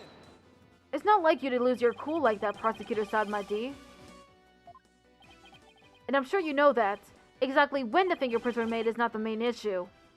What do you mean by that, Mr. Justice? The issue is, Who do these fingerprints belong to? They are certainly not Bonnie the Fom's. But what if they belong to the person standing right in front of us? Oh, you mean Bonnie number 2 is the second Bonnie? Is that what you're implying? It's preposterous to suggest that those prints belong to the witness. I say they must belong to some other unknown individual. Prosecutor Sanmadi, can you really look at her and still say that? What are you looking at? Take a picture, it'll last longer. How could this be?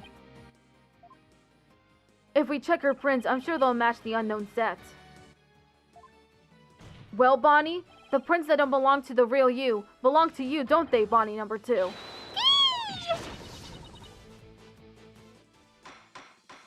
Witness, is what the defense has said true?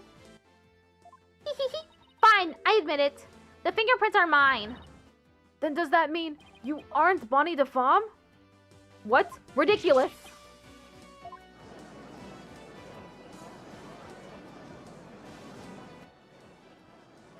Are there really 2 Bonnies?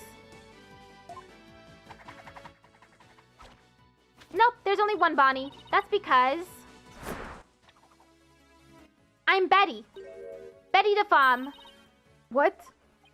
Ladies and gentlemen of the court, it's time for a wondrous magic show. Gasp in amazement as this lagomorphing illusionist performs her teleportation magic. Watch closely. It's showtime!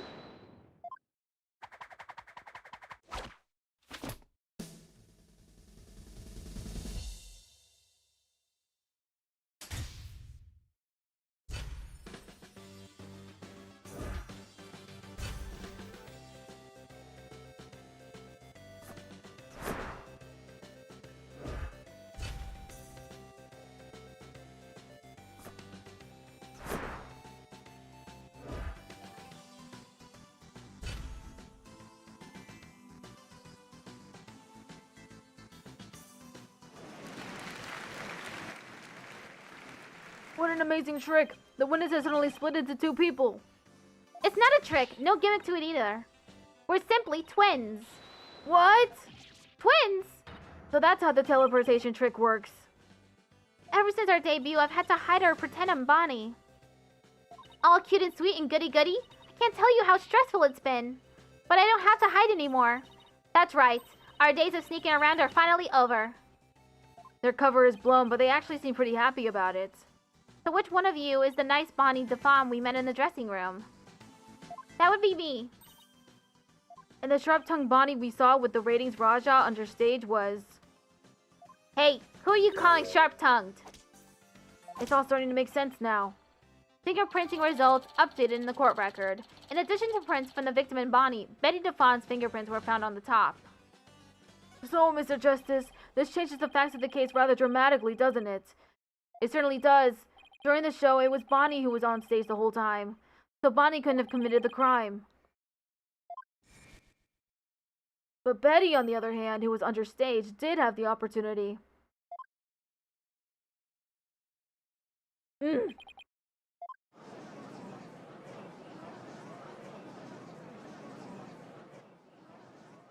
Well, so we now have 2 suspects. Wait just a minute there, lobster boy. I didn't do it. That's right. Betty might have a foul mouth, but she'd never kill anybody. Hey, who's got a foul mouth here? Oh, Well, speak up, huh? Hold it! Please save your sibling squabbling for later. Betty, you must have been in the understage passage during the show. Otherwise, you wouldn't have known about the stage lifts being moved. So what exactly were you doing down there?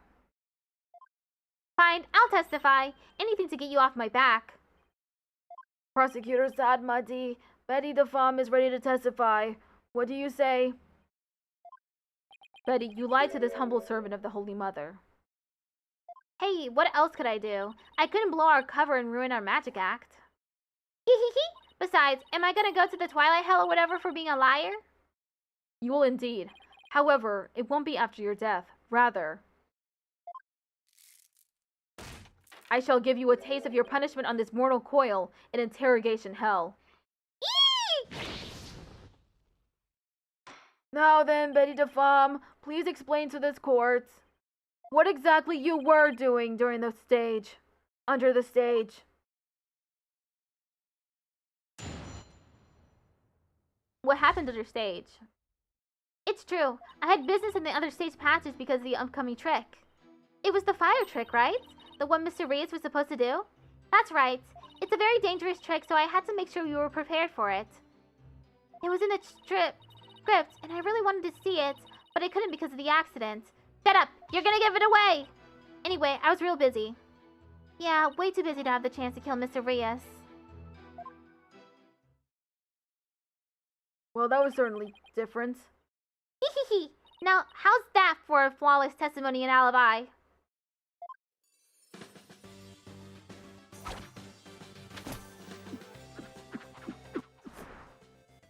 Our magic is real. It's not a trick or a gimmick.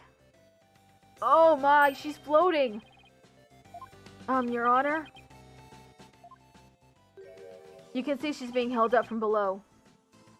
You were supposed to pretend you didn't see that. It's a little something called etiquette. But I can't help it. Whenever I see a contradiction or inconsistency, I just have to point it out. Now then, the defense may begin its cross-examination.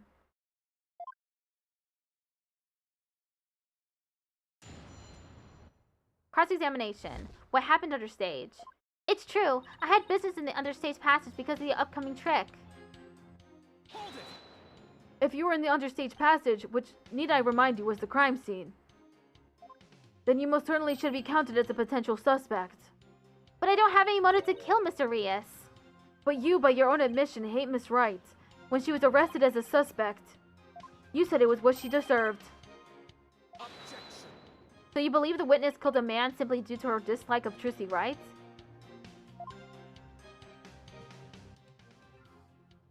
As a motive, is that not improbable as well, at best?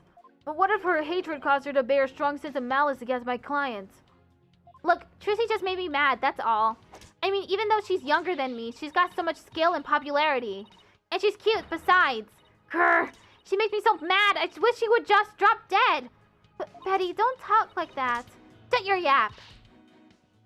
So was it just simple jealousy? Say, Betty, that next trick you were getting ready for. It was the fire trick, right? The one Mr. Reyes was supposed to do? Hold it! Bonnie, we're trying to get Betty's testimony right now, so... Oh, right. I'm sorry. You can step down if you'd like. I'm worried about Betty, though. She can lose her temper or say awful things sometimes. Hey, what are you, my mother? Don't forget, I'm the older sister. You got that? Meep! Yes, I got it. I guess I'd worry about Miss Mount Betty constantly blowing her top if I were Bonnie, too. So, Betty, you were down under stage getting ready for the fire trick, were you? That's right. It's a very dangerous trick, so I had to make sure we were prepared for it. Hold it! And you were taking every necessary precaution, is that right? Of course, every precaution. After all, it's a very dangerous trick that uses real fire. I mean, we had to be ready in case this curtain caught on fire or something, right? By the time people realized it wasn't a part of the act, it might be too late, huh? If by people you mean Athena Sykes, then yes. Wow, a fire trick. That sounds really impressive. Your beard would go up in smoke, old man. I bet people would mistake you for a cue ball or something without it. A cue ball? Betty, don't be rude to the judge. Betty, you know that fire trick? It was in the script, and I really wanted to see it, but I couldn't because of the accident. Hold it! I see the fire trick was a part of the script. It seems Mr. Reyes was scheduled to perform it later in the show. Did you not get to see him practice it beforehand? No, during rehearsal, he said he didn't feel well, so he couldn't breathe any fire for me. Wait, let me get this straight. He couldn't breathe fire because he wasn't feeling well? My magical powers appear to be on the wane today. That's what he said. So, it was just a part of his usual The Great Mr. Reyes shtick. Really too bad I didn't get to see the trick because of the incident. Which was completely unexpected, of course. Hey! Shut up, you're gonna give it away. Anyway, I was real busy. Hold it! So what exactly do you mean by you're gonna give it away? See, Bonnie, you and your big mouth. Now Lobster Boy wants to know what we're talking about. Eep, I'm sorry. Yes, well, if you were preparing for the next magic trick, I'm sure you wouldn't have had the time to commit murder. Wow, looks like the old geezer isn't senile just yet, huh? I bet you'll live a good long life. Ho ho ho! I plan to be sitting up here at least another 10 years. 10 more years? I don't know about that. What did we discuss about inner monologues, Athena? Well, more power to you, I guess. In any case, I was so busy I didn't have the time to let off anybody. Yeah, way too busy to have the chance to kill Mr. Rias. Are you just trying to cover for Betty? No, of course not. I believe in my sister. I know she'd never murder anyone. But you think my client would? No, I believe in Trissy too. I know she'd never murder anyone either. Well, we just ran out of suspects in that case. Yes, but... See? You should have just kept your mouth shut, dummy. You're just making a fool of yourself. Just be nice and quiet like a good little bunny, got it? Alright, I guess I'm no help. Oh boy. It's impossible to get anything out of Bonnie with Betty right there. So Betty was too busy getting ready for the next trick to have time for murder, huh? There must be some way to prove that that wasn't the case.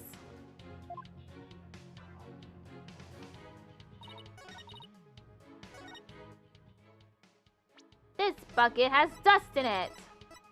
Objection!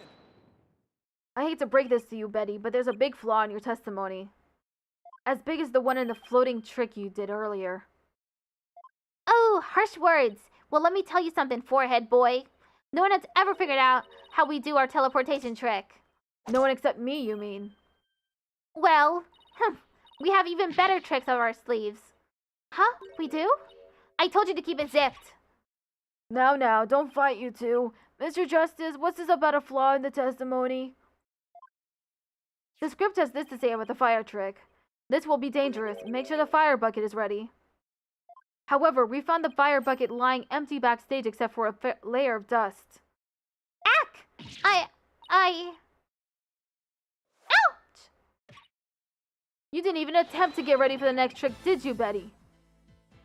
You got me!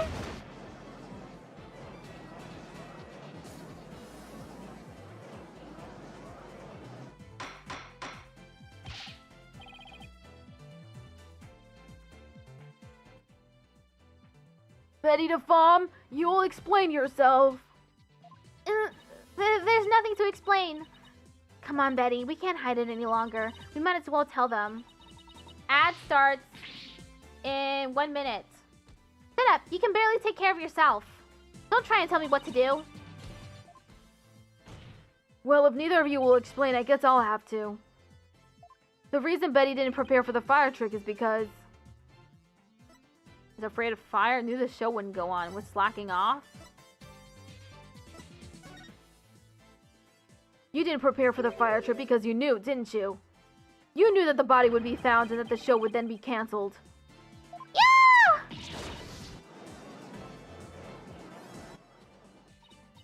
Don't be ridiculous, you insignificant speck of a man. I'm gonna yank those lame bangs off. I'm gonna yank those lame bangs of yours off. Is that what you want? Huh? Objection! Whatever, they can grow back. Okay. Ad break is starting soon, so I'll be right back.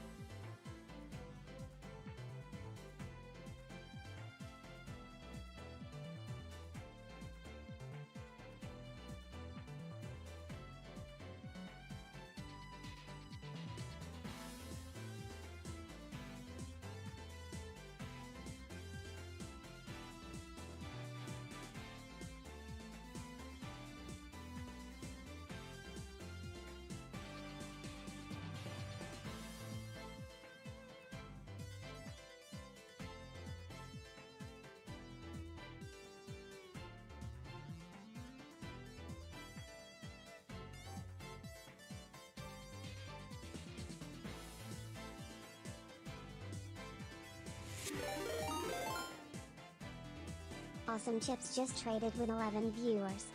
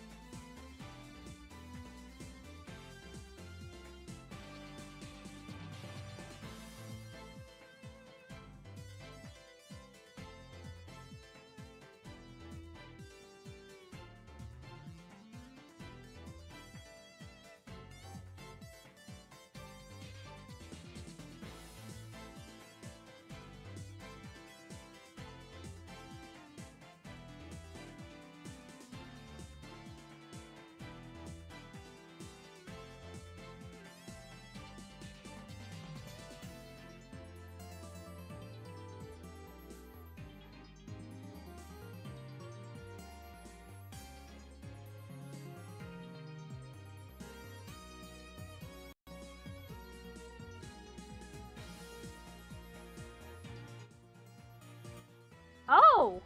I got a raid? When I was on BRB. Hello! Thank you for the raid, Awesome Chips. I appreciate it a lot. I am back from my break. And stream has been going well.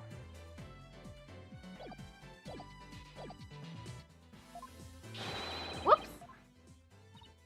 Now stop stalling and just tell us the truth already. I can't reveal my secrets. I'm a magician. You have been chasing the shadow of an illusory culprit's offense. And having chanced upon a convenient target, you have let yourself get carried away. Exactly! Where's your proof, huh? And yet, I can see that the witness's taste for false words has also been proven. I advise you to confine your deceitful trickery to your magic act, witness. Grr! Deceitful trickery? Objection! As your court-appointed therapist, I'd like to add something here, Betty. You finally let yourself be who you really are. But if you continue to hide behind lies, you'll just be imprisoning your heart all over again. Humph! But all these questions mean you're trying to put me in prison for real. So I'll be behind bars either way. Does that mean you're admitting your guilt? Of course not. I can't believe you people. Every one of you thinks I did something I didn't do. You... Lobster boy, cue ball geezer, head case brat, Kerberos monk.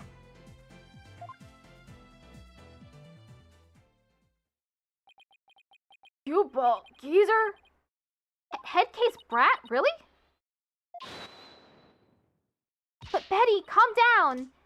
Come on now, deep breaths, deep breaths. Huff, huff, huff. Look, I'm not the murderer, I tell you. Then how did you know the show would be called off before the fire trick? I told you, we can't reveal our secrets. We're under contract.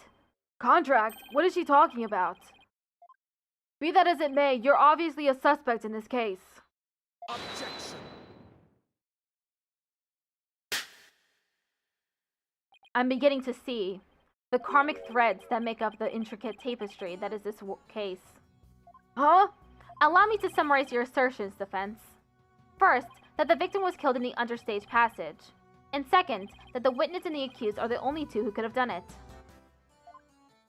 Exactly. What's more, Betty knew that the body would be found, and that the magic show would then be called off. Therefore, it's reasonable to conclude that Betty killed the victim understage. But what if Betty knew that the show would be called off for some other reason? Like what? In the course of my investigation, I found it strange that the dragon set piece fell when it did. That, in conjunction with the body tumbling from the coffin in such a dramatic fashion, all seemed too perfect for mere happenstance. The butterfly's back. It was as though the entire chain of events had been planned out in advance. Ouch! Planned out? After deciding to take this case, I scrupulously studied everything I could about the mass media in this country. I read the newspaper, old news reports, I even browsed tabloid magazines. How very industrious of you. I'm impressed. During this process, I learned about a strange practice favored by the TV world. A practice called the hidden camera trank. Ah! Betty and Bonnie, you knew about this, did you not? About the dead body appearing, the set piece falling, the show being suspended. You two were informed of this plan. By Take-Two TV in advance, correct? Ah! Is that true? Betty, please, let's tell them now. I can't hold it in anymore. Dang it. Fine, you got us. Everything the prosecutor said is true. The TV station paid us to cooperate with them on this plan. It was all a prank, a big setup planned out in advance. Mr. Reyes showing up dead in the coffin? The set piece falling down? It was all completely scripted. Completely scripted? It was all a prank?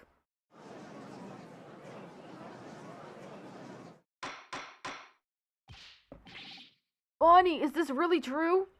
Yes, Mr. Reyes was supposed to pretend to be dead. That's how it was supposed to go. So he was in on it too? That's right. He was supposed to show up dead in the coffin. And then the set piece would fall down. Trucy would be shocked and start to panic. That's how the prank script went. What? What the heck kind of prank is that?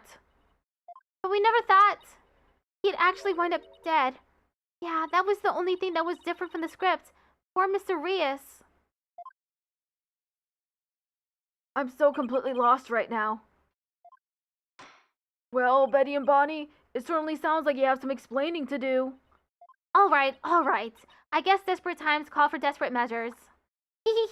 Just this once, we'll share how it was done with you. So listen carefully. You'll never hear this kind of thing anywhere else.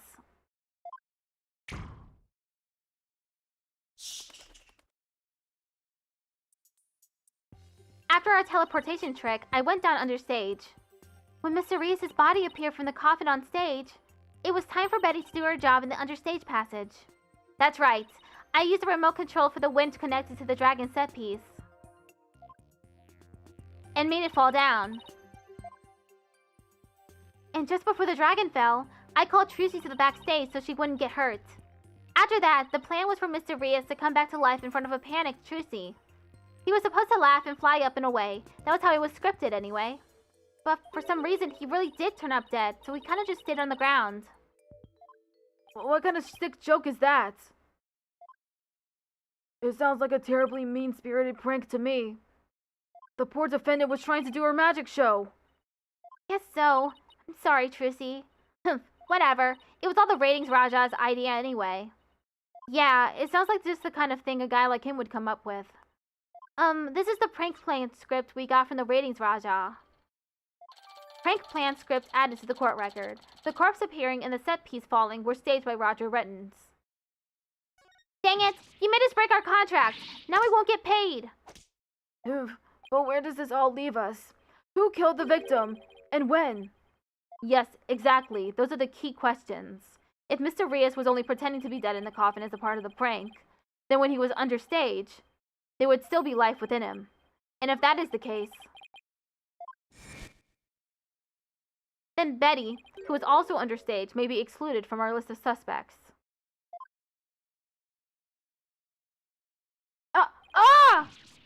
Witness, was the victim alive up until he entered the coffin?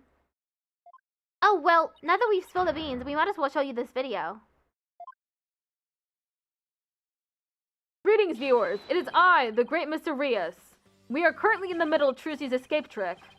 Having snuck through the understage passage undetected, I am now hiding backstage, preparing to play a little prank on Trucy. I'm about to hide in the coffin, which Trucy will stab with her rubber sword. And when the coffin opens, ho-ho, I will be in it, acting as though I've met my maker. Can you imagine the look on Trucy's face then? Ho-ho, I can hardly wait! He's about to hide in the coffin?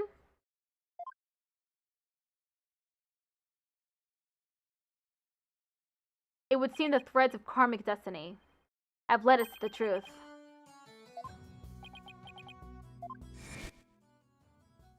The victim passed through the understage where Betty the Femme was. Oh, my bad. That's the wrong voice. And came up into the backstage area. We know this because Mr. Rios appeared to be backstage when he shot the video we saw. It appears that way, yes. In defense, you proposed the following, did you not? What if the victim was killed under the stage before being put into the coffin? But then what about this video? This footage was taken just before Mr. Rios entered the coffin. Oh, so does that mean...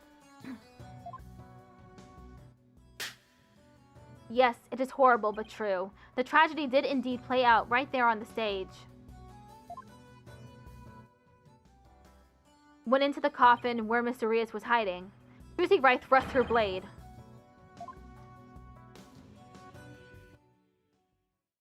Ah! See? Told you so. So are you saying the incident was a tragic accident that happened during a prank? It would be an accident if the accused had no knowledge of the prank beforehand. So let us ask the accused herself. Miss Wright, did you have prior knowledge of the prank? What? I... Tell him, Trucy. You didn't know anything about it, right? Of course I didn't. I didn't know a single thing about it.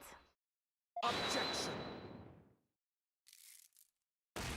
Still think you can play innocent, do you? In that case, you leave me little choice but to present this piece of evidence. It looks like some sort of note. That's... I found this note in the dressing room after the incident. At the time, I did not understand what it meant, but all is clear to me now.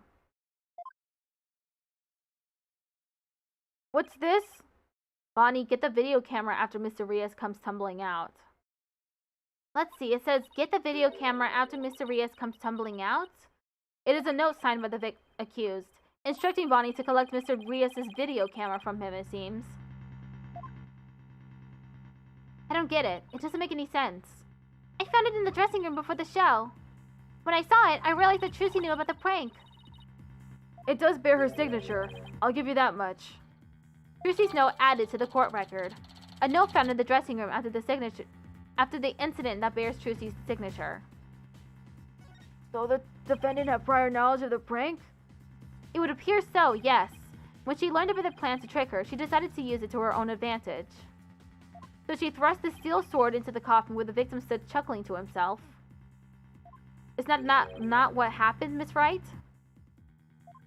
Of course not, and I didn't write or sign that note. But the handwriting matches yours. All of the evidence and testimony points to you being the culprit. But I didn't do it. It wasn't me. Then explain the existence of this note. You can do that, can you not? I can't explain it. I didn't write it, so I don't understand. I didn't kill Mr. Rios. You have to believe me.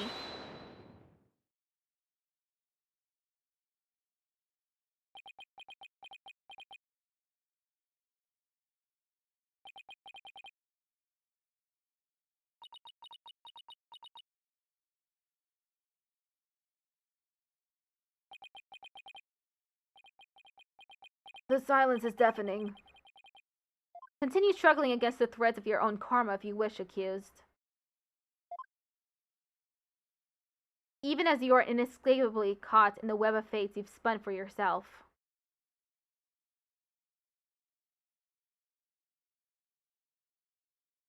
Miss Wright, it is time to resign yourself to your fate.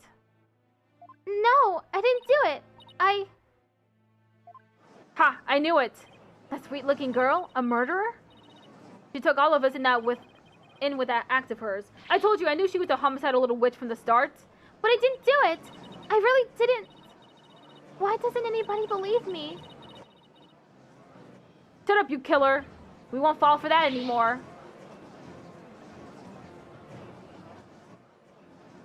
This is bad. Your Honor, I suggest we put an end to this tragedy now. Give your official ruling and let us offer the victim's soul the last rites it deserves. Very well. I suppose I have no other choice. This court hereby finds the defendant, Trucy...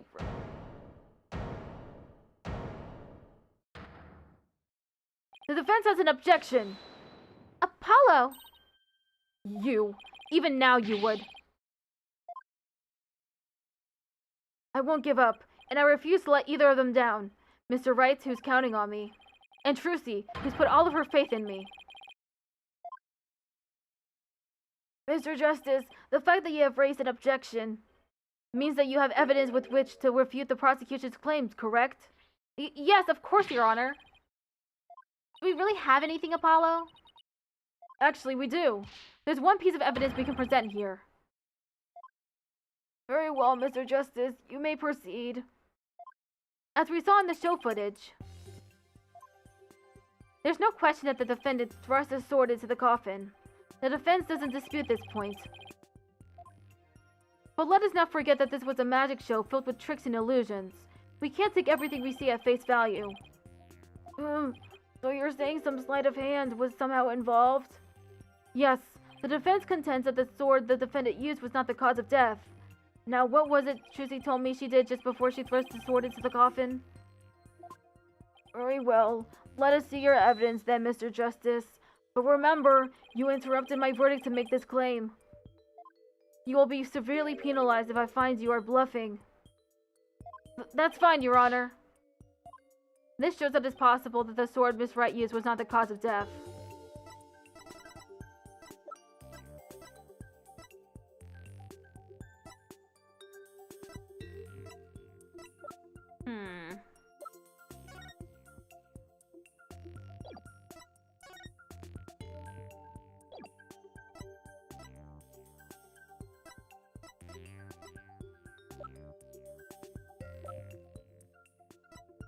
The sword.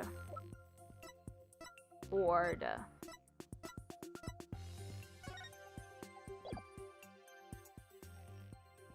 This is gonna be a massive penalty.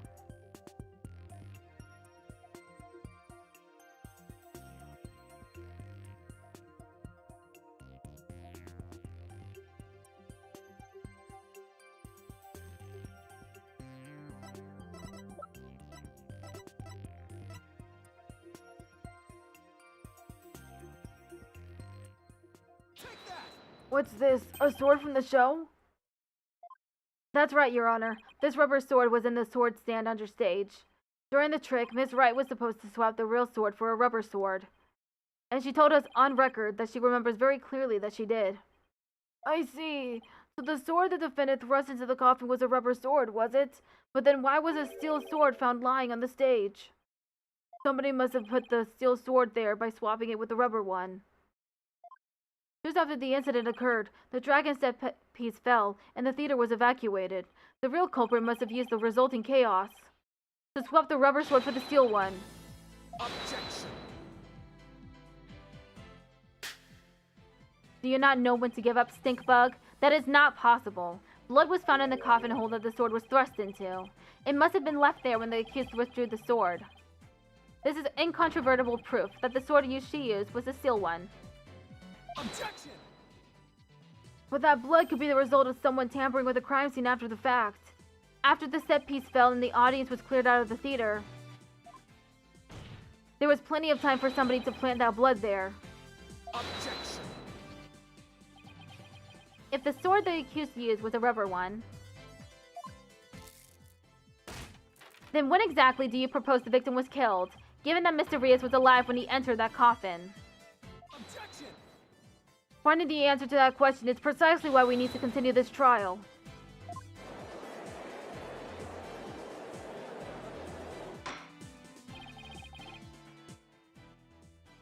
Let me express my opinion. By all accounts, it is certainly reasonable to suspect the defendant based on the evidence. But as to the question of whether the sword the defendant used was rubber or steel, I believe further discussion is warranted. I suggest we hear from the defendant herself on this issue.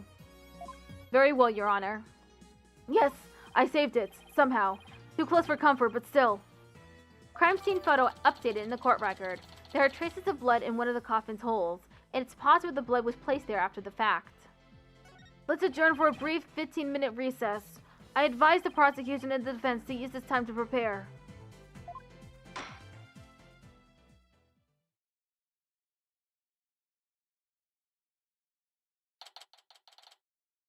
Whew, that was hairy. Tell me about it. We barely made it through by the skin of my teeth. I can't say I'm crazy about that prosecutor Sadmadi either. You know, with the way he says, let it go and move on as if it's nothing. Let it go and move on, huh? Whoa, boy, am I interrupting a secret conclave of villains or something? Got your next evil scheme in the works already? What do you want? Hehe, keep making that face, champ, and everybody's gonna change the channel. Look this way, Trucy! Now smile for the camera! Let's see those pearly whites! Isn't that what the Grand Marie Creed tells you to do? How does it feel, Trucy? Everybody online can't stop talking about you. They're calling you a real witch out there. Could this be the end of Troupe Grand Marie? Go away, you creep! Oh, what's this? Something just charged into frame. It looks like a yellow gorilla or something. Could it be Trucy's pet? Filming is prohibited inside the courthouse. Do you want me to get the bailiff? Huh? Filming? What are you talking about? I don't even have a camera on me. Huh? What happened to the camera? It just disappeared right before our very eyes.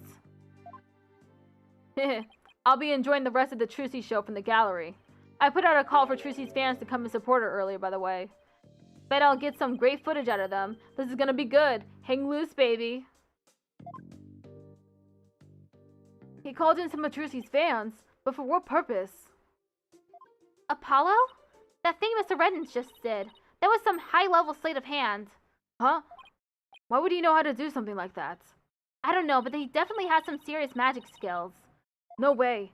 But I thought you said magicians were all a bunch of good-for-nothings. Mr. Lawyer? Oh. It's Bonnie. Oh, hello, Bonnie. Can I help you with something? Oh, well, there's something that's been bothering me. Really? What is it?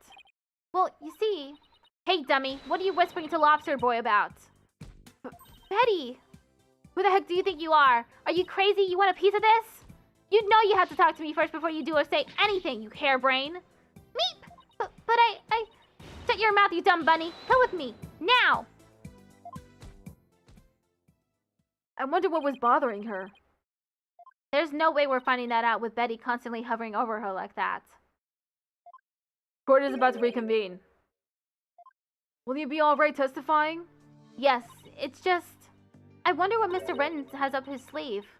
I doubt he's bringing in actual fans. Yeah, probably not. I wonder what he has up his sleeve, too.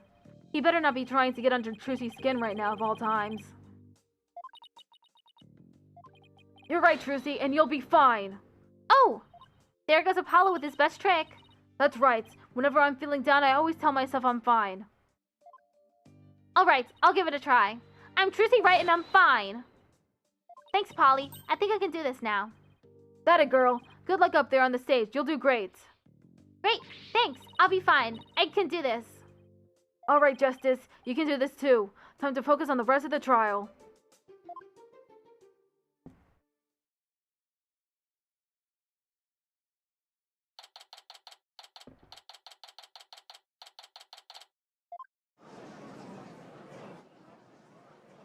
Court is now back in session. Defendant, please step up to the witness stand. Trucy Wright, magician.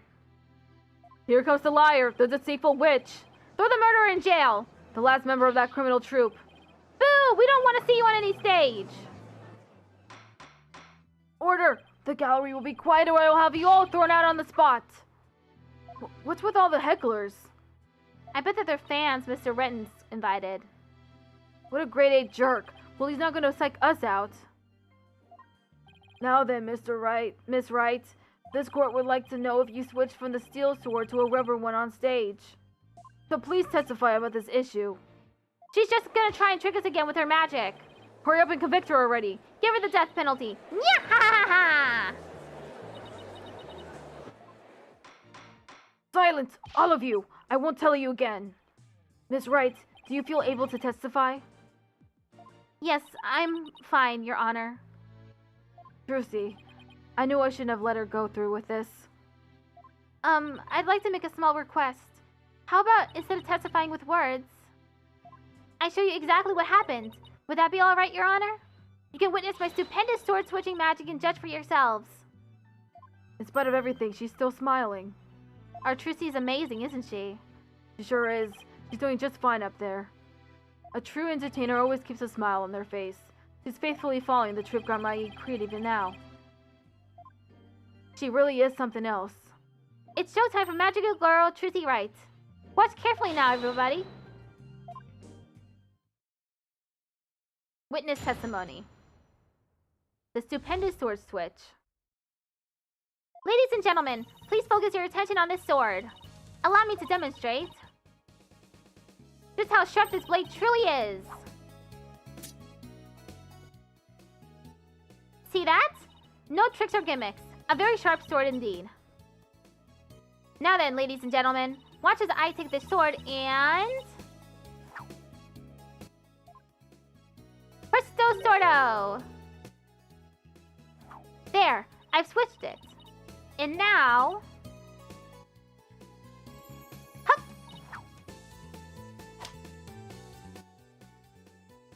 As you can see, the blade is not steel, but rubber.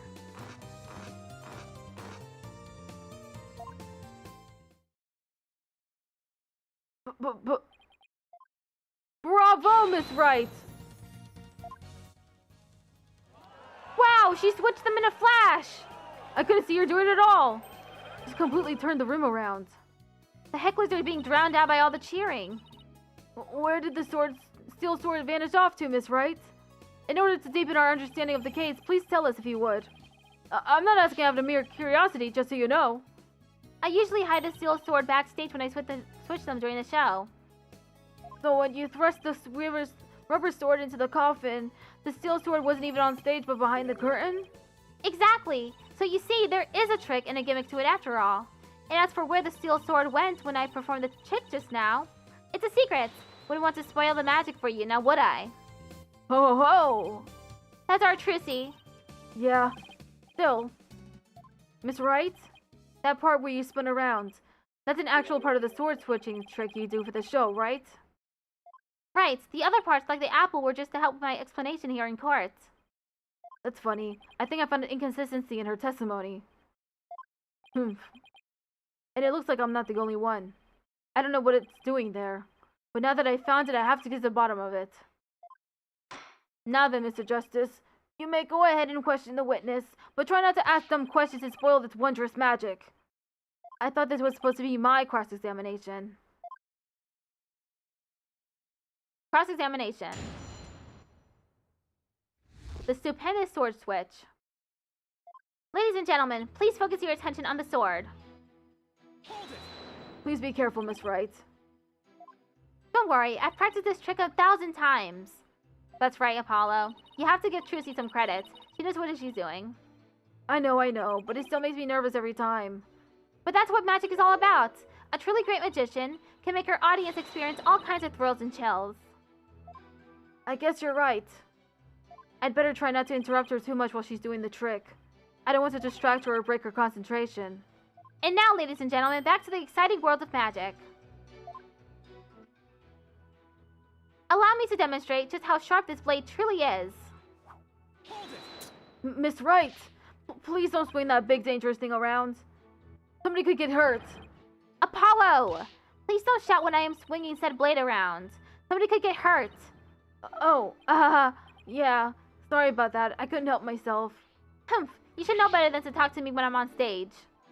Mr. Justice, I'll see you in my chambers after court is adjourned. I don't suppose somebody could make me disappear before that happens. Let's just watch quietly, shall we, Apollo? And now, back to the show. See that? No tricks or gimmicks. A very sharp sword indeed. So it's definitely a real sword, right? Now, Apollo. I know you're excited, but you have to control yourself. Mr. Justice, if you needlessly interrupt this wonderful magic show again, I will be forced to bring my very real gavel down on your head. The judge seems to be completely taken in by Trucy's magic. Yeah, it's like she's cast a magic spell over him. I better not interrupt her anymore. There's no telling what the judge might do to me. Miss Wright, please ignore any further outbursts from Mr. Justice and proceed with your spectacular trick. Alright, here I go then. Now then, ladies and gentlemen, watch as I take this sword and... Hold it! Oops, I did it again. I've had it up to here, Apollo. Can't you listen quietly like a big boy? Sorry about that. I got a little too worked up. Apollo. Now, boys and girls, watch carefully and please don't kick the seat in front of you. I will now take the sword and... Presto sorto! There, I've switched it. So you switched swords when you spun around just now? That's right. It's the same way I did the trick in the actual magic show, too. But I'm also doing a lot of extra things that I don't do during the show right now, though. The key point is the sword switching. If only we could prove she did it during the actual show, too. Right. Prove that she switched them during the show. What's the matter, Apollo? You look troubled. Oh, it's nothing. Uh-oh, this is quite the pickle. How should I go about handling this? Miss Wright, please continue with your trick. So you've all just witnessed me switching the swords. And now, hop! Watch out! Eek! What do you think you're doing, Apollo? But you were putting yourself in danger. I couldn't just stand by and not say something. Mr. Justice, you're putting your head in danger of meeting my gavel. Apollo, you'd better apologize before you become this case's next victim. I'm very sorry, everyone. How did it come to this? Alright, boys and girls. If you want to ask for an encore, wait until the end, okay? Now then, my sword was sharp as steel just moments ago, but... as you can see, the blade is not steel but rubber. Wow, that's incredible! When in the world did you switch them? Huh? But I explained it once already. Could you show it to me again? Sure, but remember, a magician doesn't usually share her secrets, so this is a very special exception. And I'm very grateful for your generosity, believe me. I better take a good hard look at the instant she switches the swords. Even though she explained how she does it, I still can't see her do it. It blows me away no matter how many times I watch. Yeah, me too. But... what is it, Apollo? did you notice anything about the way Trucy moves during the trick? You mean like her movements? I don't get it. What's the real story, Trucy?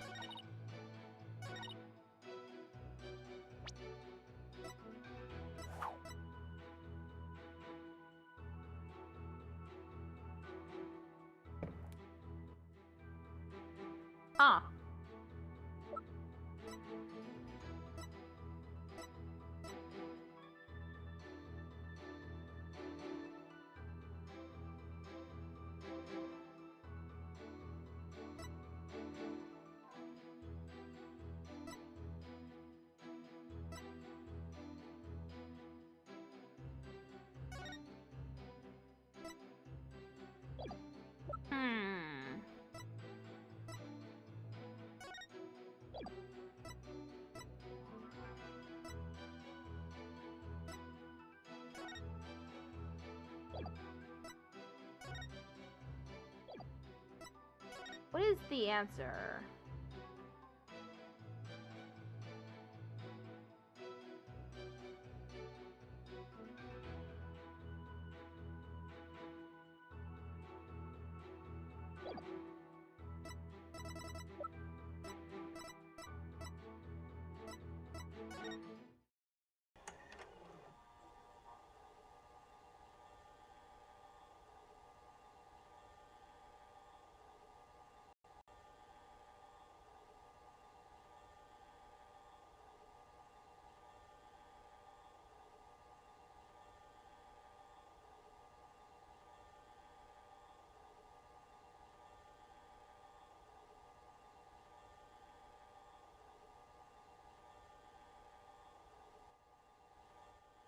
Oh, she didn't spin.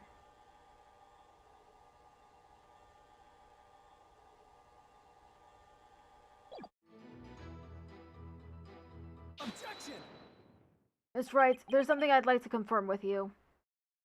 What is it, Apollo? There seems to be a discrepancy between the way you performed the trick for us just now and the way it appears in the show footage.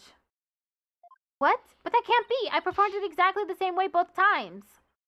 Then what's going on here? It's right. I have the show footage right here, and the part where you twirl your cape around is missing from it. What? But I did it! So, it really is the exact moment you switched the swords? Yes, that's right. I knew it!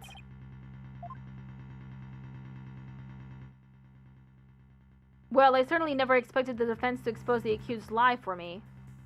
Mr. Justice, does this mean that you are arguing that the defendant did not swap the swords during the actual magic show? No, Your Honor, that wasn't my intention. I mean... I did swap them. I know I did. I'm absolutely sure of it. Objection! Human memory is unreliable at best, but in this case, I am afraid that it is the witness herself who cannot be trusted. We can't see the footage for ourselves. The claims of this witness are false. But... Now that it has been proven that the accused did not swap swords, it means that the use of the steel sword to pierce the coffin was wholly intentional. And by the way, was it not you, Mr. Justice, who argued that Mr. Rios' death was not an accident but murder? I assume you have no objections to that still? It was, after all, your own assertion. The defense, Objection! The defense has an objection. To you, Mr. Apollo Justice, I demand you withdraw the discrepancy you pointed out now. But there is a discrepancy, and it must mean something. I'm sure of it. Would the defense team kindly save their spat until after court is adjourned? Now, after all of this debate, it seems we've come back around to the original argument. The defendant knew about the prank plan that would place the victim inside the coffin. What's more, the defendant did not perform the sword switching trick on stage.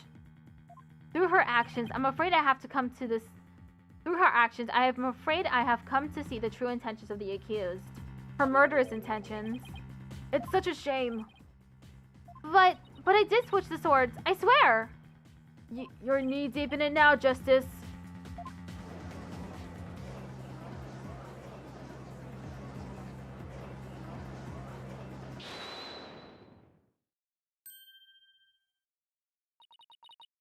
Excuse me. Let's see, you are... Which one again? Benny? No, that's not right. Body? It's Bonnie. You were mixing the two names together, Your Honor. Oh, pardon me.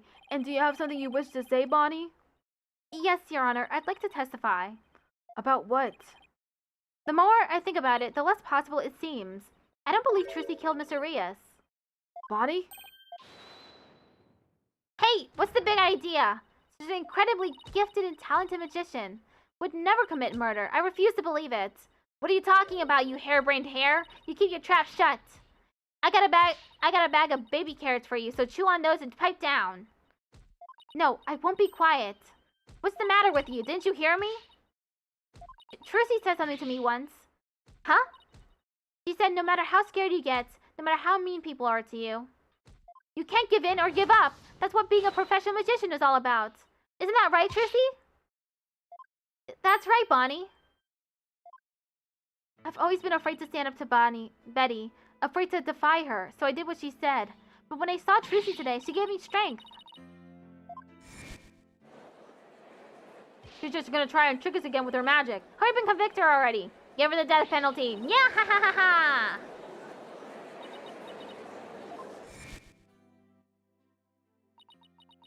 I'd like to make a small request.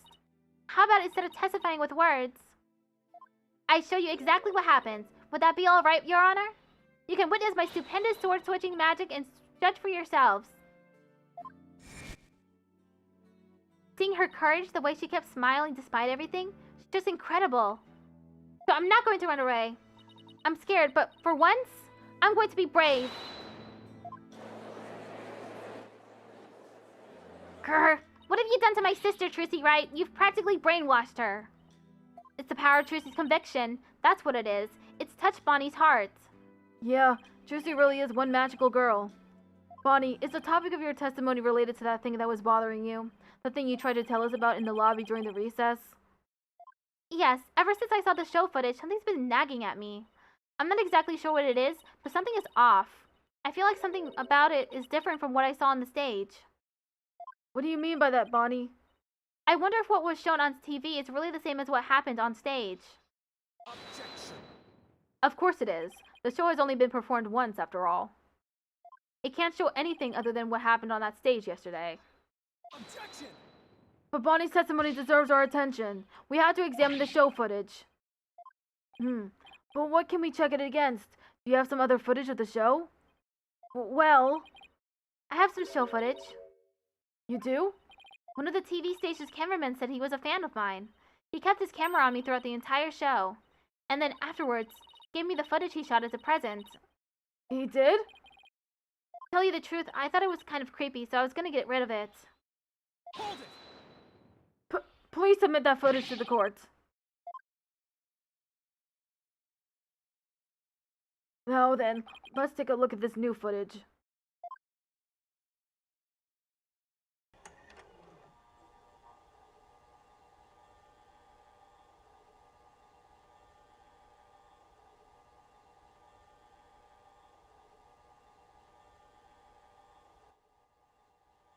That was called the male gaze.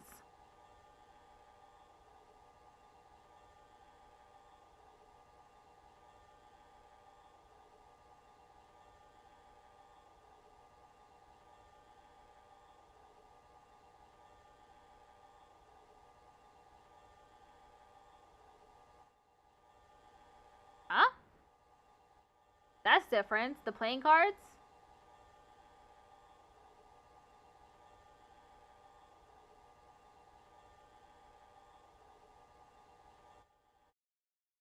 Wow. Okay then. He really did keep his camera on Bonnie the whole time, didn't he? I think this cameraman needs to keep his personal feelings out of his work. Well, defense, do you still believe this new show footage is worth inspecting? Of course I do.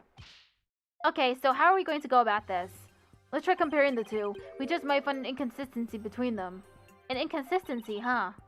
Yes, the two pieces of footage are of the same scene, so they should match up. But Bonnie felt there was something off about the original footage. So if we can pick out what's different between the two, we'll know what Bonnie found strange. Exactly. Plus we may figure out why the original doesn't show the sword switching trick. Your Honor, the defense would like to compare these two pieces of show footage. Very well, I will allow it. Whoops, wrong voice. What a waste of time. Apollo, do you know how to compare the two pieces of footage? No, I've never done it before. I'll give you a little lesson then. Use the video player's buttons to go through the footage. When you want to speed through, use the fast forward button. And if you want to go back, use the rewind button. If you want to halt the playback, just use the pause button. Oh, and by the way, if you fast forward or rewind when the playback is paused, you can do a slow frame-by-frame playback. Okay, and so how do I switch between the two videos? Just use the switch camera button. Now, if you find a difference between the two pieces of footage, put the cursor over what's different and present X it to the court. Thanks, Athena. You really know your stuff. Not really. I just gave it some gusto and then went with my gut on most of it. What? I sure hope she guessed right. Anyway, let's give it a try.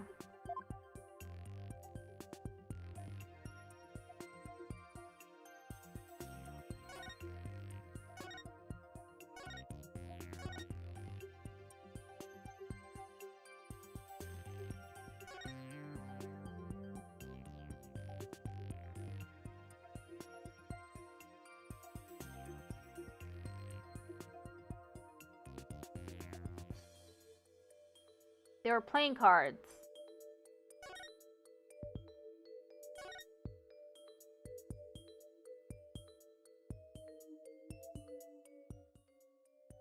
Mr. Hat goes up. Then Trucy's there.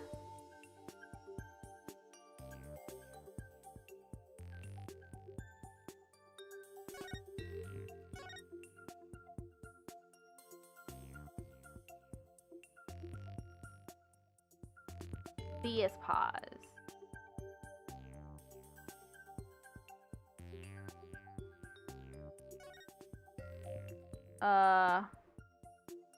Present? Take that! This is it right here. Take a good look at this scene and compare it to the video shot from the front. Oh, the playing cards don't appear in the video shot from the front. Hey, you're right. What's going on here? Miss Wright, what can you tell us about these playing cards? Oh, those? They're the cards I throw when I do the sword switching trick. What? Mr. Justice, does this mean? Yes, it means that the sword switching trick was cut from the TV show footage. The footage was edited? Yes, with malicious intent. That is absurd. Wow, we must get to the bottom of this right away. Bailiff, the TV station might still have the unedited footage. Go see what you can find out. Yes, Your Honor.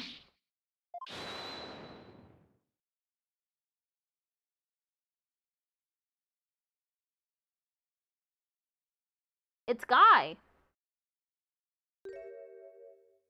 It's you. Now hold up, Your Honor. This is all just a big misunderstanding. Believe you me. Give a guy a chance to defend himself before you start pointing fingers. And who you might be.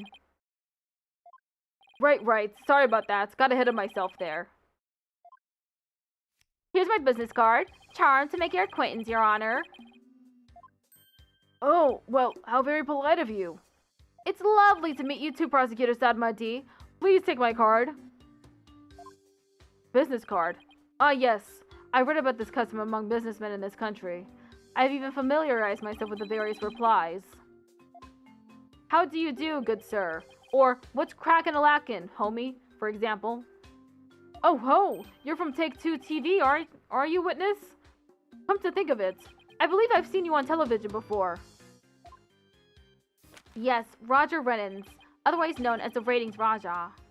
He is a TV producer and appears on many of his own shows as of late. He is best known for his catchphrase, "Hang loose, baby." Oh my, so you're the Ratings Raja. Hang loose, Judgy baby. Nice courtroom you got here. I never thought I'd get to meet you in person. For Prosecutor Sadmadi, how do you know so much about him? In preparation for the case, I watched all of his shows. I found the Ratings Raja Goes to Burger Barn of particular interest. It inspired me to visit that restaurant straight away to learn more about the local cuisine. What? You went to Burger Barn? Who would have thought? You must have really wanted to try it, huh, buddy? Because that line, woo! Compared to my aesthetic training, an hour's wait is nothing. I recommend the Southwestern burger with jalapeno jack cheese, by the way. I'm having a really hard time picturing him in line for burgers. Ahem. Prosecutor Sadmadi's unexpected enthusiasm for food aside. Mr. Rennans, what is this misunderstanding you mentioned? Well, for starters, it's true that the footage was edited. You'll get your hands on this anyway, so I might as well show you the unedited footage. It's a pretty long video, so I'll just show you the part with the playing cards. You can see the cards when Trucy spins around, so keep your eyes peeled.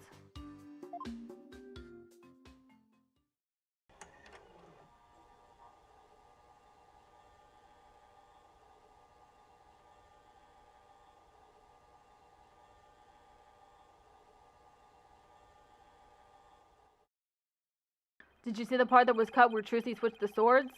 She spins around and the playing cards go flying. Everything's like it's supposed to be. Then it seems the defendant really did swap swords during the trick. Which means the sword Miss Wright thrust into the coffin was the rubber one.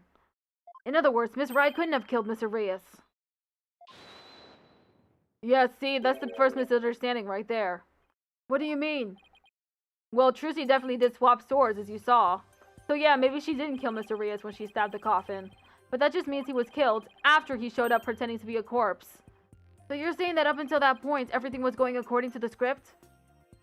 If that's true, then when and how exactly do you think he was killed? It was after the dragon set piece came crashing down. I say Trucy murdered Mr. Reyes when she was hidden from view behind the set piece. She could have easily done it behind that huge dragon and nobody'd be the wiser.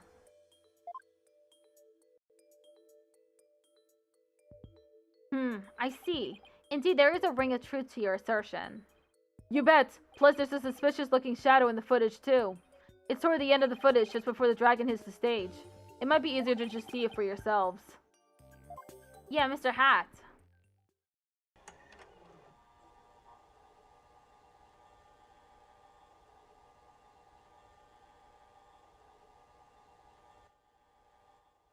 There! Mr. Hat.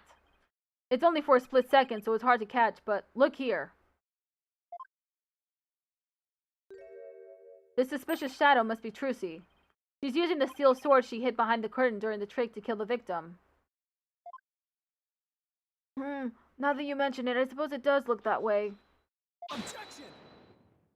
This witness is just trying to ram his theory down our throats, Your Honor. And that's not all. Aren't we forgetting that the witness willfully edited the sword switch out of the footage? You see, there's your second misunderstanding right there. Your Honor, would you mind if I testified about it? I've seen people testify on TV, and I've always wanted to give it a shot. That would be fine with me. Prosecutor Sadmadi? This is quite unexpected. It threatens to disrupt the karmic course of this case. Hey, lighten up, pretty boy. You're gonna like what I've got to say, promise. Very well. However, if you do anything to impede the last rites for the victim, I will have you removed. All right, with Prosecutor Sadmadi's permission, please give us your testimony, Mr. Rettens. Roger Rettens, the ratings Raja, now Kaiser of the courtroom. I'm taking over the floor, so listen up, loyal viewers. Witness testimony. It wasn't deliberate, I tell you. Footage is meant to be edited, I tell you. Scenes are spliced together and longer, boring scenes are cut out. All the stations edit footage this way. It wasn't like it was done maliciously or something. It was just a coincidence that particular scene was cut. It wasn't intentional. Or what? You got some proof that I had an ulterior motive for editing that footage? I see. So you're saying it was a coincidence that the sword swapping scene was cut? That's right. Glad you got the picture. Objection! Coincidence? That's just a little too convenient if you ask me. Ooh, an objection. How cool. It sure packs a lot more punch when you hear it live. Do it again. I want to get another shot from a different angle. My objection is not for your entertainment. And cut. There. I got some good stuff there. Mr. Rettens, filming is prohibited inside the courthouse. Whoops, my bad, Judge. And if the defense has an issue, it can point it out during its cross-examination. Cross-examination. It wasn't deliberate, I tell you. Footage is meant to be edited, I tell you. Hold it! Really? I've never heard anybody say that. It's common knowledge in the TV world. You got any idea what a snooze cruise it'd be to watch a magic show without editing? A magic show like that one, anyway. That was ice cold. Anyway, editing is what makes TV worth watching. Scenes are spliced together and longer, boring scenes are cut out. Hold it! Are you saying you thought they were boring scenes in Miss Wright's magic show? You gotta ask? That script and presentation deserve a place on the cutting room floor. Broadcasting that mess as is would have been a complete disaster. That's why I had to edit the footage. It's just what a TV man does. What didn't you like about the show exactly? The whole thing. It was a major snooze fest. Maybe common folk like you don't get it. But the show's only as good as how loud, flashy, and trashy it is. It was plenty loud and flashy on its own. All you did was add the trash. I suppose each industry has its own way of doing things. Just as we in the legal profession focus exclusively on evidence and testimony. Exactly. Whether it's showbiz or the legal biz, we do what we gotta do to get the job done. Anyway, editing footage is just a matter of course in the TV industry. All the stations edit footage this way. It wasn't like it was done maliciously or something. Hold it! It wasn't done maliciously, huh? But I get the distinct impression that you bear feelings of ill will toward Troop Kamai. Huh? What makes you think that? The things that you yourself said. You'll see. I'll dig up the dirt and expose the dark heart behind that sweet smile. I'll prove those Grammar magicians are all a bunch of lowlifes. And I also get the impression that you felt this way for a long time. Objection! Words such as those can be interpreted in many different ways. For example, though I bear the defense no ill will, I would not hesitate to say that he is a good-for-nothing lot of a lawyer. You bear me no ill will? Could have fooled me. And yet, it is the truth. I am only strict on you as it seems you have strayed from the path. If you have any objections, Mr. Justice, please make your case with evidence in the future. Mr. Rettens, please continue your testimony. It was just a coincidence that particular scene was cut. It wasn't intentional. Hold it! Of all the scenes you could have cut, why the sword switching trick? That seems like too much of a coincidence to me. Oh, so now you're gonna tell me how I am supposed to edit my programs, big shot? It's hard being the boss, kid. You gotta make the tough choices like which content gets cut. Then let me ask you this. Why exactly did you make such a tough choice in this case? You wouldn't understand, champ. It's all about artistic vision. I tell ya, people tell you how to do your job when they don't know the first thing about it. I may not know TV, but I know evidence law, and boy do I have some for you, champ. I might not be able to show that your selective editing was intentional. However, I know you bear the defendant ill will, and this is the evidence that proves it. Take that! This piece of evidence proves that you bear ill will toward the defendant.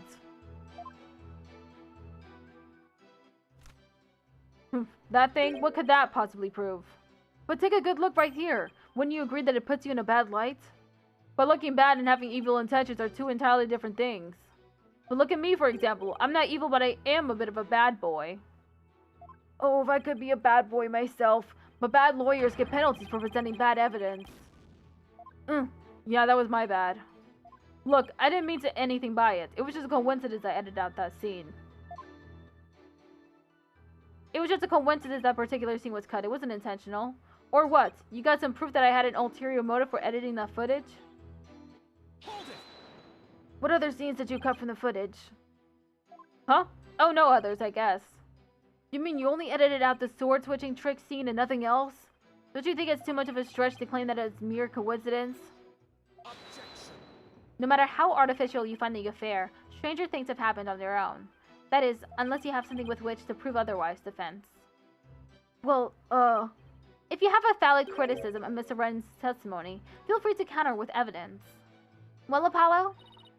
It would sure make some things easier if we had some. I think the defense team needs to be edited out of this trial. That's what they need. I'll have to clean up this footage later. He isn't really gonna put this on TV, is he? Trying to prove malicious intent is tough. All he has to do is say it was all a coincidence. We'll need to find some kind of foothold if we want to make any progress. True, but this guy doesn't seem like the type to slip up. So we'll just have to get the information out of him bit by bit.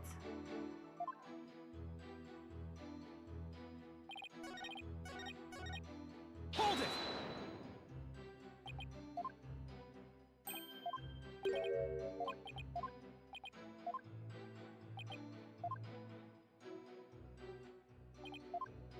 Okay.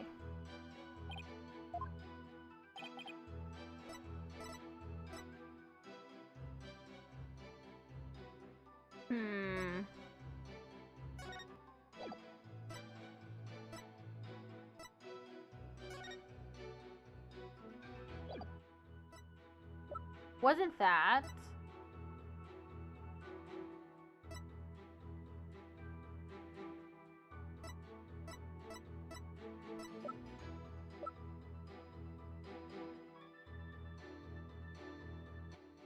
Take that! Oh, wasn't that either?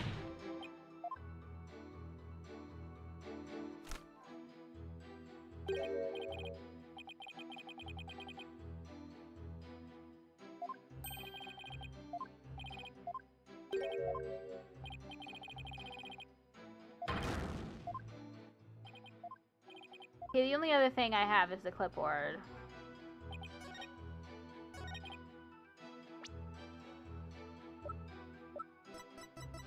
Objection! Well, I presented that evidence with plenty of confidence, but that confidence is waning by the second. Damn it!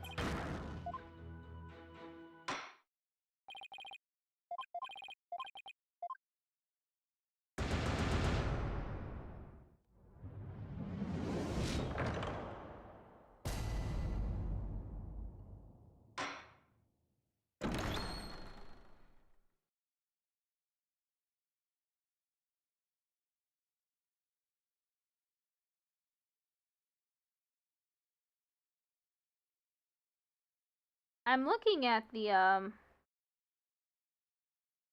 walkthrough, and it does say the clipboard. I don't know what happened there. 1, 2, 3, 4.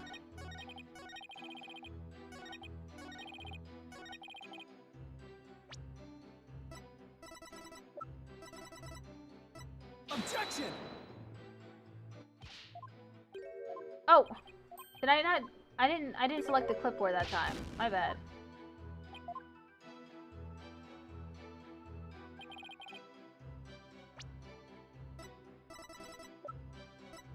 Objection!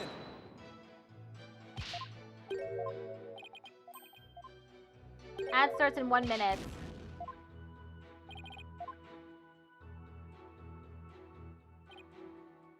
Press. Hold it!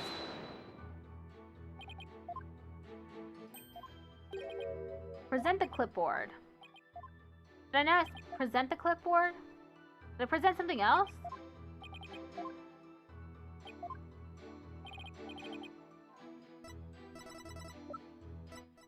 Take that! Huh? What's that you got there? This is the contract you had Miss Wright sign just before the magic show. This contract between the first party, Take-Two TV, and the second party, Miss Wright, reads: if, through the fault of the second party, the show must be cancelled in part or in full, the second party will pay $3 million as compensation to the first party. $3 million? That's a completely unreasonable sum. I couldn't agree more, and of course Miss Red doesn't have that kind of money. Nevertheless, Roger Reddins had her sign this unreasonable contract anyway. Or more accurately, he conned her into signing it. Conned her? How did he do that? There's a trick to the clipboard that was used by Miss Wright to sign her contract. It houses carbon paper that can secretly copy her signature onto other documents. Oh, come on now. That's quite a nasty accusation you're slinging my way. For starters, you don't have any proof I had anything to do with that carbon paper stuff. Just because Tracy and her agency can't pay up, that doesn't mean I conned her. But $3 million, that's totally out of reach for the average person. In any case, this is important new information. Please add it to your testimony, Mr. Rettins. Where's your proof linking me to that tricked out clipboard? You don't have any, do you? Okay. Ad break has started.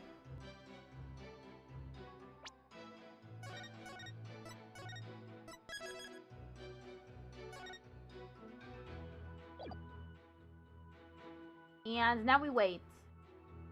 Be right back.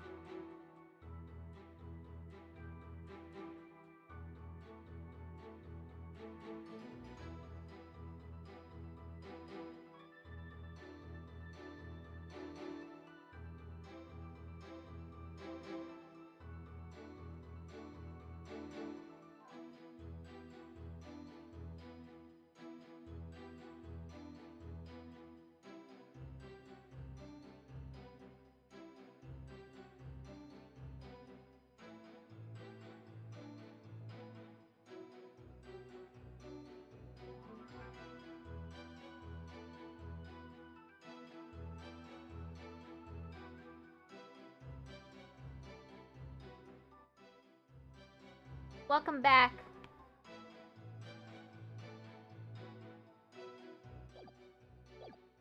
Where's your proof linking me to that tricked out clipboard? You don't have any, do you? Hold it! This clipboard is yours, though, isn't it, Mr. Reddens?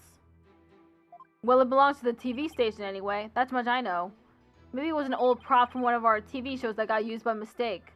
Or maybe you used it on purpose to con Miss Wright. Objection! Mr. Reddens has already stated that he did not. Mr. Justice, please do not use this trial to try to get out of paying your agency's debt. That's not what I'm doing. Proof Mr. Reddens is connected to the carbon paper, huh? If Trucy's signature was copied onto the fake contract, then there must be an original contract that Trucy actually did sign. True, but I bet Mr. Reddens is too savvy to leave something like that behind as evidence. But what if her signature was copied onto more than just the fake contract? Like a third document with Trucy's signature on it? Have we seen anything like that, though? Hey, what are you guys whispering about? Let me continue my testimony.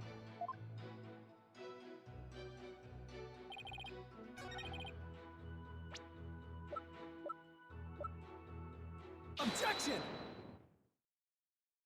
You must be quite the con man if you can fool a magician with a simple trick.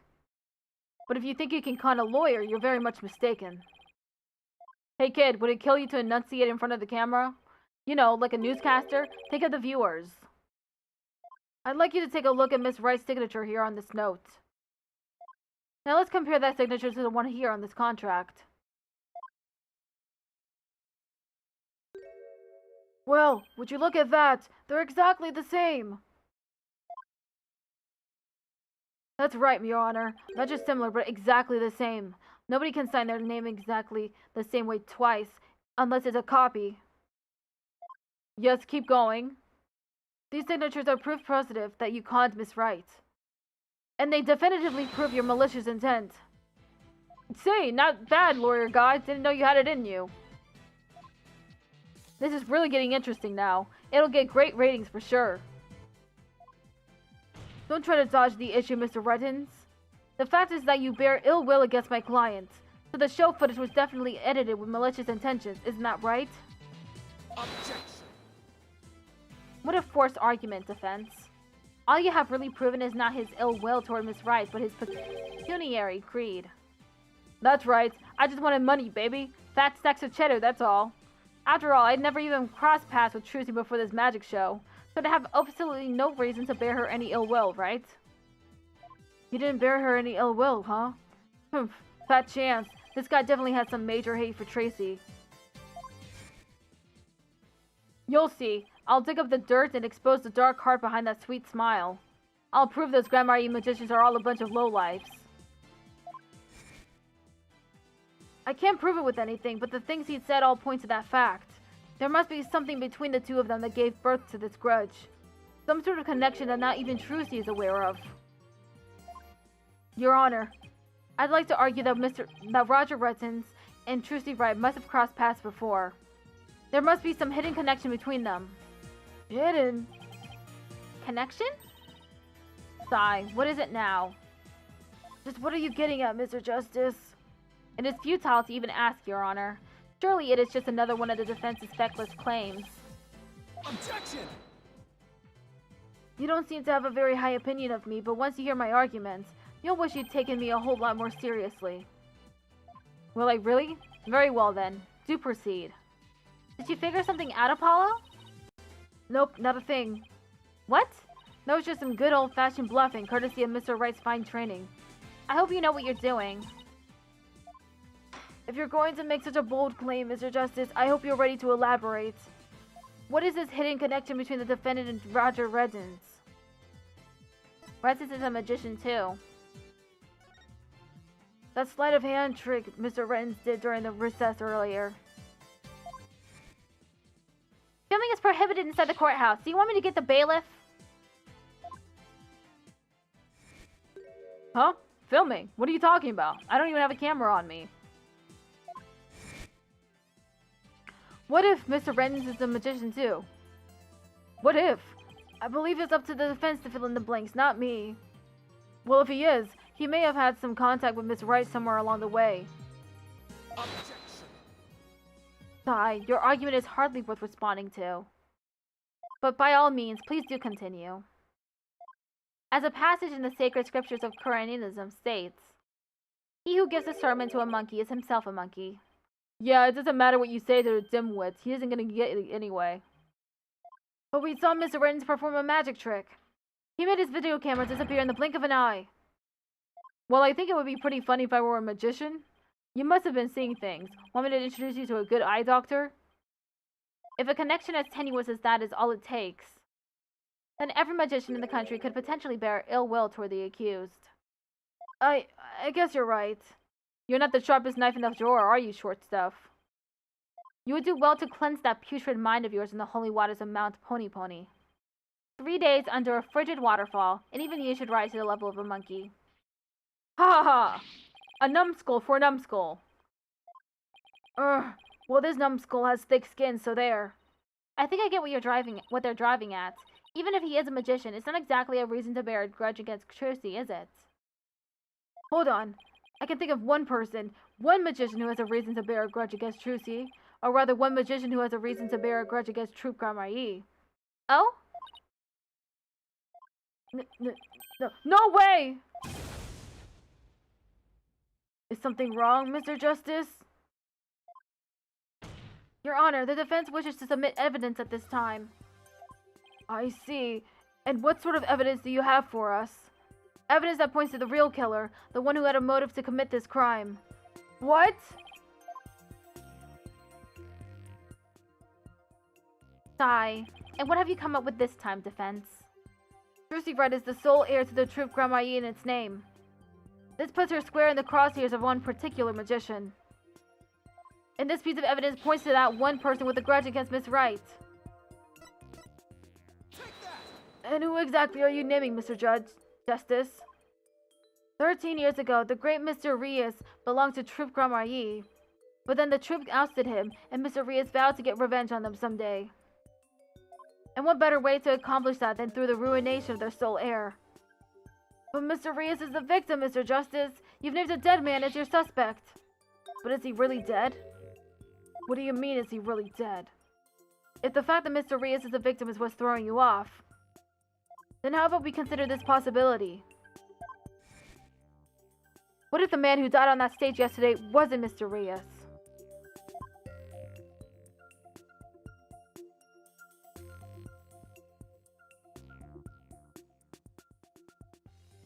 What? You mean the victim was an imposter? Not Mr. Reyes. Then what about the real Mr. Reyes? It would mean the real Mr. Reyes is still alive. That's absurd.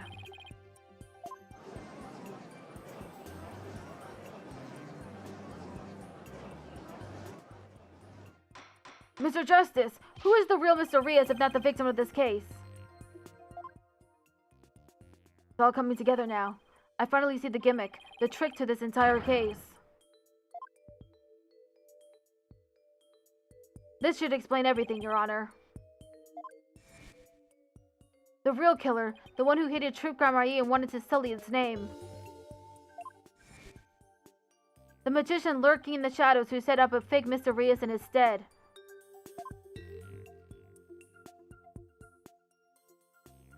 The real Mr. Reyes is... But that's... Yes, it is. Roger Reddens is the real Mr. Reyes. What? Him?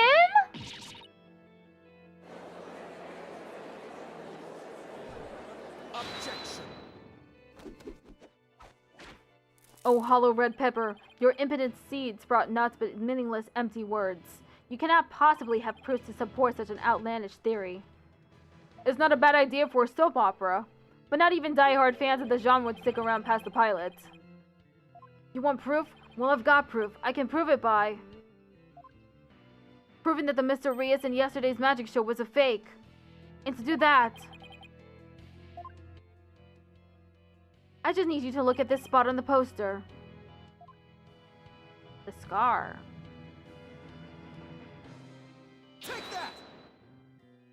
This is the injury Mr. Reyes sustained while practicing a magic trick 13 years ago. However, The video the victim shot of himself shows no trace of that injury. Oh my, you're absolutely right! Now, Mr. Reddens, what do you suppose we'd find if we took a look at your right forearm? Is there by chance a nasty 13-year-old scar under that sleeve of yours? Well, Mr. Reddens, why don't you roll up your sleeve and let the court have a look? Or are you hiding something else up there? Ha ha ha ha. Come on now, I have nothing up my sleeve. I don't need to hide anything up there because I require no tricks or gimmicks. For you see, my magic is the real deal.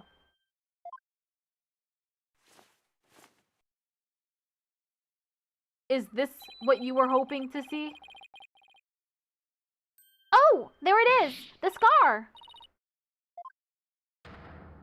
Just as I thought. That's right. I am the forgotten magician, abandoned to the dark understage of history.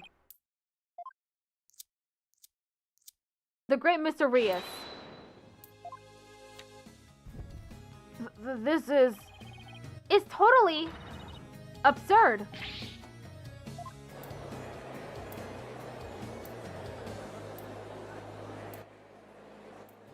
Ho ho ho! How ironic, wouldn't you say? That this odious mark, carved into me by Troupe Grand-Marie, would bring me back into the limelight once more. Strange are the karmic threads before me. If the witness is the real Mr. Rias, then who is the victim who perished in the magic show? He was but a fan. I met him on one of my programs several years ago. He said he had become a magician out of admiration for the great Mr. Rias. In confidence, I told him my true identity and let him take on my mantle. And when did this man take over for you? About 2 years ago. I taught him my tricks and even acted as his producer. And so a mere amateur became a popular magician overnight. Courtesy of my magic on the stage we call television. I hope you enjoyed the show. You really had us all fooled. Mr. Reddens, or should I say Mr. Rias. In your hatred of Troupe Grand-Marie, you killed the victim, Mr. Mystery. And then set him Miss Right to take the fall, didn't you? You did it all just to tarnish the Grand-Marie name. Ho ho ho, I have no idea what you're talking about, lad. I set up the prank, that much is true. But it was simply a harmless joke on Trucy, I assure you. Yes, she learned of the plan and made use of it to commit murder. That is how strongly the criminal element runs in the blood of these Grand-Maries. Objection! But if it was a secret plan that very few people knew about, couldn't you have been the one to use it for your murder instead? Gah! Yikes! Eek! His head! Just kidding. What the heck was that? Heed my words, lawyer lad, for I fear your grasp on reality is slipping. I do believe I told you that my magic is real. It employs neither tricks nor gimmicks. Enough with the ambiguity. Why don't you make your point already? My alibi is as pristine as ever. Wouldn't you agree, Prosecutor Sadmadi? Yes, I suppose that is correct. The witness does have a solid alibi. What?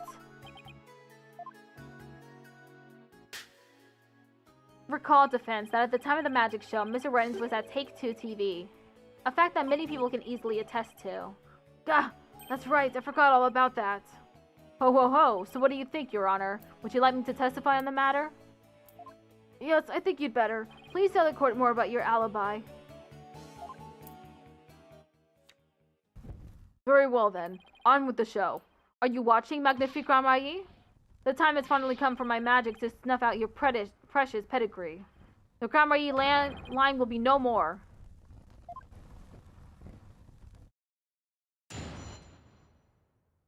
My perfect alibi. I was at the TV station at the time of the Penrose performance. I was busy working on another TV show. I could spare no time for the magic show. Do ask my staff if you doubt my claim. And there it is, a simple and perfect alibi. No tricks, no gimmicks, just the truth.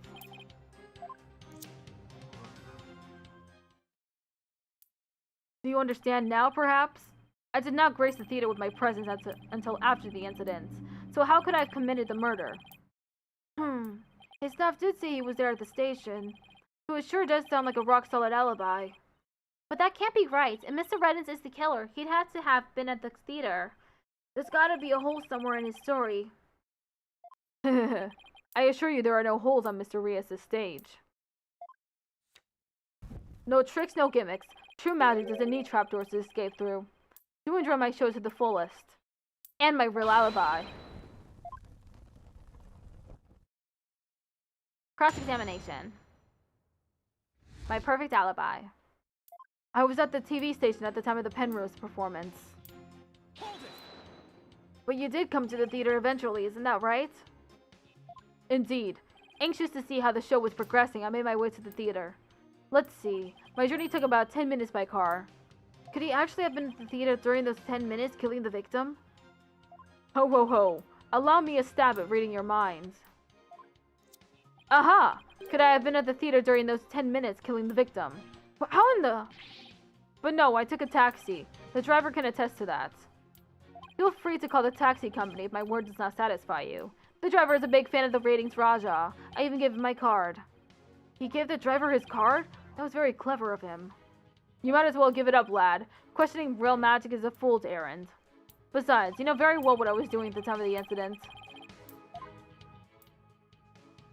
I was busy working on another TV program. I could spare no time for the magic show.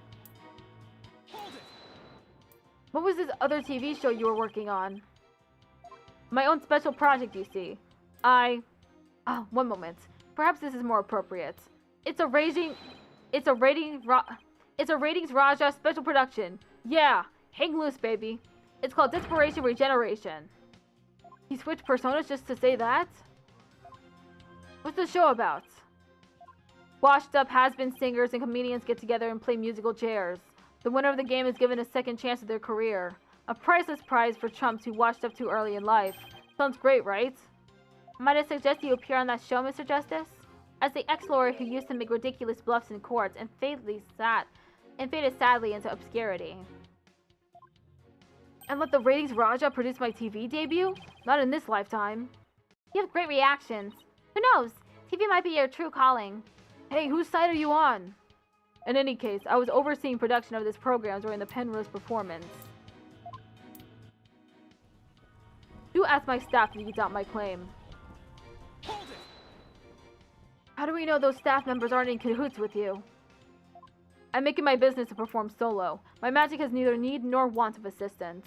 After all, one of them could reveal the secrets behind my magic, could they not? So he doesn't trust anybody, huh? He's the complete opposite of Trucy. There were many people there in the studio audience who saw the witness as well. Even if he had been able to persuade his own staff to cover for him, he could not have convinced so many complete strangers to do the same. He really has made a rock-solid alibi for himself. Yeah, it's almost too good, you know? It's eerie how perfect it is. Has all been revealed to you now? And there it is, a simple and perfect alibi. No tricks, no gimmicks, just the truth. The perfect alibi, huh? It's no good, Apollo. I can't find a hole anywhere. There's gotta be some kind of trick to it. I just know there's a trapdoor in there somewhere.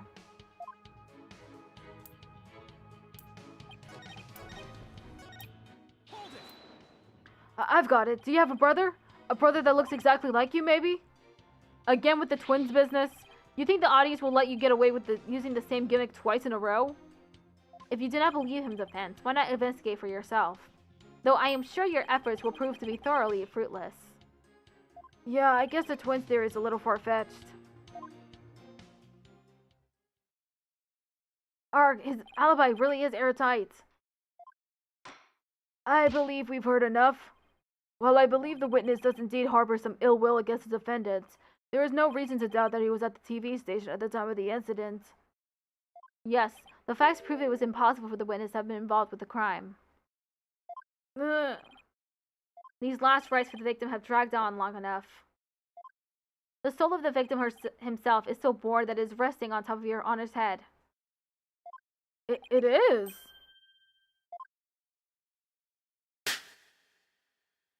The time has come. Let us punish the sinner and guide the victim's soul to the Twilight Realm. Apollo, Trucy will be thrown in prison, and will be out of a job. But if you catch tasty fishies, will you sell me some at a good price? I told you I have absolutely zero intention of going off on a tuna boat. Think, Justice, you have to figure this out. No use. I can't find a single flaw, so what now? Ho ho ho, behold my never-ending magic show.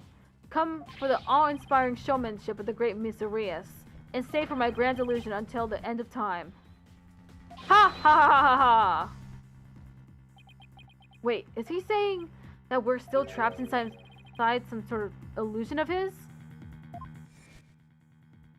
That's what professional magicians do. They make their audience see something that isn't really there. In other words, you make us see illusions, right? We call it misdirection. While we keep you busy believing one thing, we're busy making something else happen. What we say is there really isn't, and what we say isn't there actually is. Could it be? You know what, Mr. Reddens? I guess we have all been spectators to the elaborate illusion you've prepared for us. An illusion that has subtly turned our attention towards something you wanted us to see.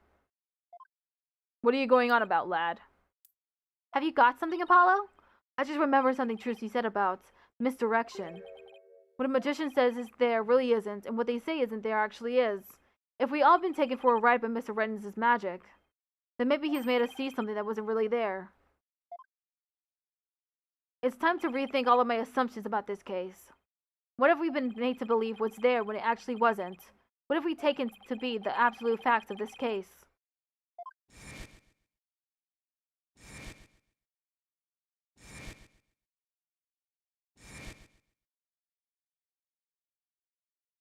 If I reevaluate the validity of all of these things, then just maybe... Athena, there's something uncanny about this case. Okay, what is it? Reddens' alibi. It's too perfect. That's true. It's like it's impossible to break no matter how hard we try. But maybe that's the trick. Maybe that's exactly what he wants us to think. I'm not following. We're not making any headway here because we've been so focused on breaking his alibi. Oh, I think I get it. You're saying he's using misdirection on us, right? It's definitely a possibility. Ahem. Would the defense care to share with everyone what it's discussing over there? Your Honor, we believe that if we were to reconsider a certain assumption, we may finally arrive at the truth. In fact, I think we'll even finally see who's hiding behind the curtain, so to speak. And what is this certain assumption you're thinking of?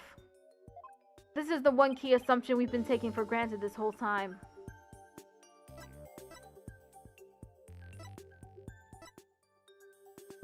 The culprit was on scene? What if the culprit was somewhere other than the theater at the time of the crime? What if there was some way to commit the murder without actually being there? If that were the case, then Mr. Reddens' perfect alibi would become irrelevant. Objection.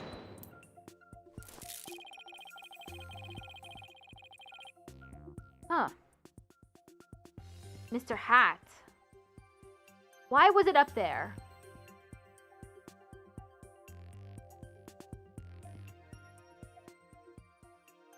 And its cape was sliced up.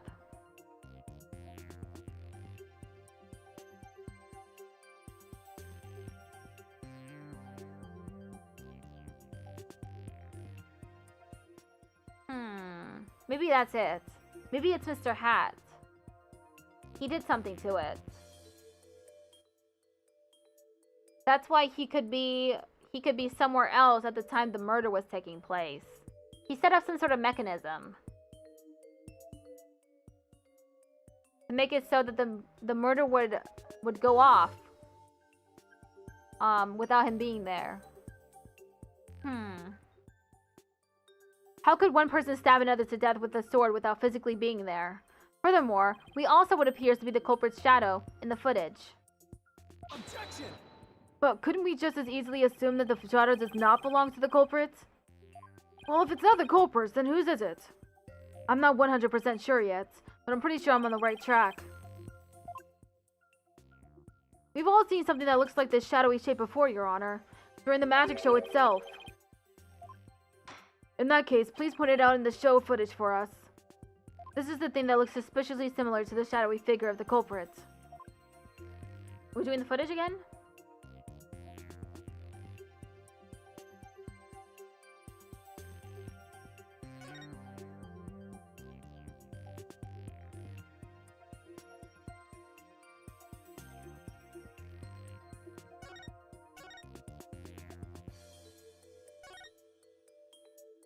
Take that!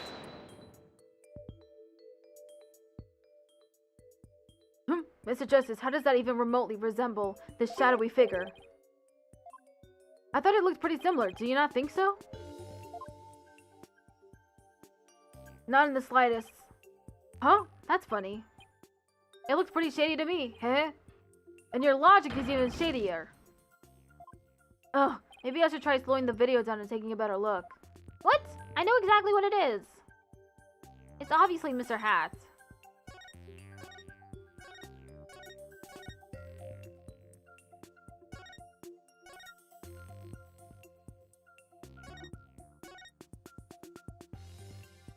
Take that! It's the shadow. I had to point at the shadow. Doesn't this shadow resemble the suspicious shadowy figure? Now that you mention it, it does, doesn't it? Miss Wright, could you identify the shadow for the court? Let's see. I believe that's Mr. Hat's shadow. It's from when he's being pulled up from the stage to the catwalk overhead by wire. Then could the shadow that's shown later in the footage be Mr. Hat too? No, that's not possible. After Mr. Hat was pulled up to the catwalk, he stayed up there. In other words, this second shadow is from some other figure being pulled up. Some other figure? I'm afraid you'll need to be more specific than that, Mr. Justice. He's right, we've come this far. I'll just have to figure it out from the clues I have on hand. What is the second shadow shown in the footage?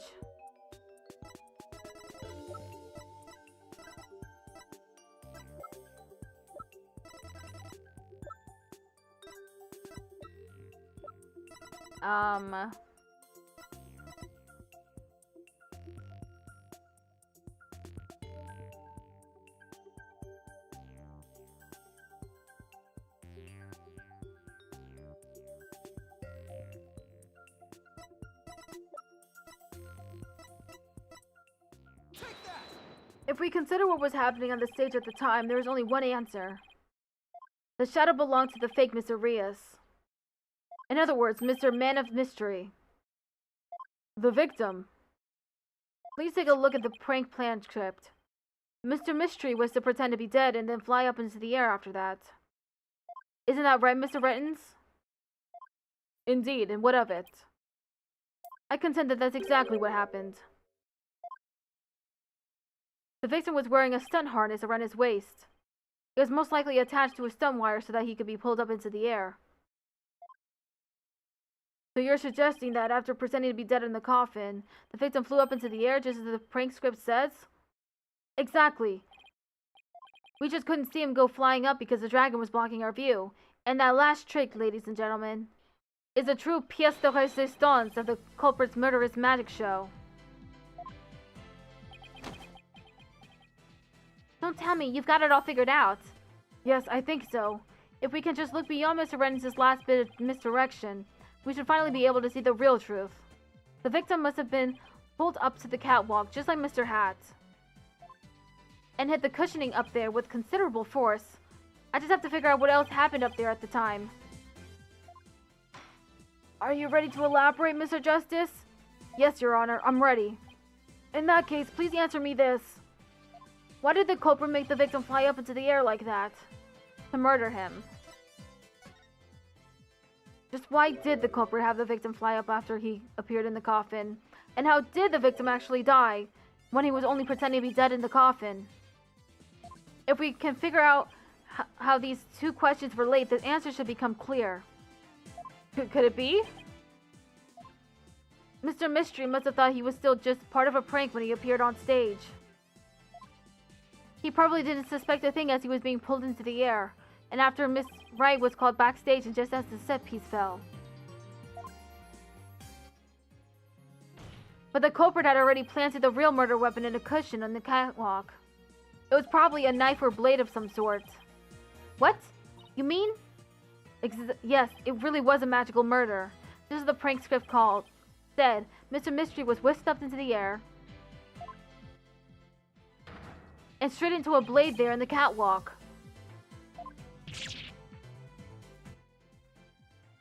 In other words, this murder was committed remotely through the use of a magic trick. What? Remotely. Using this method, it wouldn't matter where Mr. Rettens was at the time of death.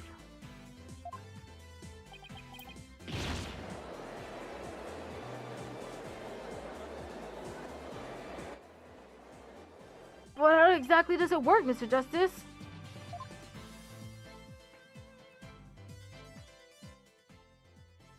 Just before the murder occurred, the dragon set piece was up in the catwalk. It and Mr. Man of Mystery were connected to each other by a wire at the time. By carrying out the prank plan, Betty made the dragon set piece fall, which caused Mr. Mystery to rocket straight up and into the blade in the cushion.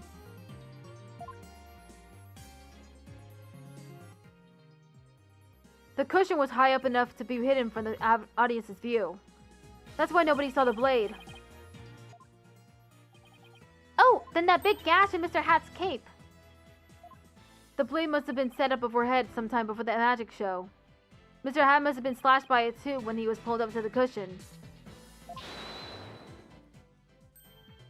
I can't believe it. I had no idea. I was told that Trucy would freak out if I made the set piece fall. That's the only reason I did it. You were used, Betty. Roger Reddens used you. I thought he was my little puppet to boss around, but it was the other way around. After the incident occurred, Mr. Reddens arrived at the theater. He got the murder weapon and swapped the rubber sword with the bloodied steel one. That's also when he lowered the victim's body down to the stage. But how did he have time to do all that? When the set piece fell, the audience was evacuated from the building. He was able to do all those things after the fact because there was no one around to see. A horrific murder camouflaged by a spectacular magic show? That sounds like the kind of murder only a magician could pull off. As long as the show proceeded as it was scripted, Mr. Mystery was doomed to die. That's why it was you, Mr. Reddens, who killed the victim, all the way from the TV station. This prank plan, or should I say murder plan, proves your murderous intent.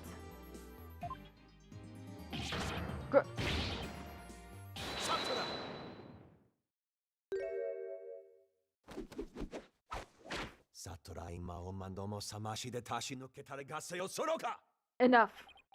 You dim-witted, ignorant, imbecilic, putrid red pepper. He can't possibly have a counter-argument to make. Talk about not knowing when to let it go and move on. Do you have a rebuttal or something, Prosecutor Sadamadi? No blade of any kind was found in the catwalk, which means you have no evidence to support your theory. But Mr. Reddens retreated after the fact. Which still leaves you with no way to prove your wildly fantastic remote murder theory. But without proof, does it not make more sense to believe that the murder was committed there on the stage? That's where the blood-stained sword was found, after all. That is a very good point. As the only person who could have committed the crime there on the stage, Trucy Wright remains the prime suspect. It would appear that what you call truth is little more than a cheap parlor trick. In the end, you have done nothing to prove the accused's innocence. It is time at last to let it go and move on. Ho, ho, ho, ho, ho, ho. Are you seeing this, Magnifique Grand Marquis? My magic is exacting punishment on your granddaughter. The Grand Marquis name is done for. Apollo, we need to hit them with a decisive piece of evidence here. No, that's just what I was thinking. Mr. Justice, do you or don't you have anything to prove that the witness committed this remote murder you proposed? Of course I do, Your Honor. This entire incident was carried out exactly according to the script. Right, so theoretically there should be no evidence for us to find or use, which means our best bet is to see if something unscripted happened. There's gotta be something Reddens couldn't have foreseen, and once I find it, that's how I'll expose his murderous trick. Get ready, Mr. Reddens, because I'm about to reveal the secret to your magic. There are no tricks or gimmicks here, just some good old-fashioned logic.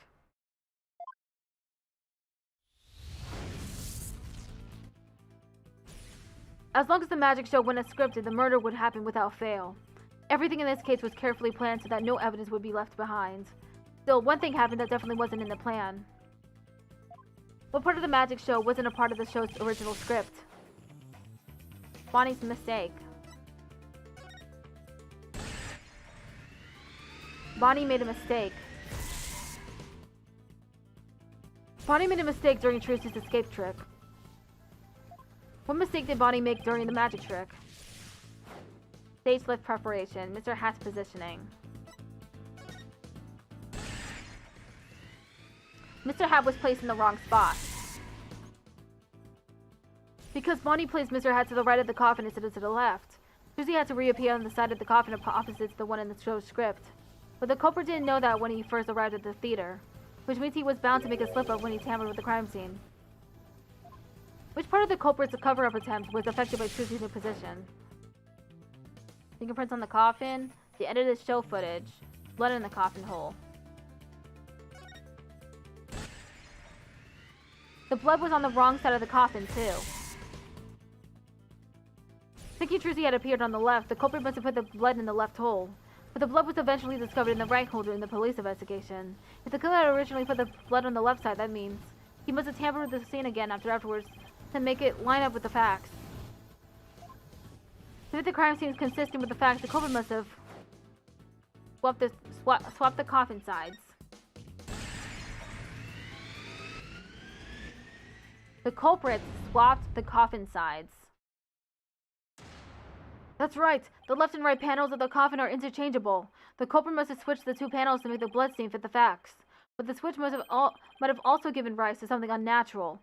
Oh, I remember now. There was something unnatural with the coffin, and it's just the evidence I need.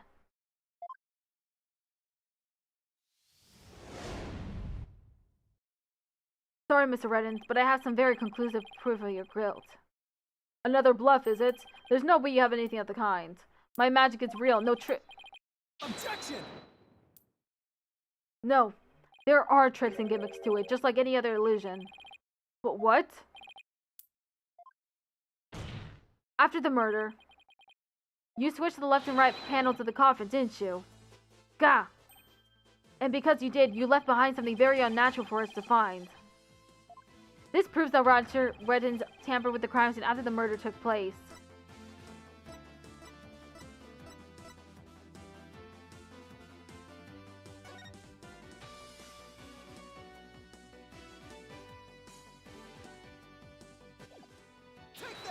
The fingerprinting results. What about the fingerprints is unnatural? Let's take a look at the prints the victim left inside the coffin, shall we? If the victim was facing forward in the coffin, his prints should have looked like this. However, what we found was they were facing the opposite direction. It's quite unnatural for the prints to be facing this way, wouldn't you agree? Ah! It is strange, isn't it? Well, how did they get this way? They got this way because the culprit thought the magic show had gone according to script. The culprit thought Mr. Hat would be on the left side of the coffin, and that Miss Wright would also pop up to the left of the coffin as per the show's script. He then assumed she had thrust the sword into the hole in the left side of the coffin. That's why he put blood in the left hole when he was trying to cover up his crime.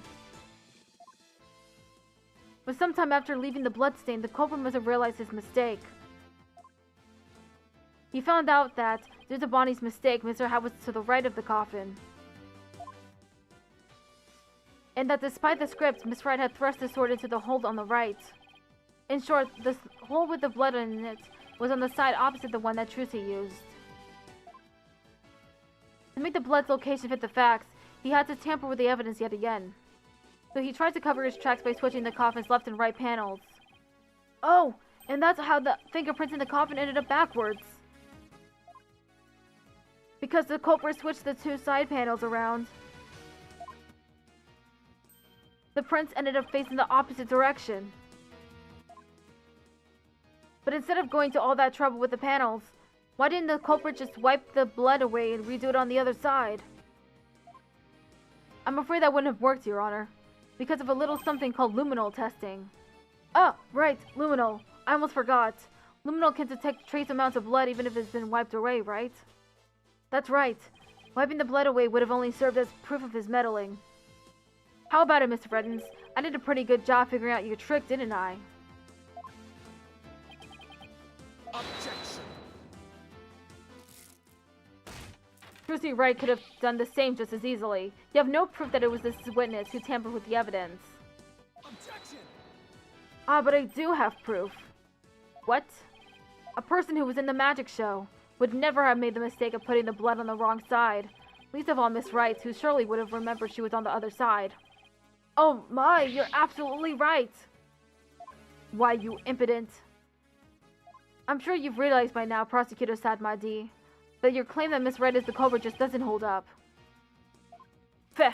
You and the accused are most certainly bound for hell. Objection! Really? Miss Wright and I? Because I think you're the one with the ticket there for trying to convict an innocent girl. Oh! Serves you right, bitch! Haha, fuck you! Prosecutor Sadmadi, are you alright? As for the true culprit, he is someone who knew how the show was supposed to go but didn't actually see it. And someone who had the chance to tamper with the crime scene after the incident. And the only person who fits the bill is you, Roger Reddens. Grandma Yi! All of the secrecy or tricks have been revealed. And with no tricks left, I'm afraid your show has been cancelled permanently.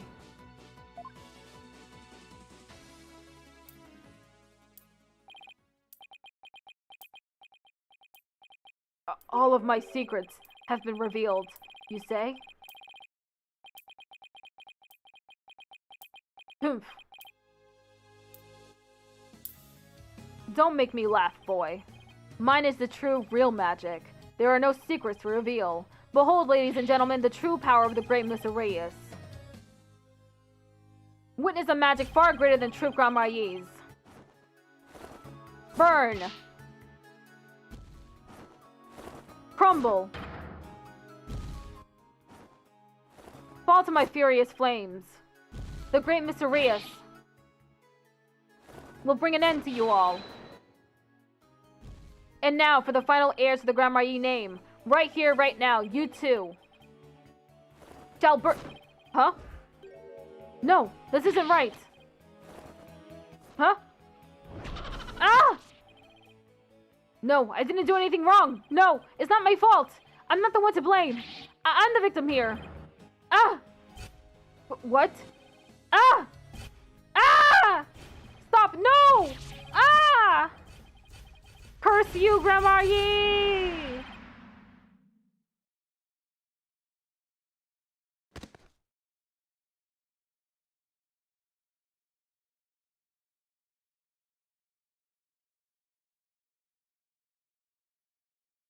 Curse those Grandma Yis. It's all because of them. Even now, they wound me. Curse them all to the abyss.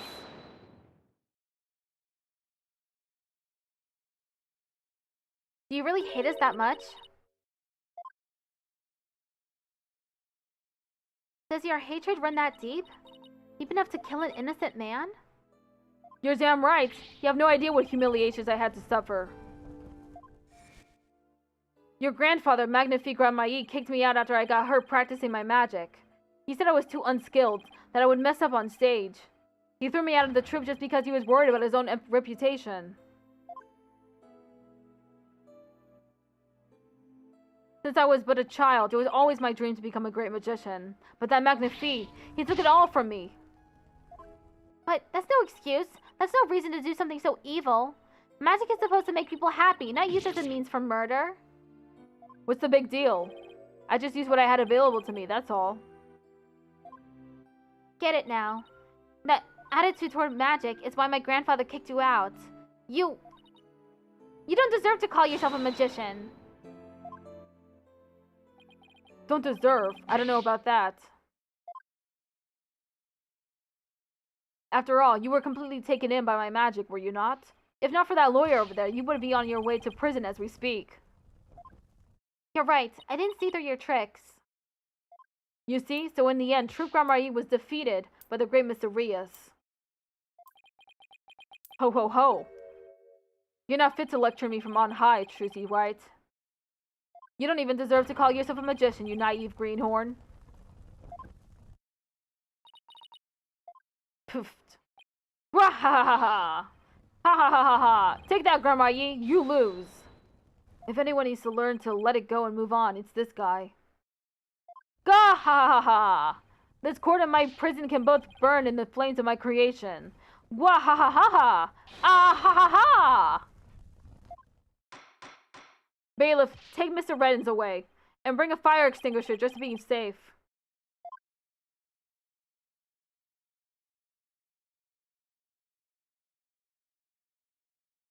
It looks like we've reached the end. I feel as though I've been watching a grand magic show. It was close, but we just barely made it through somehow. Huh? Why does Trucy look so down? Miss Wright? Yes, Your Honor? I'm about to announce my verdict. Could I see that wonderful smile of yours, that smile of a true entertainer, as I do? Yes, Your Honor. Now then, this court finds the defendant, Trucy Wright, Not guilty! Woo!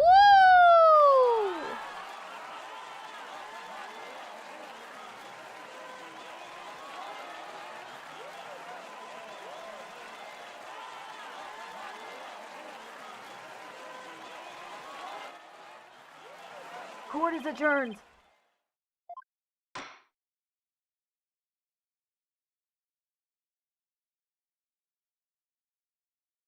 Defendant lobby number 3.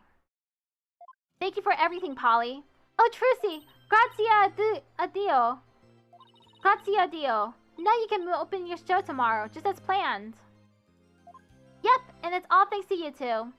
Oh, but now that Mr. Rios is gone, I'll need to find somebody to replace him. I don't like the way she's looking at me. Trucy, I'm so sorry about everything. Hey, what are you apologizing for? Roger Reddens used us. We're victims too. Even made me an accomplice to murder. But Betty, we have to take some of the blame for this too, you know? Even if we didn't know he was planning to kill Mr. Mystery, we did cooperate with him. It's all my fault, isn't it? Neither one of you is to blame. The only one in the wrong is the person who used magic to commit murder, Roger Reddens. Don't you think I know that? Say what you want, but don't think for a second that I don't still hate you. I guess she really does hate me. But Betty, why? You used to be a huge fan of Trucy's. Hey, shut up! I've always hated her. Really? But if we hadn't seen Trucy's magic show, we never would have tried to become professional magicians ourselves, right? Speak for yourself. But Betty, you still have her autograph and that date. Just shut up! Was she acting that way this whole time because she secretly loves Trucy? Wow, Trucy, I never knew that being the best could be so tough. Come on, Betty. Come on, Bonnie. We're leaving. We have to get ready for tomorrow's show. You're really excited about performing with Trucy again, aren't you? That's not true, so zip it, dummy. Polly? Do you think I really am a naive greenhorn? Huh? No way, she's not. After all, you were completely taken in by my magic, were you not? If not for that lawyer over there, you would be on your way to prison as we speak. You're right, I didn't see through your tricks. You see? So in the end, Troupe Grand was defeated by the great Mr. Rios. Ho ho ho! You're not fit to lecture me from on high, Trucy Wright. You don't even deserve to call yourself a magician, you naive greenhorn. Trucy, don't tell me you're taking what Mr. Wren said to heart. Well, maybe a little. I didn't see through his tricks and I let myself be taken in by his magic. I can't trust myself anymore. Maybe he was right to call me a greenhorn. You shouldn't take stock in his words. He doesn't even know the first thing about you. Huh? You're a wonderful Grand magician. You should be proud of yourself. Thank you, Apollo, but what makes you say that? I know you're a wonderful Grand magician because of this.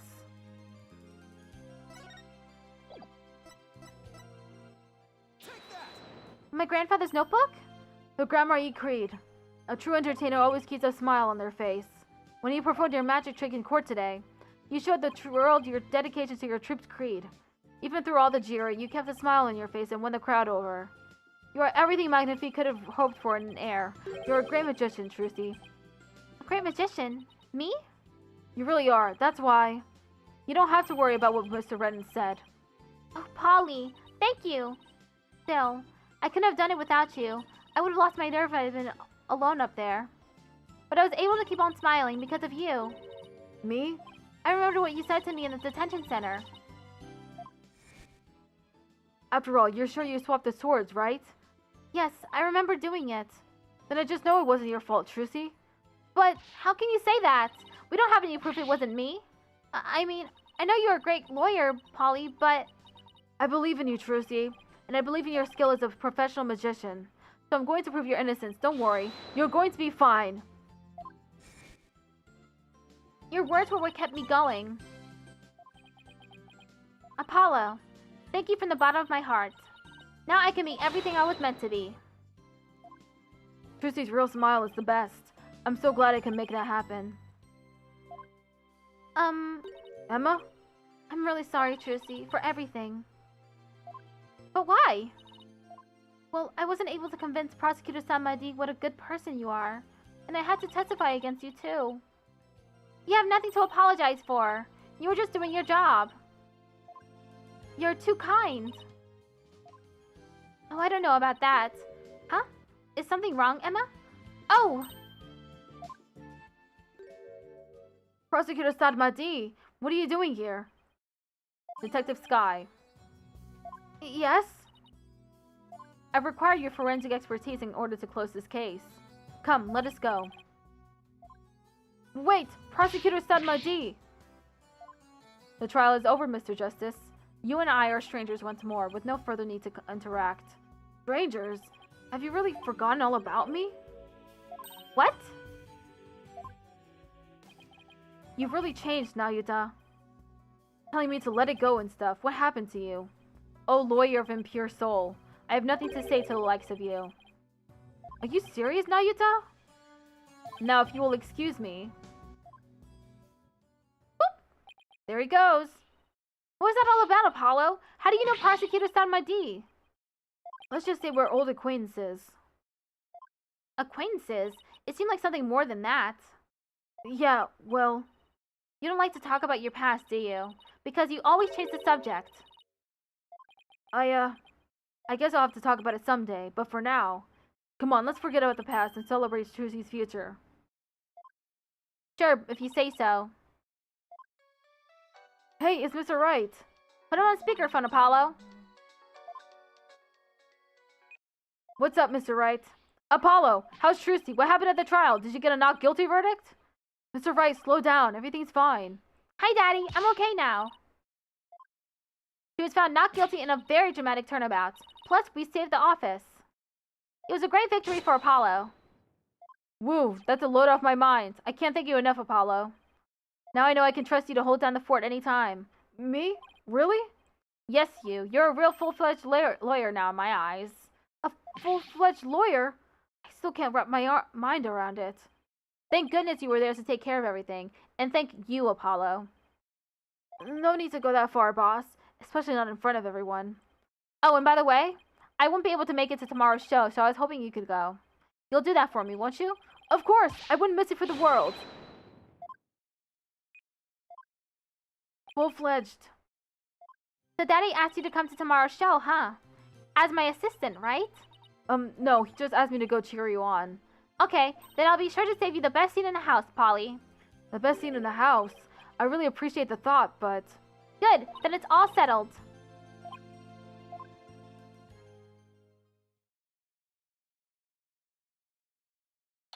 Stage. Objection! I should have known.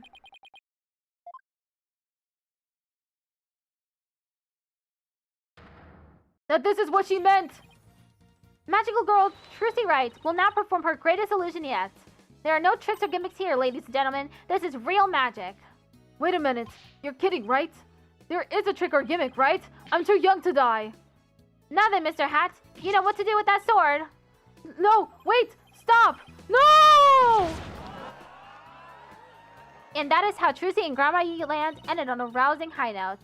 With a big round of applause and Polly's ear-splitting screams. What kind of an ending is that?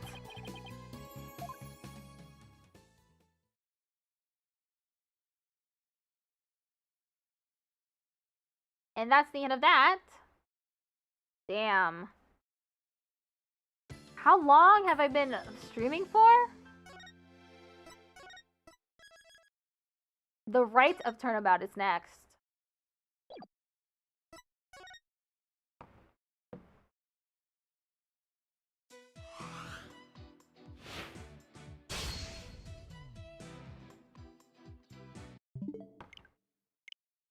That's it for the stream.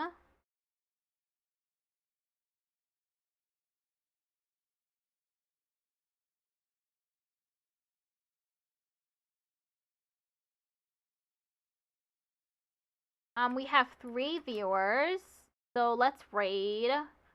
What am I rating? Fuck you! Words on stream.